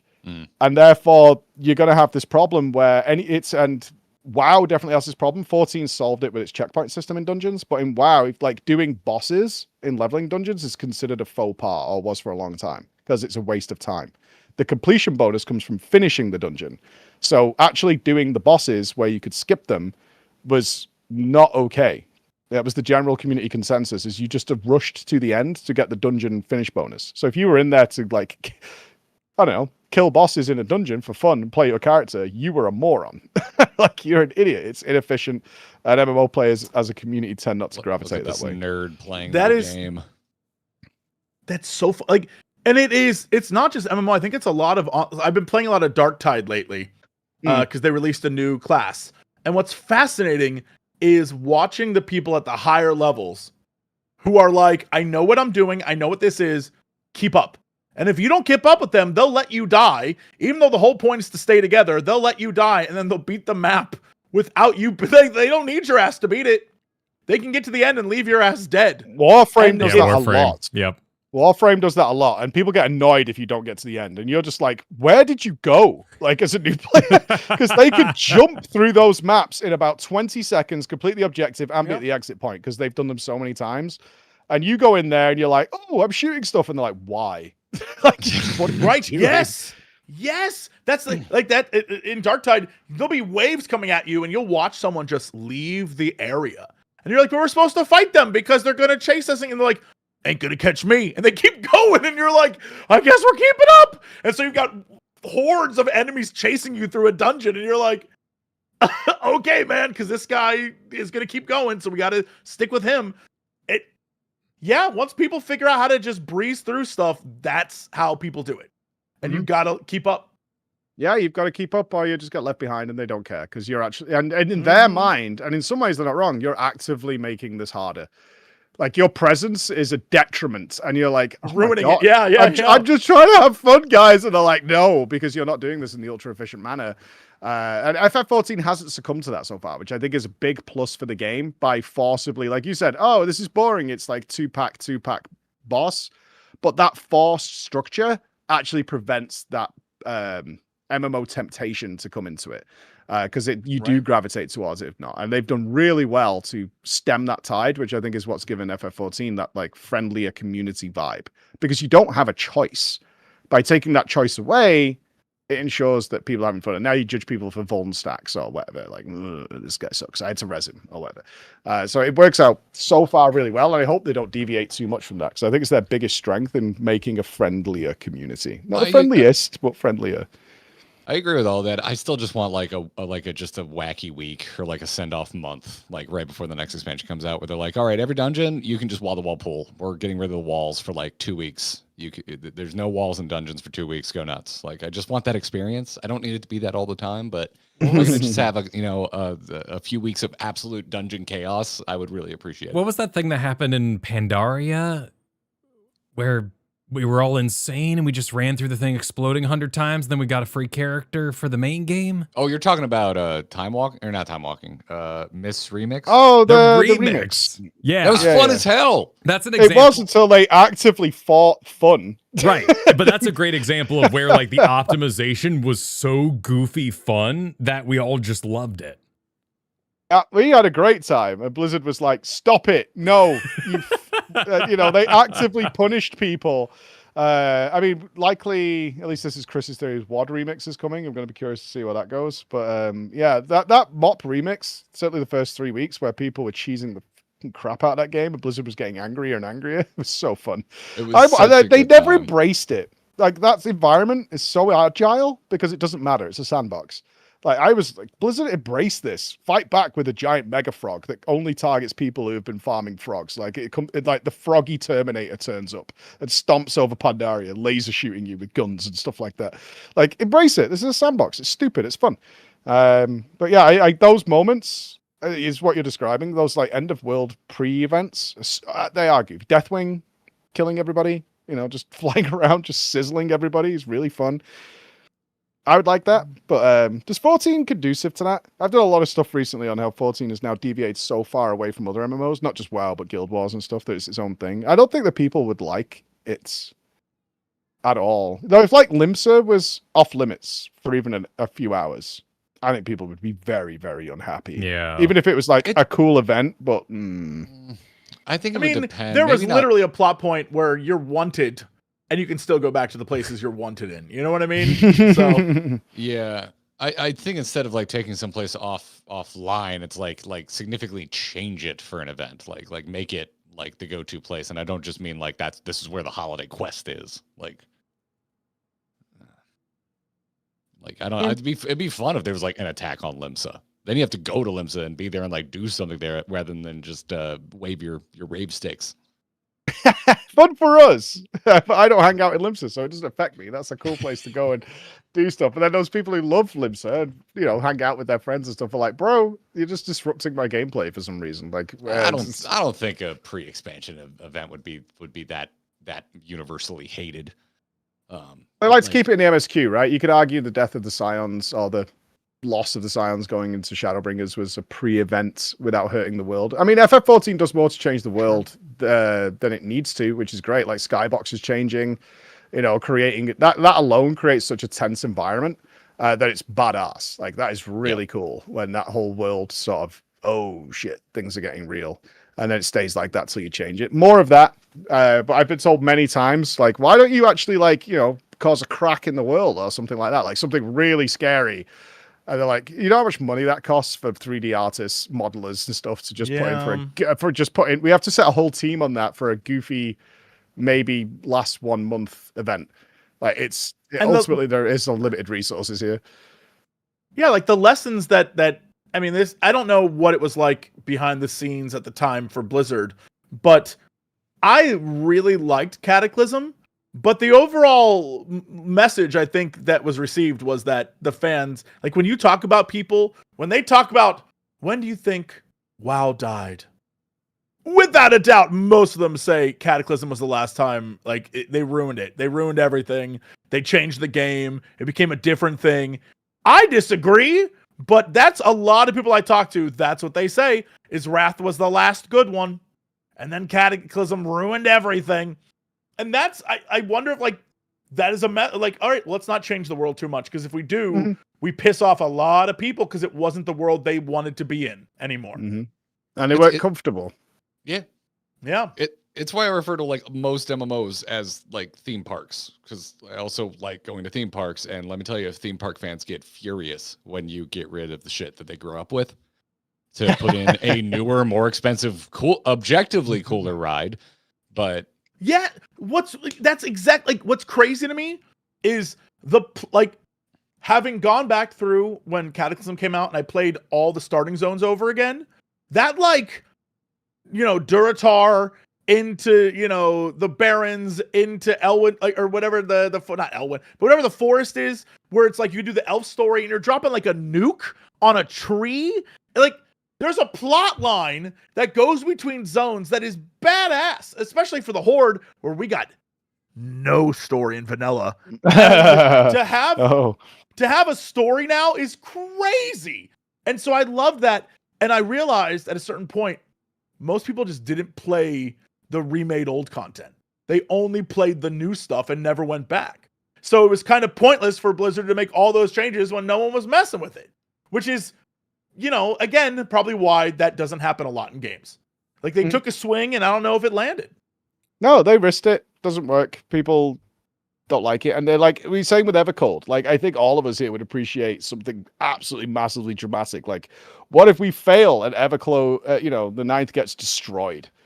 That is kind of badass. We fail so hard that everything we just did during that expansion, whatever the next expansion is going to be, and the end of that MSQ is Evercold zones crash and burn. It's a wasteland. But it's no.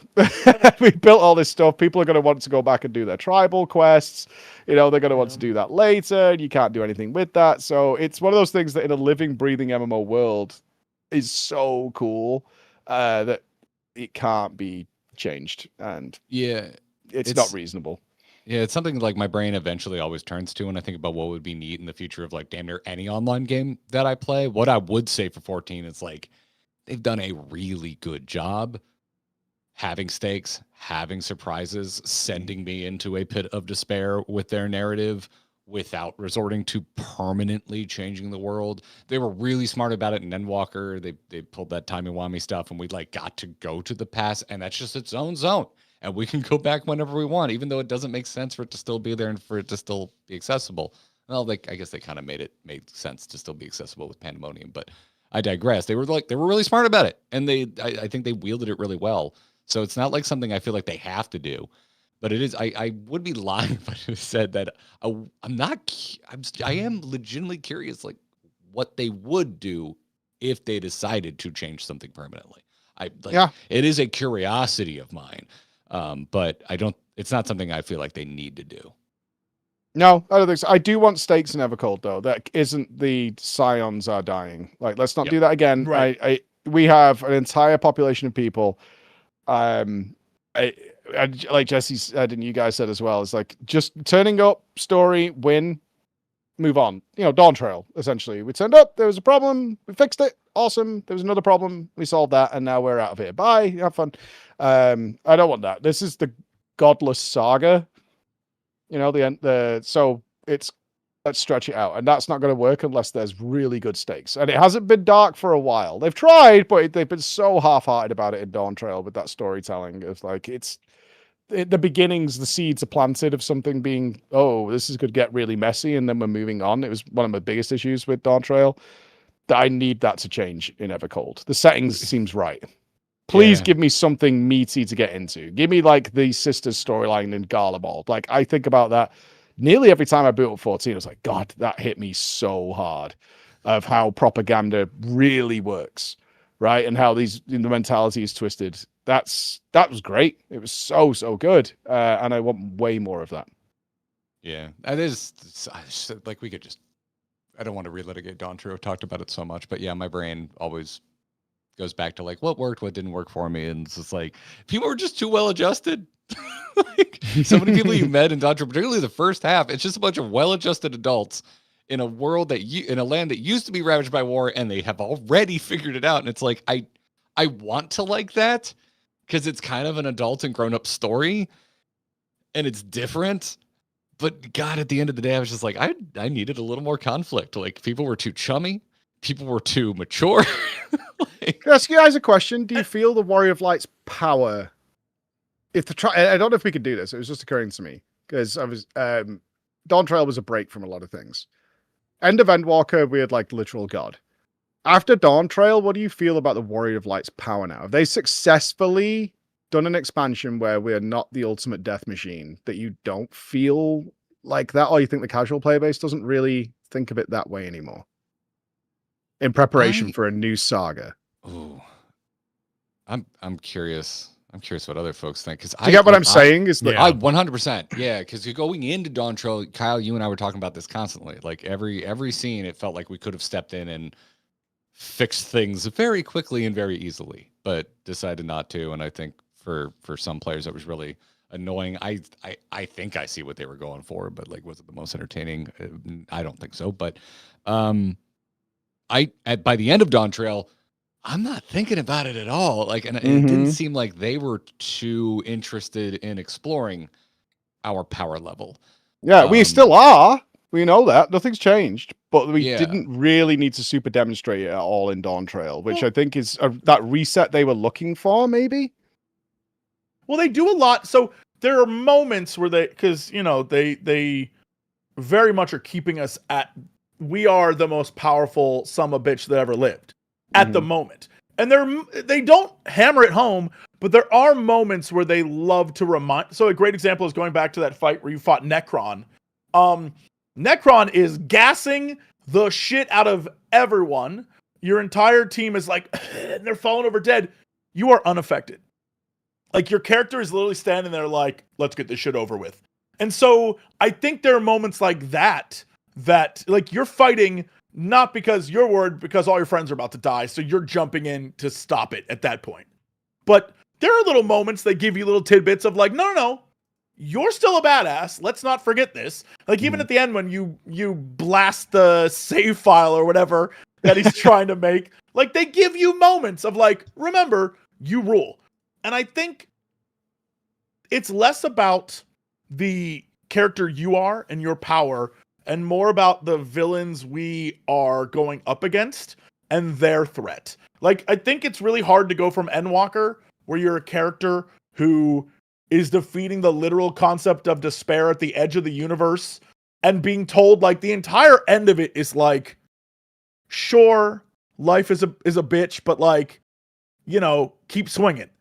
And then to go into Dawn Trail and have it be like, well, death is, you're a robot now, and you're going to have to delete these people. To me, that never landed with me, because I literally was like, I just got done being told for a full expansion that, like, life sucks, but, like, keep fighting. And now you're like, well, this is another bad thing. I was like, nah, flip that switch. These people are already dead. Flip it. You ain't going to trick me with the shenanigans. Flip it. Like, we need a villain that's going to meet us at the level we're at. Like, I think the threat of, oh no, by killing all those things, you've really doomed everyone, is a good start, for sure. Now we need to stay at that level of, okay, well, what is the threat against us that someone at our skill level might have a trouble tackling? And that's for them to figure out. One of my favorite, like, thought experiments in changing and adjusting Dawn Trail was to just have a more meditative or teacher-like pose. And one of the main ones was you're kind of in like that blown out forest, and Wooklamot has her one-on-one battle, and you just kind of let her. You play as Wooklamot for the part. And if I was standing there, hands on sword, or I'm an astrologian at this point, so like maybe I'm reading a book or something like that. That the stance, the Warrior of Light neutral stance, I make that all the time when I'm killing. So me standing like that, to me, communicated, when am I going to unleash? So those small little story, just even body language changes could dramatically affect the story and how we perceive our power.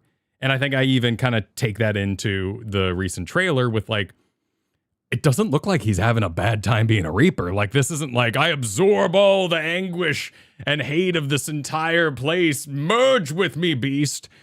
He looks like he's having this is just kind of run-of-the-mill murder. No problem. I love it because he looks so evil, but you're right. Yeah, Right, it he's looks just like he's it's just another day as a Reaper, and I would love for that to be an issue. That he shows up, cleans house, pieces out, and that's a problem.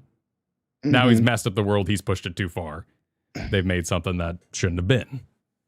I mean, that's a classic storytelling technique, right? That they haven't really touched on. I don't think I'd have to search my brain. If the idea of like coming in and killing everything is making it worse, like this is not the resolution we're looking for. And your actions, we don't tend to do that. It's not like we're mindless thugs as the Warrior of Light, but we could be perceived to solve a problem. We tend to get into a fight if we see danger, right? Shadowbringers explored that. Like as we're killing the bosses of the dungeons and the early trials, we're becoming too infused with light. So like dealing with the immediate punchable threat was kind of playing into Emmett's hand.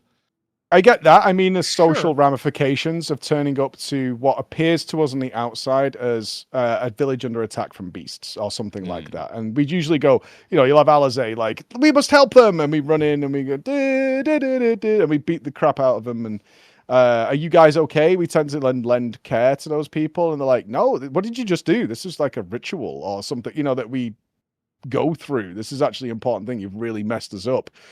In doing this, and the Warrior of Light not being welcome due to the actions of trying to be heroic and the saviors, if you get what I mean, like the people not perceiving. That's what I'm saying. Like your actions are actually having a negative impact on what's happening because of your history of being heroic and saving people. There's lots of those aspects that are pretty cool that I don't think they've quite touched on yet. That could lead us to this path of like you're playing into their hands. This is why we didn't want you involved. Like your actions are negative.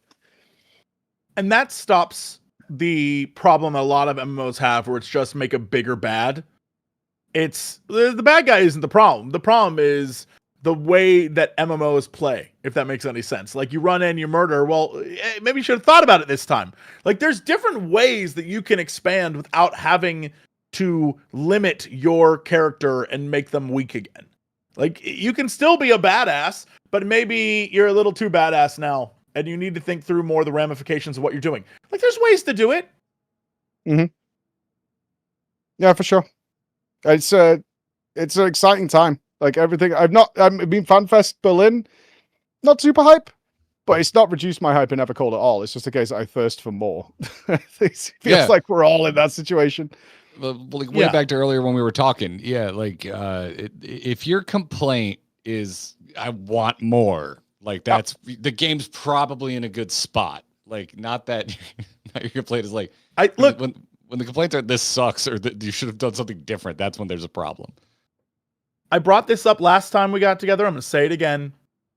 The way they should do this is the Star Trek model. We've beaten God. What happened after that? Kirk fought Kirk. We need to fight ourselves. We need to battle. I want to fight a all black with red eye little JC who's just like pure evil. I want to fight my inverse. You can't. That's the Warrior of Darkness. So you want like the Warrior of Ambient mood lighting to show up. I want us to. I think it'd be great if we met another Asm Shard and they were a piece of shit. Like they were the worst. And I would love to do battle with someone who is equally as complex as us, but they're just a bad guy. From a different reflection. So you remember like in Project Hail Mary, where they both end up at the same spot because the danger points to that direction, despite the fact their starting location was very different, but they both went there. So something like that, where somebody else arrives because this is where the problem is. And then that conflict happens. That's really interesting. I would love it if they arrive. We're buddies. We're chill. But their method of doing things is a lot more messed up than ours. But it gets results. And I would like to have, not in this expansion, it doesn't even have to be this expansion. They can leave. But the end result of all of their meddling is it's making our job harder. And so we have to, there's I want like a Sonic versus Shadow situation with another, Asm out there. I think that'd be dope. But, we'll see. We'll see where we end up. Probably fighting a squirrel. Maybe. I need to call it, boys. It's nearly 10 o'clock for me. Yeah, I was about to say. we're We're leading into going, no another worries, question, yeah. Mike. It's actually into starting to another lose question. light here in the UK, and it doesn't get Yeah. dark till like I'm 10:30 watching it PM. dim out your window. Yeah. Yeah. Well, gentlemen, always a pleasure. I guess the next one of these will be for the next patch, the next MSQ patch. Oh yeah, Beastmaster and all that. Unless you all want to get together sooner. Jesse, we'll see. I'll see you next week for Evercold Ones, the drinking. That's 14 true. What is podcast. that? What? Kyle's gone. You're next American. You guys can't drink. What the- We're You're bringing more in than welcome to ringers, don't join. worry. It's just it's We gonna got be real late drinkers. for you. It's gonna be late for you because it's evening East Coast time. So Yeah, that's rough. Yeah, that's a little yeah, rough. you're more than welcome though. So if you just show up in my Discord, I will answer the call. But yeah. So we'll see you all for the next MSQ patch, and then we'll probably get together after. Next time MSQ's gonna be Tokyo. badass. Yeah, I'm that'll very be the big excited for ones. it. Yeah. Yeah. Yeah. No, like legitimate thank you. This has become one of my favorite things we do. I really look forward to these. So thank you for continuing to say yes and make time for it and fight through time zones. And like, I know you're hot and tired and you smell like corn. Like, you made time for this. Thank you so much.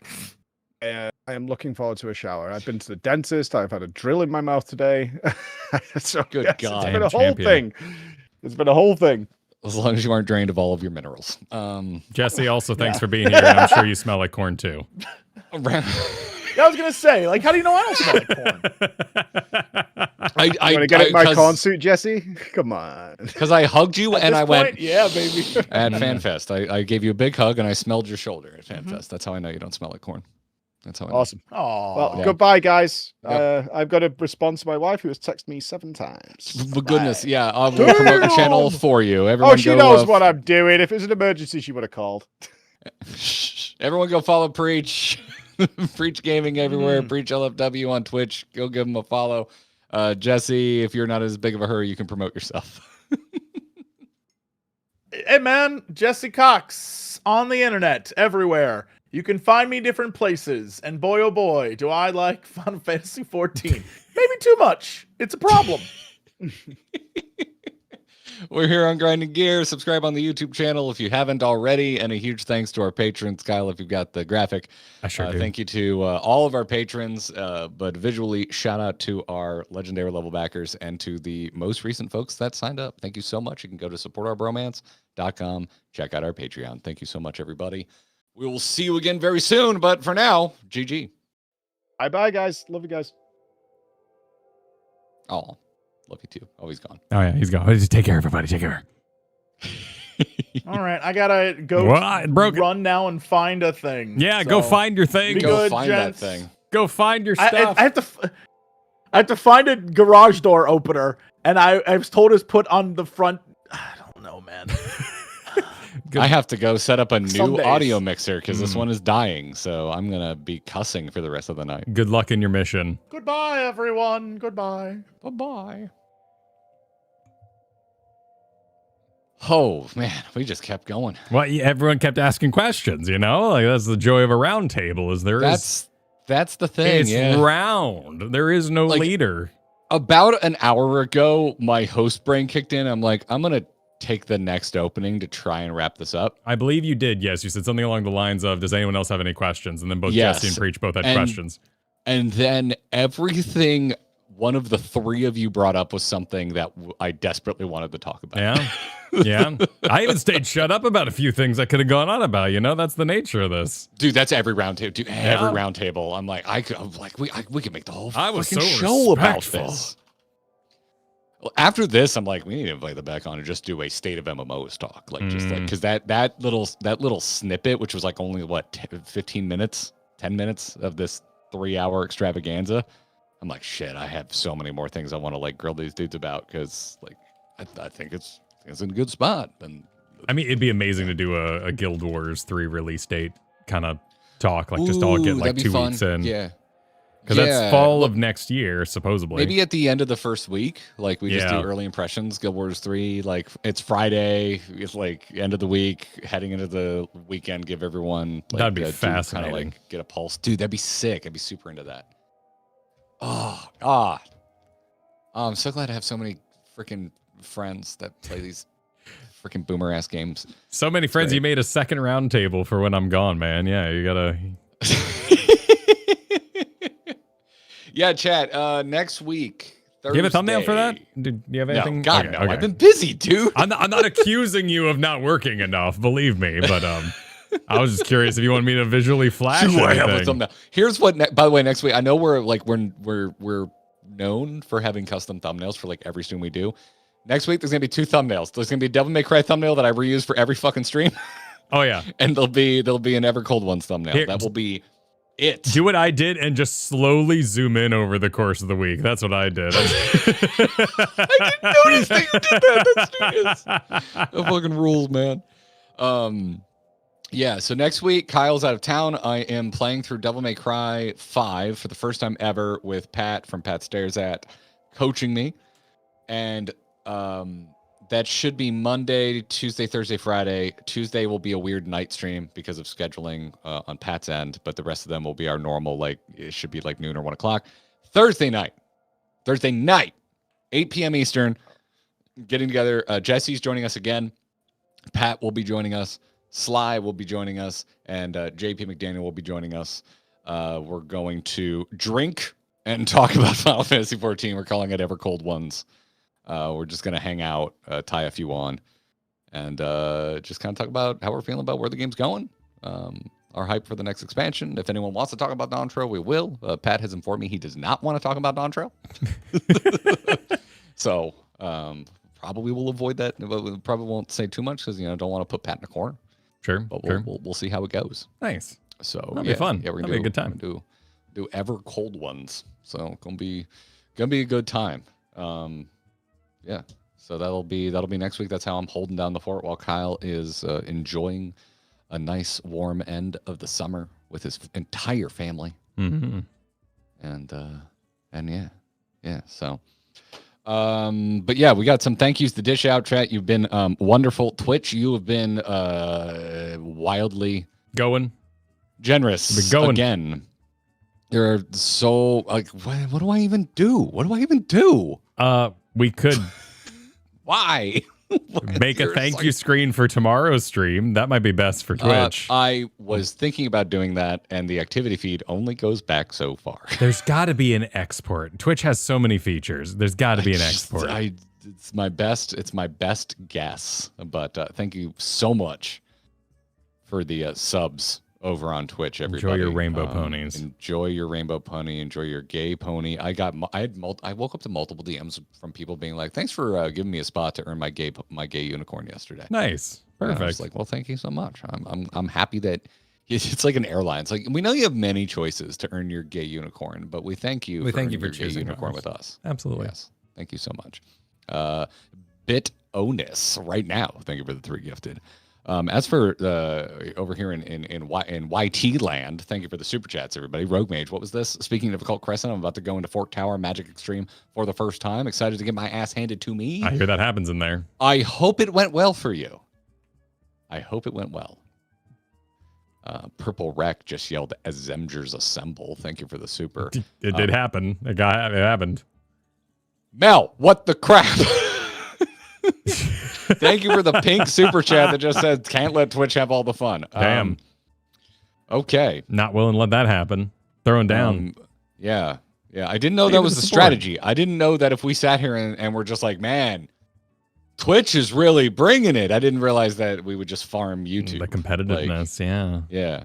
Man, well, hold on. Does it work the other way?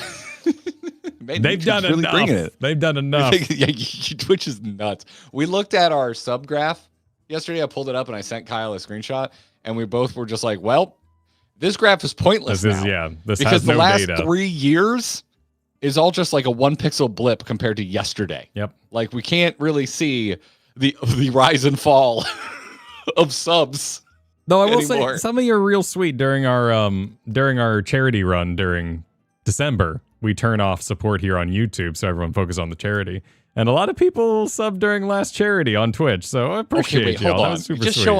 show them the graph. There's no I- personal information on it, right? I'll take a look at it. No, I'll take a look at it. I have something to ask them, and it's visual. And Okay. the graph would help. So just find that screenshot, and I don't think there's any identifying. Okay, let me. Should be fine. I think I got this here. Yeah. Yeah, it should be. I think I sent it back as far back as I could. Yeah, I'm giving it a little cleanup here on the side. Yeah, so here we're about to show you. We're about to show you our Twitch. There's that. Yeah. Yeah. Yeah. Okay. So you see the bump in 24, but look at that. It's all little blips. Yeah. And then the big bar is yesterday. That's Pony Town. Like that's what rainbow ponies do to streamer. It's crazy. So I asked Kyle, I'm like, what the shit happened on December 2024? And he's like, and Kyle goes, oh, I think people were supporting us there because we turned off monetization on YouTube because it was a charity stream. Yeah. Kyle, what did I reply? Because I have this question. Show it again. Show it again. Okay. I have a question. It's going back up. Why did everyone hate us at the end of 2025? Well, I have an answer for that, but it's just real world. I think everyone was a little nervous going into 2026. You know, we were all playing a little close. Did you forget to stream to Twitch? I think I remembered. I don't quite remember everything I did. Literally, Kyle goes, "Oh, people were being nice to us because it was Christmas." Oh no, and I no! go, Remember why didn't anyone like us? No, we weren't year? doing it. Remember, because our thing broke, and then the VTubers saved me, and that was a New Year thing. Yeah, we weren't streaming multi. Didn't stream to Twitch because it got so messy there for a while. Yeah, crap, you're right. Yeah, multi. Okay. It is all our right. fault. So people still love us. Yes. Okay. So people still love us. All right. Cool. That's good to know. You're right. We did not multi-stream because that's when we were still streaming to Twitter and Twitch, and we were using Streamlabs, and then Streamlabs, something broke. It kept breaking. And we gave up, and that's why we are now back to OBS, and we no longer stream to Twitter because OBS, we can't get OBS to Twitter to work, but OBS works fine for YouTube and Twitch, and it's pretty flawed. It's pretty freaking flawless. Yeah. Honestly, type Reddit at the end of your question. VTuber's the new Reddit. You type in what you need and then VTuber, and you will get code to put into a machine. It is perfect. That's fantastic. I love that. I love that strategy. That's so freaking good. Money of Brick loves everything. Mel, no, don't stop, Mel. I'm gonna time you out. I swear to God. Real donations between Northhorn fights. Oh, thank you, Asumero. Daximus, yo, thank you for the tier 1. Seems like I make an appearance since ITN to the Love Fest. Oh my God, yeah, Dax, that you've been here a long time. Hell yeah. Limiting Zero, thank you for the gift. Ginnerva, thank you for the 3 gifted. That's very, very kind of you. Read donations. That was a suggestion for you. Oh, that was a suggestion. Oh, okay. I mean, we gotta figure something out. We have a lot of things we'd like to do before the new expansion, and apparently Frew just jumped to the top of the list. Yep. But luckily, there's a lot of materials to get us ready for that. So that'll be nice. Did you see me talking with our old team about a little bit about best in slot? I didn't realize. I completely forgot that Frew was tier 1. So because I definitely sold some of the BIS stuff. I probably have some in my glam chest. I think if you go as Astro, it's a bigger problem than if you go as Sam. But all the stuff I need is pretty much off Black Cat, so it's not going to be that big of a deal. Okay, I mean that'd be stuff good. That I got rid of. That'd be good Sam training for me to get in there and just stretch my legs. Yeah, so it wouldn't be it's not going to be the end of the world, and we gotta go back and do some hunts and get some hunt nuts. So it should be very accomplishable. Like if we went really hard on like a long 1-day stream, we should be good for Frew. Do you still have your CDs? My CDs? Yeah, for these CDs, these nuts, you know. Did you actually got me, you piece of shit. You piece of shit. You never call anything by its actual fucking name. So like no one else would get me, but you're Kyle Ferguson. So I'm like, what do you think a CD is in Final Fantasy? And I just walked right into that. Oh, you nice. Son of a bitch. Nice. Can't believe you. That's the only time anyone's ever legitimately gotten me with a nuts joke. No, and you got to grind them off the goblins, you know. Goblin these nuts. Yeah. Okay. Yeah. Can't be. Yeah. All right. Yeah. Fool me once. You're so proud of yourself. I can see it in your eyes. Mm-hmm. I have known this man long enough to know when he is like legitimately proud of himself, and this is a man who's proud of himself. Just Sorny, thank you so much for the super. Oh, cool, Mel. I got you while you're timed out. Money Brick, go. Stop. Perfect. It's the strategy right there. Thank you. Thank you all very much. Kyle is leaving on vacation very soon, and I'm sure he's like, oh, thank God we had like a killer week before I take a week off. I bet it feels amazing for him. He's not going to say it, but I know he's thinking it. I went and bought corn dogs today. Yeah. Is that how you celebrated yesterday's windfall? Well, we bought we went to Sam's Club and bought like 80 corn dogs. I came home and I told Katie I'm a lot less stressed out about however much it's going to cost to fix whatever's wrong with the Forerunner. That's how the kids are eating corn dogs tonight. Yeah. Mel, thank you for the super that just says no. No. What if we stop reading supers that are off of Mel's bit here? Like, not just Mel's, but anyone else who supers, and it's just like a bit about sending supers just because we told them not We just to. gotta We don't keep read moving, those you know? We gotta keep we moving. We go back in time, we That's read what Dark it Knight is. of Anime's 35-month message. It said I was hoping for a bit more on evolved mode, see what it would look like for certain jobs. Yeah, I think that's a pretty universal desire. I heard that from a lot of people coming out of FanFest Berlin. The saddest part is we knew this people won ultimately because there were a couple surprises. Yoshi P said there'd be surprises. Things were getting a little loosey goosey. Who knows what could happen next patch? And now all those people that are like, nothing ever changes. Berlin is always lame. That's what's in every patch, Kyle. They're all just so vindicated and full of juices that make them feel good. They're the worst people to be right. Like when they're right, the game is at its most boring. Like, they should be wrong, you know? When those people are right, things are the least exciting they could be. We're going to have a dinner focused on salmon. Do you think there's going to be sides? Probably. It's dinner. There's Dinner going to be implies a full meal. However, a video game conference with more than 10,000 attendees implies a full meal. However, Mr. Ozma served pizza, and pizza is a full meal. You don't need any sides of pizza. He served build your own pizza. He had to cook it on stage. He said, here's how dough is made. He showed you how to make dough before he served pizza. Yes. So it did take up all the time, and I love that there was even some points where he was like, "Oh God, I need to speed up." There was more I wanted to show. There's an old Patton Oswalt bit about people over explaining, and it's him complaining about the prequels and why they're lame. And he's like, some people just want to say Angelina Jolie is hot. They don't want to think about that, she came from her father's ball sack because her dad is, what's the actor? Guy. Yeah, I know he's an actor guy. Guy from National Treasure. Yeah. Yeah, and that's what Ozma did to us. It was extremely detailed, and if your favorite show on television is how it's made, you probably loved it. That is one of my favorite shows, and I did like the presentation. Yeah. But I thought John Voight. I couldn't think of the name John Voight. Yes, but I did trick myself into believing there would be evolved at the live letter. I figured. Yeah, I also tricked myself into thinking there'd be more talk about tanks because they were unveiling the tank, and so my brain just went, okay, well they'll probably speak a little bit more to how tank roles changing, like what that looks like and what it means for the game. And they didn't even really show the tank they announced, so like I was pretty surprised by that.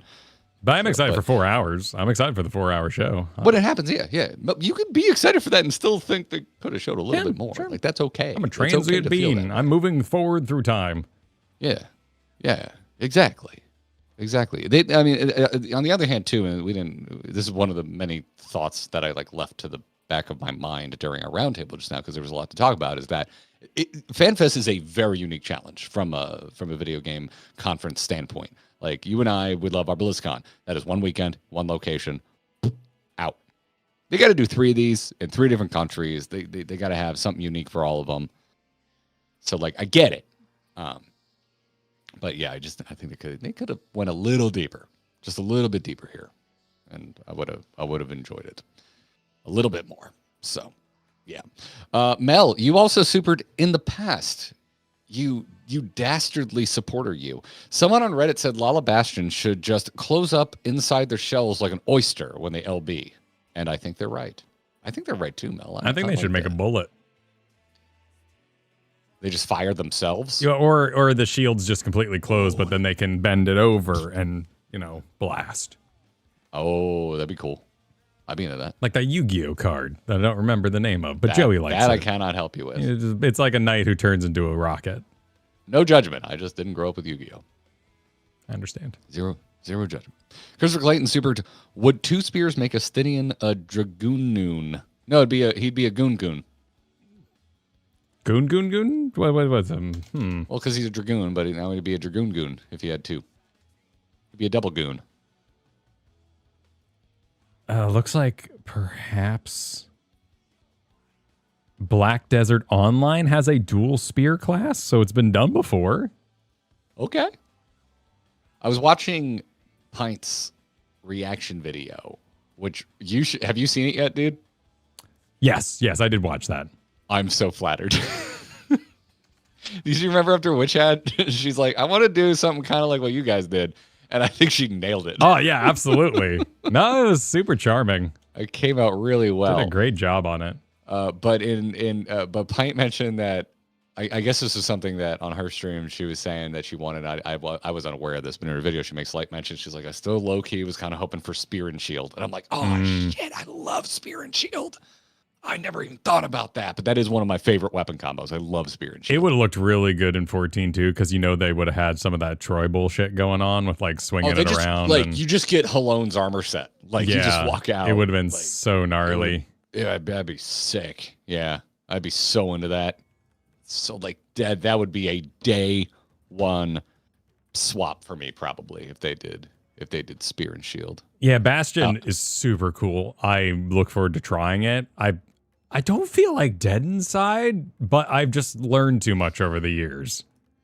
Like, I painted a bunch of Necrons, and I didn't really love how they played, and that was like, and I wasn't upset. I was like, well, I still had a good time painting those little Necron guys, and that's how Bastion's gonna go. I'm probably gonna play. I'm probably gonna be like, you know what, this isn't exactly my flavor, but I ain't gonna be sad.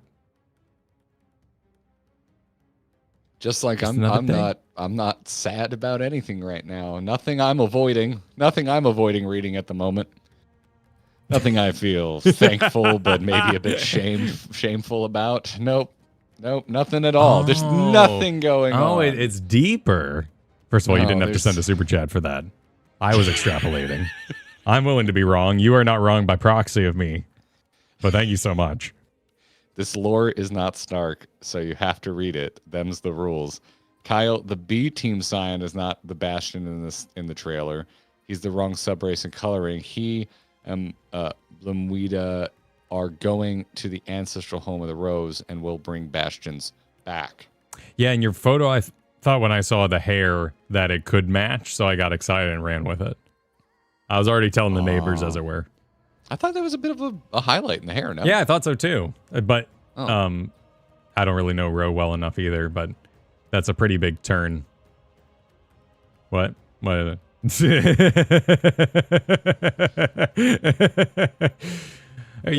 the new one. Yeah, there you go. It's not as quick in my mental chamber. Yeah. It takes a moment. There we go. They played Be Your Idol at Sam's Club while I was there today. I couldn't believe it. What is Be Your Idol? From K-pop Demon Hunters. Oh, don't they only have 3 songs? Like, aren't the chances pretty high that it'll be one of the songs you know? The fact that it was playing in Sam's Club was still kind of surprising. That's like saying, Aladdin only has 3 songs. It sucks. You know what I mean? Like, yeah, they're all pretty good, though. Oh, gotcha. Yeah. Having Draconia in 14 would be neat. They do stance changes with 2 spears. It's honestly fun to play since BDO also does the auto run to quest thing. Maybe we'll see some more bits in 14. What is Draconia? This is Black Desert Online. Yeah, Black Desert Online. Wields? What are you wielding? I'm kind of confused. They look a bit dragoony-ish. It's like Dragoon but sword. I have to do a CAPTCHA to go to their website? Are you serious? Shit's weird, man. That's weird. Also, something's weird happened between you and my computers. I swear you have a secret VPN running. Metallic, thank you. Also, how dare you? Raid said, wholesome darling, the Twitch financials have provided an unexpected boon. The children will dine on the finest battered frankfurters tonight.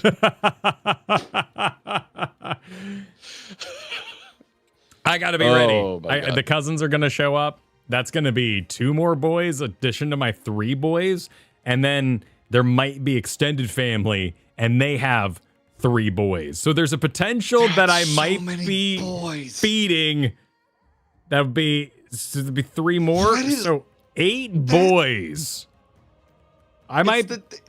It's the father's fault, right? Yes, it's yes, the father's fault, the gender. I mean, we're finding out more all the time that there's a lot more communication between the egg and the sperm kind of thing situation. Okay. Because there's a choice sort of factor going on there. What is up with your family? I don't know. Not in a judgy way. That's just scientifically insane. It's you know. That's so many boys. It is a lot. It's a lot of boys. 9 boys is too many boys. And they love to just drop them off at the house and be like, "Good luck." I think it's because they just see me and I'm like working the room and being like, "Whoa, Pokemon, all right. Hey, you watching SpongeBob?" They're like, "Yeah, this guy will feed him." This is anecdotal. Okay, this is anecdotal. Don't come at me with your with your stuff. But dude, like all my friends and family that have kids, across the board, when they're younger, girls are more interesting to talk to. I find on average they're more interested in reading than boys their age. Like they have more specific interests. Your oldest is bucking that trend. He's reading like crazy. I honestly, I wouldn't know. I wouldn't know how to even strike up conversation with that many like toddler age boys. Like they're like, and then they're all going to be in the same thing. It's like, you like Bluey? Shit, no, you're the Ninja Turtle one. What about you? You're okay, Spider-Man. I guess I can work with that. It's tough. You just got to keep up. You know, right now, Yokai Watch is number 1 in this house. That's your house. I cannot use your house to help me guide interacting with children with the rest of my family. It was a pretty natural progression. We went crazy on Pokemon a few weeks ago. So we went to the library and they had a manga section. Okay. So I picked up some Pokemon manga and they were all like, 6-year-old was like, this is all right, but what the hell is that? And like, he loves Yokai Watch now. Okay. All right. Sick. Yeah.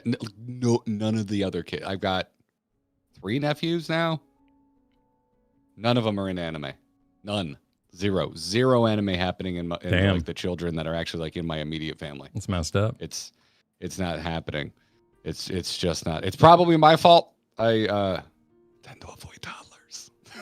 Dude, I know. I'm so excited. I'm hoping I can be like, hey, dude, go cool. You want to check out 14? There's a Yokai Watch event. Like, I'm really hoping it'll like get him a little curious. Oh, that'd be neat. Yeah, that'd be super cool. Yeah, I heard the Yokai Watch collab is returning. I believe that is accurate. 2 Spears makes me think of Soul Sacrifices. Christopher Clayton's Soul Sacrifice. Never played that one.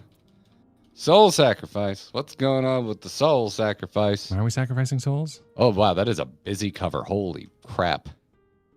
The logo looks like a Devil May Cry grade. And yeah, this is just visually busy. I'm not seeing anything. Huh. Yeah, I missed this one entirely.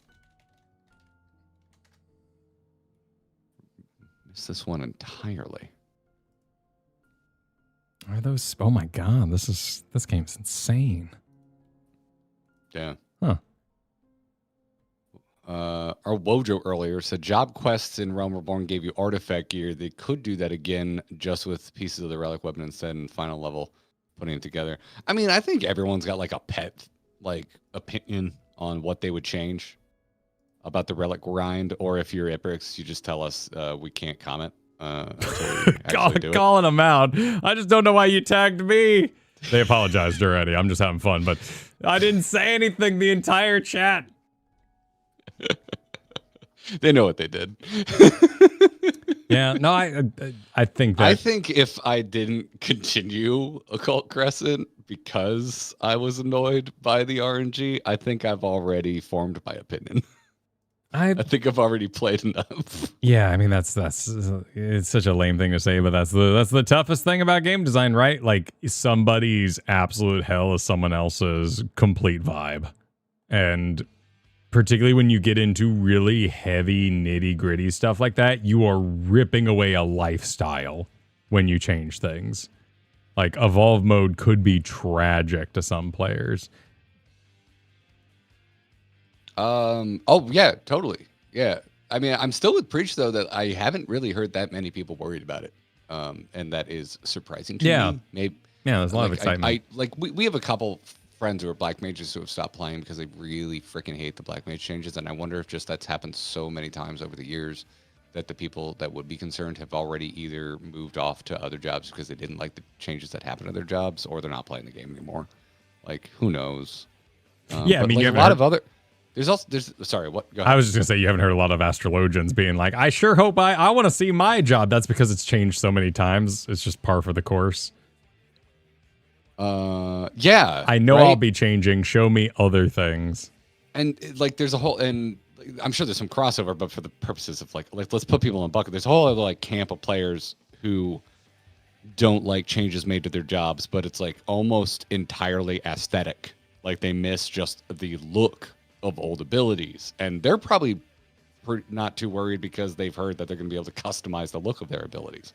So yeah, and that like I think Anaheim was surprisingly detailed. I think they gave a good presentation. They gave a lot of examples and evidence that I think they satisfied a good amount of the players. You know what? My pet thought I didn't share during the roundtable was, and I honestly don't know Jesse and Preach's experience with MOBAs and whatnot, but it's so weird to me that MMOs always update all jobs with similar philosophies.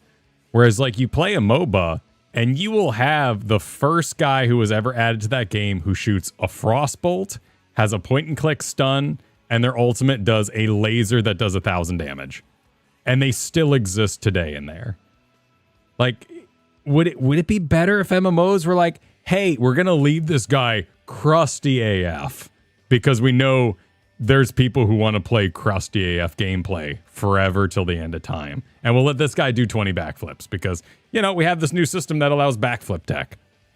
That's me and Hunters and WoW, man. I cannot stand retail hunters. They have been streamlined to the point where I no longer recognize them. But you tell me you want to go play WoW hardcore, I'm starting a hunter tomorrow. Let's go. Like, I love it.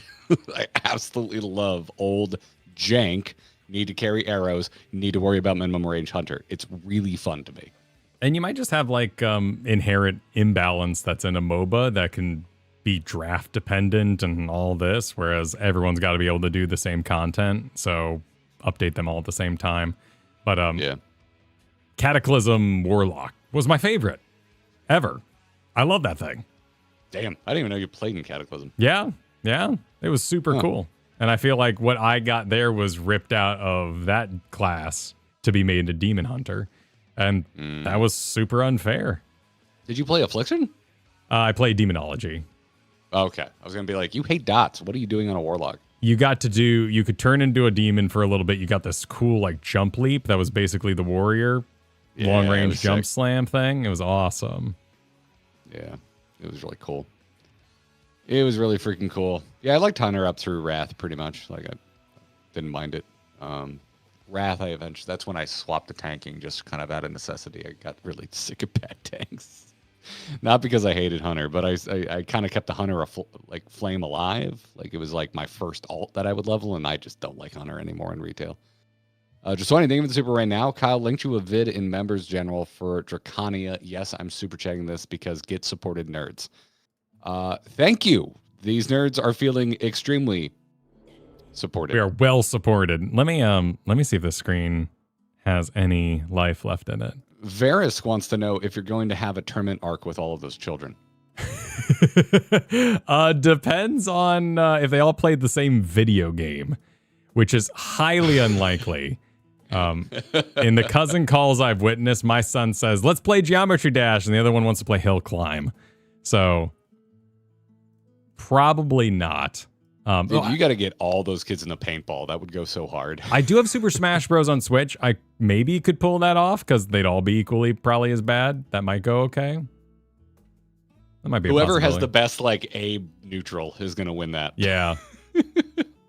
Or just whichever child has the best hand-eye coordination can stay on the platform. You got some proper young ones. So. Yeah. Mario Wonder is kind of the extent of anything they can pull off right now. That's the one where they get bubbled if they fall, right?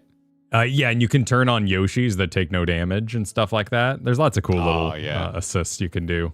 Nintendo has some really clever assist features for super young kids. I think it's really cool.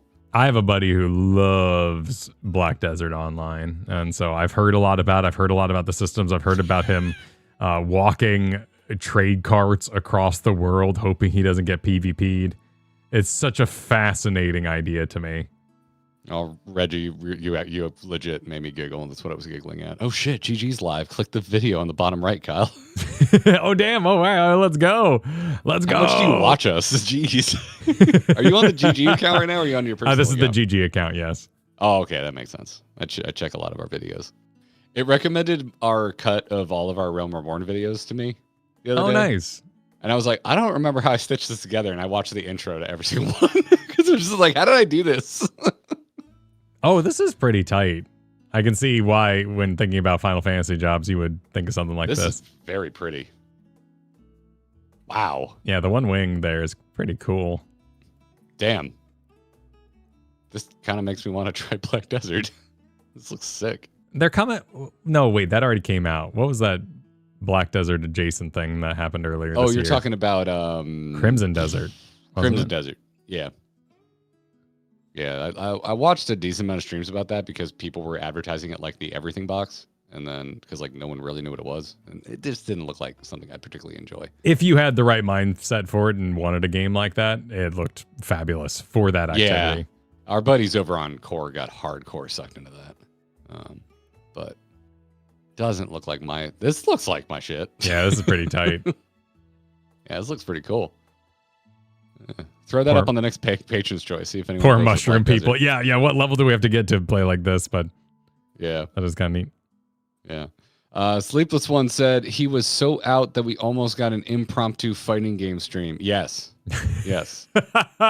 Absolutely. Kyle could have said yes, and we would have then at least would have watched you play Street Fighter.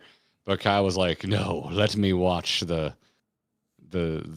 ambient noise machine I fall asleep to every night." Yeah, it's like I said, man, there's no greater tragedy than when you're really excited about something and you just can't describe it well, because you want everyone to be into it. I really like those that kind presentation. Of looks, but behind the scenes, it's just like not at all what I wanted from FanFest. No, the excitement. If that was a standalone live letter stream, like heavily advertised as this will only be about Beastmaster, sick. But I was hoping they snuck anything else in there, and they didn't, and therefore I was disappointed. I think that's perfectly human. But that's on me. Like that's why I have personal thoughts on whether or not I would make that a part of the con, but but did what they wanted to do. But hey, I'm almost silver. I'm almost there. I just don't know all the characters, so some random Trojan lady punched me in the face too hard last night, so I didn't get silver yet. I'm sorry about that, everybody. I'm working on it. Oh. Are you recording this? Are you gonna do a little mini series? No. Actually, I'm playing on Steam Deck, so no, not recording anything, but it runs pretty well. Gotcha. Avani, thanks for the super earlier. DM brains unite. I somehow always pick the most confusing way to explain rules to people. That's because those are the parts you find exciting, and you want them to know something deeper than you could play a witch. What you want to say is you have a companion that allows you to cast your spells and speaks to you as controlled by the DM. And if you want new spells, you have to coerce your companion into giving you more power. That's awesome. But they probably just want to cast Witch Bolt. And know it does 2d8, and 2d8 is freaking sick. Maybe that's even too much.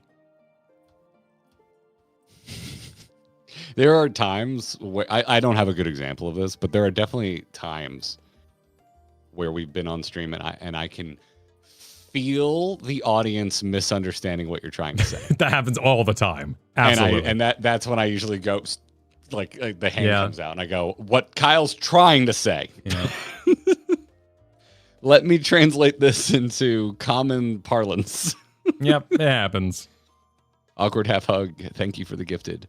Mel, I have no comment. Gratitude. Sorry you mentioned Old Wild Hunters. I love them. A big part of my identity as hunter was being the person who had a fully happy level pet and got all the abilities you had to tame rare mobs for. It was my jam. Yeah, you find those niches, right? Like, Old Hunter was sick. Yeah. It was so crunchy. It was very role play. Like it felt like a proper RPG system. my thing was I was a spirit priest. Like everything I did was based on getting more and more spirits, so I never ran. I was that guy who always had mana when no one else had any left. And that's what made me feel so cool. Yeah, there's no way to pull it off. It'd be so interesting to play an MMO where there was no way to share information. That's what Like, competitive games are for, right? Like you try to keep Yeah. secrets, you know. Yeah. And you just gotta get that feeling in other places. Probably the OG Star Wars Galaxy. It's probably the closest they ever came to pulling off something like that because getting a Jedi was so convoluted. Yeah, or we were talking about like Ashbringer and stuff earlier, but even that was still kind of Yeah. But even that eventually got figured out. yeah. Like eventually they figured out Jedis. Like it's a shame. That's Such a valiant effort though. solo play games, right? Like you can find that all the time there by just not participating online with something you're loving offline. Yeah, that's how I was doing with Hollow Knight for the longest time. And then at a certain point, I was just so lost. I was like, I need a guide. I don't know where the frick to go next. I did say niche. I meant niche. Yeah. I used to say niche. And then enough people wrote into StarCast to say it's niche, you fucking goon. Yeah, I didn't mean to. Back when goon meant Honestly. Dick Tracy enemy. That I stopped it. Kyle also used to. What was the big one for you? You used to say Especially? Was that one? X specially. X You used to say specially. X Yeah. specially. I ask you just not to remind me so it doesn't start again. Oh, okay. Yeah. I still struggle to this day. So I shouldn't say that you did it again like a month ago. Probably. Yeah. I mean, sometimes my tongue's just tired, like sometimes I ain't just being wrong. Just a little sleepy. I will not make a joke about being a generous lover. I will not make a joke about being a generous lover. I have no idea what you mean. Aaron Trazor, thank you for the gifted. This is mighty, mighty kind of you. Chad knows what I mean. Chad knows what I mean.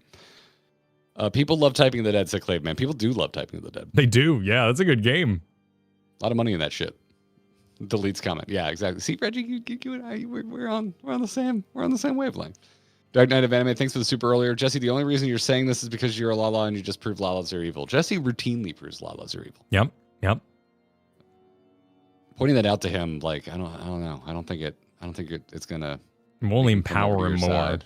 Yeah. Yeah. Not making any changes. Thingleberries. Sorry, we missed your super earlier. I am about to grab a flight to England and bring the unmarked jar of moonshine on top of my fridge with me. Can't drink my ass. Yeah, I don't know the origin of that, but I just took it as fact because usually drinker people say all kinds of things that I don't know. Drinker people? Yeah, people who drink, I drink with you regularly. What are you talking about? But like what, like the social. You're I'm not putting it down. I'm just saying, like the social anxiety, walking up to a bar, knowing what to order. Cocktails are snooty or something. Like the faux pas, the stereotypes, the rumors. This came in when Mike was saying Americans can't drink. I know. And I'm not familiar with that one. I didn't know we can drink. Absolutely drink at like 100%. Like a hold our liquor kind of thing. Like what do you have? Scotch? Yeah, nice. You're fancy. Congratulations. Try surviving a country with complete and constant open access to tequila. I want to see you navigate Do that. they not have access to tequila? Brits. Not at the level we do. Oh, just by nature of being by the factories and whatnot? Our proximity to Mexico makes tequila readily available and affordable. Huh. I didn't really think about that.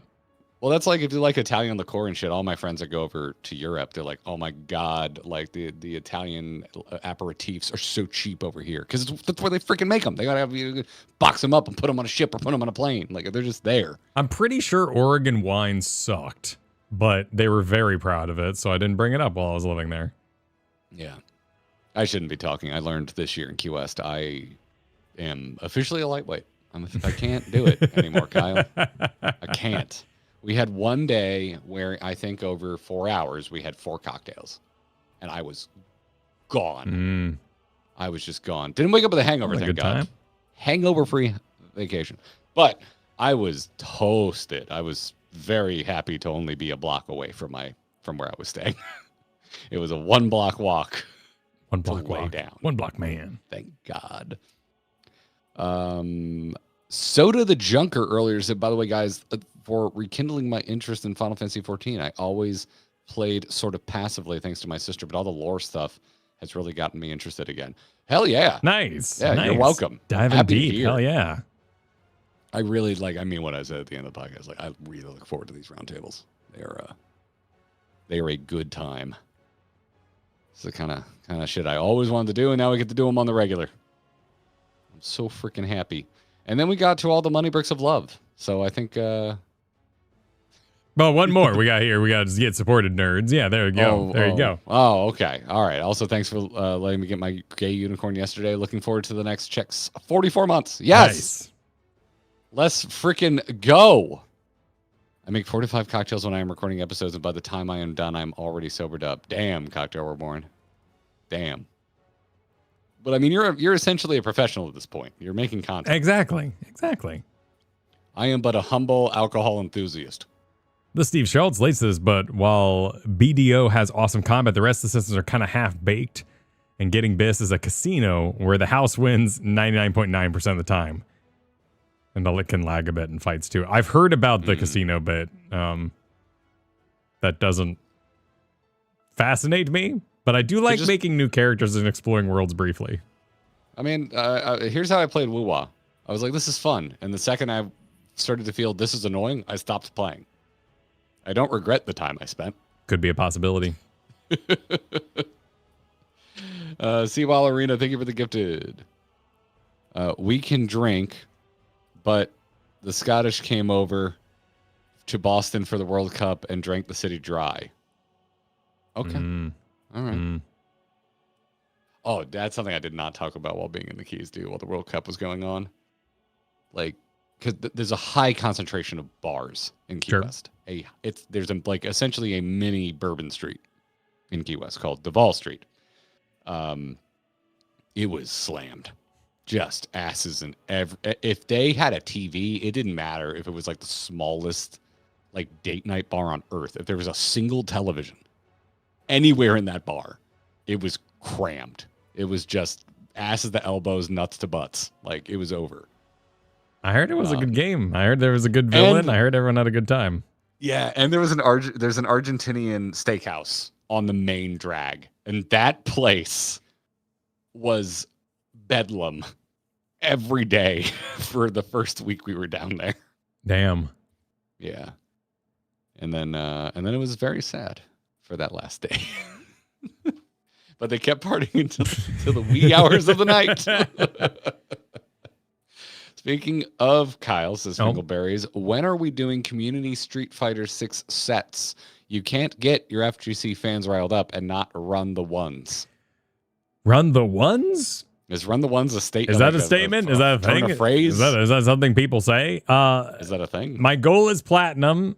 Right now, I'm dealing with learning every character, and that's probably my hardest hurdle of just playing. But once I kind of know what everyone running at me is doing, I think I'd be good for like a community night. That'd be super fun. Like last night, I ran into a lady whose heels are rockets. So she beat me pretty hard because I didn't know she could move like that. But we're getting there. Just take some time. Is this Crimson Viper? Crimson Viper? No, I maybe but maybe her hair was red.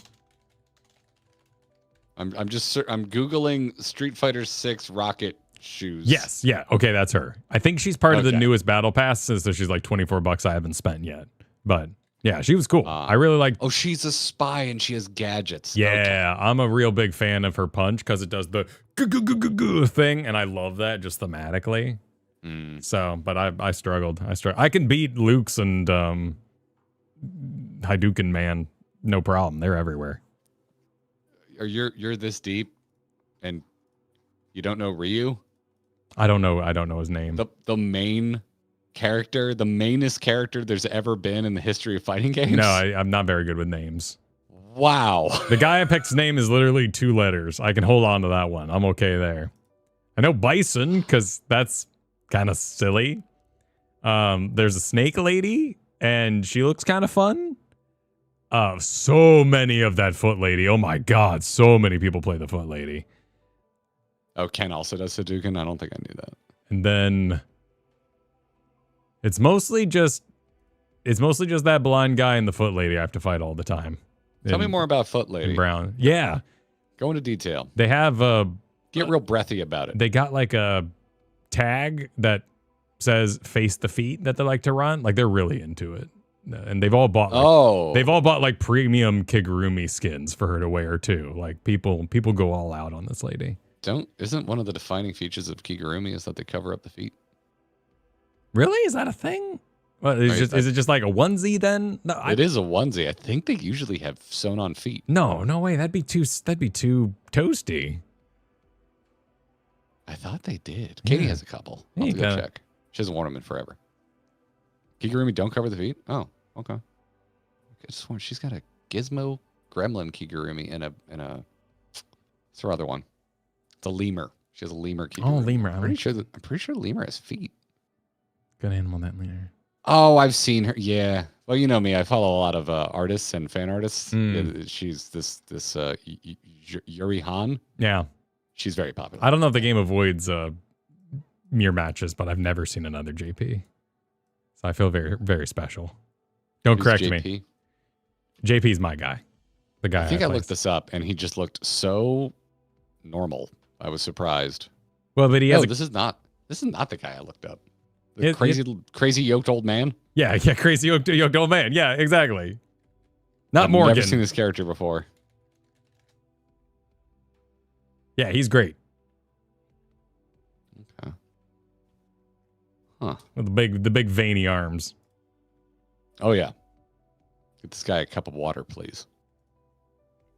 All right. Well, before Kyle attempts to convert me any further. There we go. Yep. You're going to be with Pat all next week. I'm expecting to come back and you're going to be like, Kyle. So we'll see what happens.